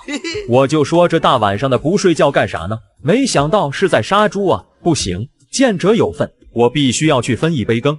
大野猪愤怒地转过身，便看到一道人影朝自己飞奔而来。野猪顿时被气得浑身发抖。我操，爸妈只不过是我大意了，没有善，这才让你得逞了。你居然还想故技重施！孙老三跑到一半发现了不对，然而还没等他仔细思考，便看到一个庞然大物朝着自己冲了过来。孙老三被吓得亡魂大冒，连忙使出吃奶的力气，拼了命的逃跑。卧槽卧槽！三江刚拿着枪爬到屋顶，却发现门口的大野猪不见了，顿时满脑门的问号。野猪呢？我那么大一头野猪呢？一脸懵逼的三江忽然听到边上传来李宝玉的声音：“江哥是你吗？你怎么也爬到屋顶上了？”是宝玉啊，刚刚有头大野猪不知道发什么疯，一直撞我家大门，我便想着拿枪给他打了，没想到就回个屋的功夫，野猪竟然不见了。李宝玉听后顿时明白了过来，连忙把刚刚看到的事讲了一遍。三江顿时满脸诧异：“宝玉，你确定没看错？真的是孙老三？那家伙不是出了名的爱占便宜吗？怎么可能做这种事啊？要不是我亲眼看到，我也不相信这是真的。”就在三江和李宝玉聊天的功夫，只见大野猪追着孙老三又跑了回来。三江瞅准时机，果断就是几枪对去，成功命中了奔跑中的大野猪。然而大野猪只是身子晃了下，很快就缓了过来，继续朝着孙老三追去。江哥，你这才几天不见的功夫，枪法怎么这么拉了？一个优秀的猎人要懂得随机应变。经过刚刚的失利，三江心中开始思索了起来。根据刚刚的情况来看，如果不能命中野猪关键部位，枪的杀伤力并不足以致命，而且晚上视野不太好。这种情况下，想要干掉野猪可不容易，得想个办法让它露出破绽才行。听到枪声的孙老三原本大喜过望，结果还没高兴几秒钟，大野猪就又追了上来。吓得他只能继续逃命。等了半天没有再听到枪响的他，顿时气得口吐芬芳。他喵的，你倒是赶紧继续开枪啊！你没看到那野猪还在追杀我啊？孙老三的话使得三江眼前一亮，稍微一思考，心中立马有了主意。只见三江先是朝着大野猪连开几枪，然后立马招呼着孙老三上墙。孙老三在求生欲望的刺激下，竟然一下子爬到了围墙上。我的妈耶，我竟然活了下来，真是太不容易了。已经缓过神的野猪，此刻只能双目喷火地注视着围墙上的孙老三。这时，三江瞅准时机，抬手就是几枪过去，成功打瞎了野猪的一只眼。眼睛被打瞎的大野猪顿时发出一阵撕心裂肺的惨叫。趁你变，要你灭，让你鄙视我！大黄瞅准机会，又是朝着大野猪屁股上来了一口。三江则是趁着野猪转身的功夫，对准其心脏位置就是一枪。心脏位置中了一枪的大野猪终于是察觉到了危险，连忙摇摇晃晃的就想要逃离这里。小黑立马察觉到了机会，刚刚冲我放屁的时候不是很生气，现在想跑门都没有。我告诉你，狼可是很记仇的。小黑自然不会放过这个痛打落水猪的机会，顿时朝大野猪冲去，然而却被其一蹄子给踢飞了出去。不过就是因为小黑这一阻挡，使得野猪一个趔趄，直接重重的摔倒在地上。大黄见状立马扑了上去，真不容易啊，可算是把这个家伙给干掉了。三江还来不及松口气，就听到外面就传来一声又一声的惨叫声，于是连忙带着狗子前去处理剩下的野猪。随着一头又一头的野猪倒下，剩下的野猪终于是感受到了害怕，开始了逃离。这些野猪给村子造成了这么大的损失，绝对不能让他们就这样活着回去。三江和众人一番商议，决定继续追击剩下的野猪。一行人朝着野猪逃离的方向追去，很快便追到了山里。这时，我去，山里怎么会有白熊啊？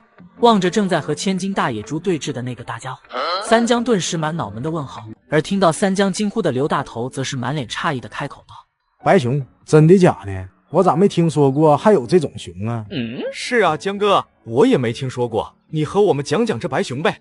迎着两人那期盼的眼神，三江稍微思考了下，开口道：“白熊又名北极熊，是世界上最大的陆地食肉动物。成年雄性体重在500到1200公斤之间，头体长超过3米。它的前爪大，并且呈桨状，适合在薄冰上游泳和行走。主要生活在北极圈冰层覆盖的水域，冬季洞穴的深度可达永久冻土层。首选栖息地是北冰洋的浮冰。”原来是这样啊！不过江哥，你不是说这家伙生活在北极吗？怎么跑到这里来了？三江听到这话不禁摊了摊手，表示自己也不知道。这时，周围陆陆续续出现了一头头野猪。三江几人见状，连忙爬上树，而被他用手拖上树的大黄狗，此刻被吓得瑟瑟发抖。我操，这他喵的有点高啊！主人可千万别手抖啊！这要是掉下去，岂不是死翘翘了？随着野猪群的到来，千斤大野猪顿时有了底气，直接带着他们朝着对面的北极熊发起了攻击。双方瞬间战斗到了一起。这时，大黄鼻子一阵耸动，然后朝着前方低吼了起来，这可把李宝玉吓坏了。我操！大黄这个时候发什么疯啊？要是把那些家伙引过来，我岂不是要完蛋了？大黄可是最厉害的抬头相头狗，相头准得很，肯定是发现了什么东西，要不然不会这样的。理是这个理，不过我们现在这情况，万一暴露了，恐怕……这时，树冠传来一阵抖动，只见一个大脑袋探了出来，冲着狗子一顿低吼。大黄瞬间就想要发飙，幸好三江安抚好了他。看在主人的面子上，这次就算了，下次再敢龇牙咧嘴的，看我抽不抽你就完事了。我理个豆，还真有东西在啊！只见花豹时不时的望一眼下面的情况，眼中满是恐惧。看到这一幕的三江顿时明白了过来，这家伙之前应该是被追杀过来的，如果不是北极熊正好和千斤大野猪对上了，恐怕这花豹插翅难逃了。正在激战的双方丝毫没有察觉到周围的不速之客越来越多，而看到这一幕的三江立马意识到了不妙，下面的狼群越来越多了，再这样等会想要离开可就难了。这时远方传来一声狼嚎，只见狼群神色挣扎的朝前逼近，场中的北极熊和千斤大野猪也发现了不妥，开始朝着四周的狼群低吼。这狼群是不是吃错药了，竟然敢来掺和这个级别的战斗？依我看，这完全就是厕所里打灯，找死！狼是非常聪明的动物，按理来讲，如今食物不算短缺，不应该会做这么愚蠢的事啊。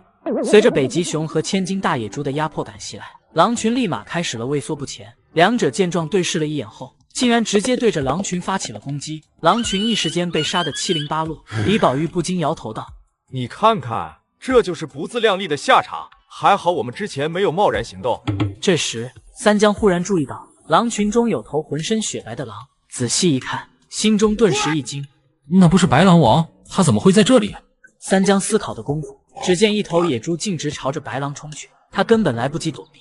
就在这危机时刻，一声枪响传来，瞬间将那头野猪击毙。一时间混乱的场面为之一静，大家齐刷刷的朝着三江几人这边看来。李宝玉心里一个咯噔，卧槽！江哥，我承认我之前吐槽你不对，可是也没必要这样吧？望着停止战斗的己方，李宝玉欲哭无泪，毕竟他可是在最下方，一旦那些家伙冲过来，他肯定玩完。这时，天空中忽然下起了大雨，使得原本对峙的警方纷纷离开了这里。等确认他们离开之后，三江几人不禁松了口气。我理个豆！刚刚我差点被吓死。这雨来的真及时啊！看来我们命不该绝。你们还有空聊天呢？这么大的雨，还不赶紧找个地方避雨？三江几人带着狗子一路跑回，虽然被淋成了落汤鸡，不过也是成功找到了一个避雨的地方。外面的雨越下越大，三江几人此刻被冻得瑟瑟发抖。江哥，我好冷啊！我去找找有没有能用的柴火。三江一顿摸黑寻找，找了半天，总算是点燃了篝火。火焰的温度驱散了身体上的寒冷，几人顿时感觉好受了很多。望了眼外面的大雨，刘大头不禁叹了口气。刚刚还觉得这雨下得好，结果咱们被淋成了落汤鸡，果然是福祸相依啊！这时，只见李宝玉身体一阵发抖，然后开始不停地打喷嚏。三江立马意识到应该是着凉了。这雨一时半会根本停不了，这会篝火再燃烧还好，等到后面要是篝火灭了，一旦被堵在这，那宝玉可就……正当三江满脸凝重之时，外面忽然传来一阵急促的奔跑声。三江立马把枪拿在了手中，很快便看到一头大黑熊急匆匆地跑了进来。不过在看到里面的情况之后，被吓了一跳，连忙转身跑了出去。见到三江并没有开枪，刘大头不禁有些不解道：“你刚刚为啥不开枪干掉那熊瞎子？就这么放他跑了，多可惜呀！”我们现在不确定之前那些家伙在哪，万一贸然开枪，导致把他们吸引过来的话，我们岂不是要被瓮中捉鳖了？时间一点一滴的过去了，外面的大雨总算是停了下来，三江不禁长松了口气。这时，我去，这大半夜的，该不会是冲着小鸡仔来的吧？夜里被一阵狗叫声给吵醒的三江，立马意识到了不妙，连忙起身来到院子里查看情况。在发现小鸡仔们没事之后，不禁长松了口气。还好小鸡仔没事，要不然明天等娘回来，岂不是要骂死我啊？这时，三江发现自家的狗子正眼神凶狠地盯着一个方向，就连主人的到来都没能让他转头。看到这一幕的三江立马意识到了不对，狗子的状态肯定是发现了什么，看样子是因为我的到来惊走了那家伙。三江在外面等了许久，依旧没有任何发现。随着困意逐渐袭来，只好打着哈欠回屋睡觉去了。然而他还没睡多久，便又听到外面传来一阵狗叫声，三江火气顿时就上来了。他喵的，大晚上的不让我好好睡觉，别让我逮到你！三江怒气冲冲地来到院子里，还没来得及查看，这时被狗叫声吵醒的赵秀儿怒气冲冲地走了出来，也不管3七21，冲着狗子就是一顿骂。你这狗子大晚上的，吃饱了没事干是吧？一直在这狗叫个锤子。秀儿，你知道啥？狗子叫唤是因为院子里来东西了。啊，来东西了，在哪？赵秀儿闻言一惊，连忙四下查看，然而看来看去却什么也没发现，感觉自己被耍了的他顿时勃然大怒。三江，你竟然联合狗子来耍我，你给我等着，我现在就要告诉爹你欺负我，你就等着挨揍吧。正当赵秀儿打算回屋之时，只见狗子不知道叼了个啥东西，兴冲冲地跑了过来。三江两人仔细一看，竟然是条黄鼠狼。啊，竟然是黄鼠狼，真不愧是大黄，果然是好样的，快，赶紧给我！赵秀儿满脸笑容地走了过去，谁知道狗子理都不理他，径直朝三江跑去，这可把赵秀儿给气坏了。他喵的，真是个白眼狗，下次有好吃的再也不给你了。赵秀儿说完，便气冲冲地回屋去了。第二天一早，三江拎着黄鼠狼打算去卖掉，结果刚出门便看到一群人正围在那里，一个个或是气愤，或是哀愁。他喵的，也不知道昨天晚上发生了啥，我家鸡莫名其妙少了2只。少了2只鸡算啥？我家昨晚丢了3只呢。不是吧？这都能攀比上？话说你们家里不是养的有狗吗？这晚上没听到动静。他喵的！说起这个我就来气，我家那狗子一天天除了吃就是睡，关键胆子还贼小，也不知道昨晚躲哪里去了。听到周围人的议论，三江顿时明白了过来。昨晚不少人家里的鸡都丢了，看样子这伙黄鼠狼的数量不少啊，要想办法找到他们的老巢才行，要不然今后家里估计都不能安生了。毕竟那些家伙的报复心可是很强的。三江边走边思考，不知不觉中就来到了李宝玉家里。在看到院子里的大公鸡时，顿时眼前一亮。若是以这只大公鸡作为诱饵的话，就不怕那些家伙不上当了。李宝玉刚转过头，便看到三江两眼放光的盯着自家的大公鸡，吓得他连忙跑过来。江哥，这个可不能吃啊！这只2年半的大公鸡，我爹平时宝贝的不得了，要是咱俩给它吃了，我老爹肯定会揍死我的。正沉浸在思考中的三江，在听到李宝玉这话之后，顿时满脑门的黑线。我啥时候说要吃这只大公鸡了？我是想用它当诱饵。望着李宝玉那不解的眼神，三江当即把自己的计划告诉了他。听到可以一窝端了黄鼠狼，李宝玉顿时高兴不已。毕竟那些家伙眼馋自家大公鸡好久。现在万事俱备，就等晚上了。时间很快就来到了晚上，三江两人在房间里静静的等待着。然而随着时间一点一滴的流逝，外面除了虫鸣鸟叫声以外安静的可怕。就在三江迷迷糊糊的快要睡着的时候，外面忽然传来一阵不知名的惨叫声。三江立马精神了起来。他喵的，终于来了，我等的花儿都谢了。三江和李宝玉连忙朝院子里跑去。两人刚到院子里，李宝玉就急匆匆地跑过去查看，在看到大公鸡毫发无损时，不禁松了口气，接着像是想到了什么，连忙朝着四周查看，却发现什么也没有，顿时满脸懵逼道：江哥，你这陷阱咋搞的？该不会是假冒伪劣产品吧？竟然连个黄鼠狼都逮不到！宝玉啊，这就是你不懂了吧？他要是不跑了，我们怎么找到他们的老巢啊？听到这话的李宝玉顿时满脑门问号，三江来不及和他解释，连忙带着狗子朝黄鼠狼逃跑的方向追去。江哥，你这方法能成吗？咱们万一跟丢了咋办啊？那家伙受了伤，肯定要找个地方休养，而最安全的莫过于他的老巢了，所以他肯定是会回去的。至于你担心的跟丢，你怕不是忘了大黄？狗子嗅着空气中的气味，快速的朝前追去，三江两人紧随其后，两人一狗最终在一个洞口前停了下来，望着那一个小小的洞口，李宝玉顿时兴奋了起来。太好了，终于是找到这些家伙的老巢了。现在高兴还太早了点，要知道这些家伙的老巢往往不止一个出口。宝玉，你先在这守着，我和狗子去找另一个出口。三江说完便带着狗子在周围寻找了起来，不多时狗子便发现了另一个出口。三江先是让狗子在这里守着，而自己则是回到了李宝玉这边。宝玉啊，另一个出口已经找到了，你和狗子就守在那边吧，到时候等黄鼠狼出来一只打一只。等李宝玉走后，三江先是找来了一些干树枝点燃，然后再放一些湿树枝形成烟雾。随着烟雾的涌入，另一边很快便有只黄鼠狼被烟熏的受不了，跑了出来。狗子一个狗扑上去，将其一口咬死。哈哈哈，这些家伙终于是出来了。李宝玉和狗子一左一右，将跑出来的黄鼠狼全部打掉，最后大致看了下，竟然有10几只。这时，我去！注意看，这只小兔子正在悠闲的进食。这时，边上忽然窜出来一条大蛇，一口将其咬住，开始了大快朵颐。而这一切恰好被正在天空中盘旋的老鹰给发现了。望着地上美味的大辣条，老鹰二话不说就冲了下去，抓起地上的大蛇就飞上了高空，并且心情愉悦地拉了坨翔。我去，天上掉下来一坨翔！一坨从天而降的翔，直挺挺地朝着三江而来。这时，他似乎是察觉到了什么，微微后退了一步，险之又险地躲过了这次袭击。我操，还好我反应快，要不然指定被虎脸上了。三江不禁后怕不已，待回过神后，顿时气得不行，对着天空中的老鹰就是一阵口吐芬芳。他喵的，别被我逮到，不然绝对嘎了你！听到惊呼声的李宝玉连忙走过来，望着三江那一副气急败坏的表情，不禁挠了挠头。不过在看到地上的那坨之后，立马反应了过来。我操，江哥，你这运气也太差了吧，竟然踩到了那玩意！听到这话的三江脸色更加黑了，刚想解释一下，这时只听一道破风声传来，三江下意识地往边上一躲，暗自庆幸自己反应快。果然任何事只要经历过一次就有经验了。然而边上的李宝玉可就没那么幸运，被那玩意直接砸在了脑门上。李宝玉瞬间愤怒地抬起了头，这时刚好又一坨翔飞了过来，正巧砸在了准备骂娘的李宝玉嘴上。而树上的罪魁祸首此刻兴奋极了，手舞足蹈的仿佛在嘲笑他。我操，啥玩意？宝玉，你竟然把那东西给吃了！你别过来，你离我远点！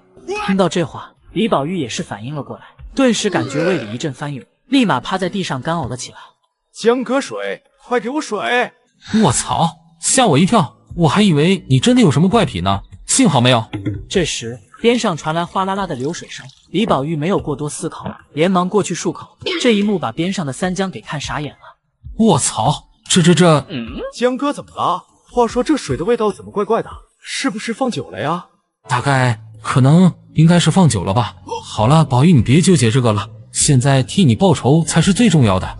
听到三江提起这个，李宝玉也是回过了神，二话不说的就朝着小猴子追去。三江见状连忙跟了上去，而树上的小猴子在看到两人直奔自己而来后，吓得慌忙逃离了这里，边跑还边叫喊：我的妈耶，这就急眼了，真是的！眼见两人穷追不舍，小猴子也是收起了玩闹的心思，立马开始和两人斗智斗勇了起来。卧槽，江哥这猴也太鸡贼了吧，一直和我们绕来绕去的。常言道山中无老虎，猴子称大王，这股机灵劲就是他们赖以生存的手段。小猴子看到两人在那嘀嘀咕咕不追自己，当即就打算继续作妖。这时天空中忽然传来一阵老鹰的长鸣声，使得小猴子瞬间浑身一颤，刚打算逃跑，就被一道黑影带上了高空。听着小猴子凄惨的叫声，李宝玉顿时兴奋了起来。哈哈哈，真是天道好轮回啊，这家伙终于遭报应了吧。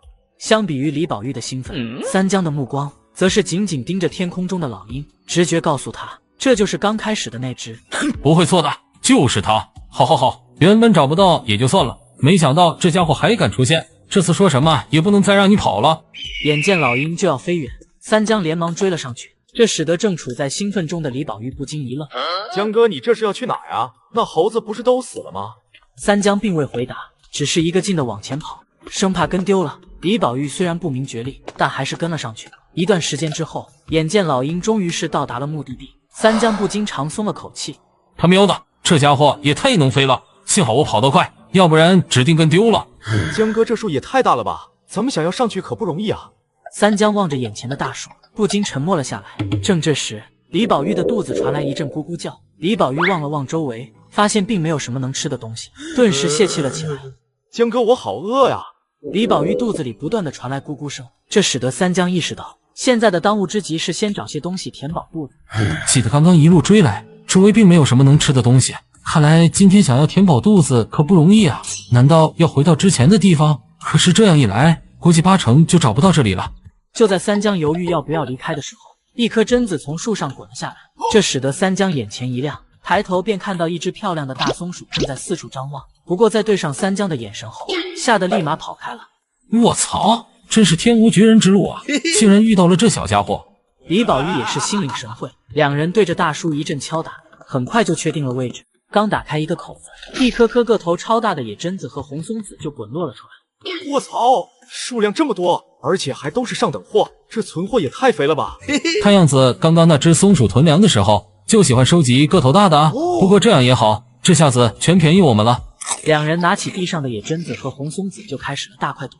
美美的吃了一顿之后，李宝玉想到刚刚的松鼠，不禁坏笑道：江哥，你说那大松鼠等会回来，要是发现家里存粮全没了，会不会被气死啊？行了，别忘了这次的正事。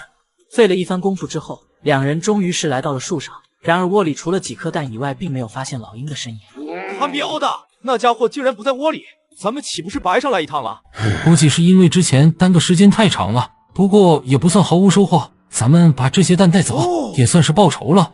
三江两人很快重新回到了地面上，朝着来时的方向返回。不多时便听到后面传来一阵痛苦的嘤鸣声，三江顿时感觉心情舒畅极了，一路哼着小曲回到了出发点。这时，我去，这头饿了好几天的雪豹好不容易捕获了一头鹿，正打算美美享用一顿。这时，一头闻到血腥味的猛虎来到了这里，二话不说就冲了过来。我去，狗子怎么不见了？听到三江的惊呼声后，李宝玉连忙跑了过来，仔细查看了一番，神色顿时有些凝重的开口道：江哥，你看，之前打死的黄鼠狼也少了几只。原本还在着急的三江，在听到这话后，顿时沉思了起来。这里并没有什么打斗的痕迹，以狗子的那股聪明劲，打不过的肯定不会去追，应该不会有什么危险。想到这里的三江，神情顿时放松了些许。这时，前方忽然传来一阵窸窸窣窣的声音，很快便看到一个狐狸头探了出来。不过在看到眼前的两个壮汉后，立马吓得缩了回去。原来是狐狸啊，那肯定没事，就这种小家伙，狗子一个打几个也是轻轻松松。闻言，三江也是点了点头。然而两人又等了许久，却始终没有发现狗子的身影。三江顿时着急了起来。狗子怎么还没回来？该不会是遇到什么危险了吧？越想越担心的三江决定还是去周围找找。这时，前方一个不速之客缓缓探出了头，待看清楚来者后，三江心中顿时一沉。卧槽，狼！这里怎么会有狼？难道我之前猜错了？那狗子岂不是凶多吉少了？三江正在沉思时，边上忽然传来李宝玉惊恐的声音：“江哥狼，好多狼，我们该怎么办啊？”三江抬起头便看到，周围开始陆陆续续出现了一头又一头狼，神色悠悠地望着两人。三江立马意识到，这些家伙恐怕是盯上他俩了。这里已经不安全了，要赶紧离开这。可是如果就这样离开的话，那狗子该怎么办啊？眼见狼群有些蠢蠢欲动了起来，三江果断就是一枪过去，暂时惊退了狼群。不过两人都清楚，这只是暂时的。随着时间的流逝，两人越发着急了起来。正当三江打算放弃这些猎物时，前方忽然传来一阵奔跑声，很快便看到狗子叼着一只小野猫跑了过来。大黄怎么能这样？就算是追不上狐狸，也不用拿只小野猫来糊弄咱们吧？三江一开始也以为是只野猫，然而在仔细观察了之后，脸色不禁一变。刚想说些什么的时候，边上的狗子忽然冲着前方叫唤了起来。三江立马意识到那里应该是有什么家伙在，于是一边警惕一边开口道：“宝玉，你先把地上的猎物整理一下，我们马上离开这。”许是忌惮三江手中的枪，一直到李宝玉带上了所有东西后，暗中窥视的家伙依旧没有现身。等两人走后，暗中窥视的家伙深深地看了一眼两人离开的方向，待远离了那里，李宝玉这才开口道：“对了，江哥，这小野猫你还带着干啥？要我说，干脆扔了得了。这小家伙太小了，扔山里肯定活不下去。而这小家伙可不是什么小野猫，如果我没猜错的话，这应该是只小雪豹。”李宝玉闻言不禁一愣，又仔仔细细地看了一遍，这才开口道：“啥雪豹？这明明是野猫啊！江哥你就知道拿我寻开心？”见李宝玉一脸不信，三江无奈地摊了摊手。这时，天空忽然传来一阵阵雷鸣声，不一会，一场大雨倾盆而下。两人立马带着狗子就近找一个地方躲雨。他喵的，运气真差，竟然又碰到下雨了。我先去生个火，等会把之前弄到的那几颗鹰蛋给烤了垫垫肚子。在点燃了篝火之后，三江便把几颗鹰蛋扔了进去。江哥，这蛋真的能吃吗？有啥不能吃的？俗话说宁吃飞禽2两，不吃走兽半斤。既然飞禽的肉好吃，那么蛋相比于鸡蛋也应该好吃。随着火越烧越旺，等了差不多有15分钟左右，蛋就熟了。闻着挺香的呀，就是不知道是啥味道，我这还是第一次吃呢。那肯定啊，这玩意的稀有程度堪比6月飞雪，大多数人一辈子估计都见不到。听到三江的描述，李宝玉先是一惊，待反应过来之后，便有些将信将疑的开口道：“真有那么夸张吗？江哥，你没忽悠我吧？”不信你问问观众朋友们，有几个亲眼看到过？两人在那大快朵颐，这可把边上的狗子给馋哭了。本着好东西要分享的美德，三江专门留了一个给观众朋友们。等大家都吃完之后，外面的雨也逐渐小了下来。这时，三江似是察觉到了什么，转头便看到一个熟悉的家伙。哎呦，这家伙竟然追到这里来了！李宝玉满脸懵逼的转过头，便看到一只老鹰正神色悠悠的望着两人。我操，这老鹰怎么在外面啊？江哥，我们刚刚干的事，他该不会全看到了吧？看到了又能咋样？毕竟吃都吃了。就是，看什么看？有本事来咬我啊！一段时间后，外面的雨终于是停了下来，两人立马动身离开，一路有惊无险。等到了家后，三江刚想进屋休息，便被赵秀儿给拦住了。三江，你这一天又去哪鬼混了？你知不知道？咦，这小野猫不错啊，你把它给我，今天这事我就不和娘说了。你想告状就去告状吧，一天天的就想从我手里要好处。还有这小家伙可不是什么小野猫。赵秀儿根本不信三江说的，认定就是他小气，连个小野猫也不想给自己，顿时被气得不行。好，三江，你给我等着。赵秀儿说完便怒气冲冲的回屋去。三江在安置好了小雪豹后，便回屋睡觉去了。晚上熟睡中的三江被一阵尖叫声给吵醒了。我去，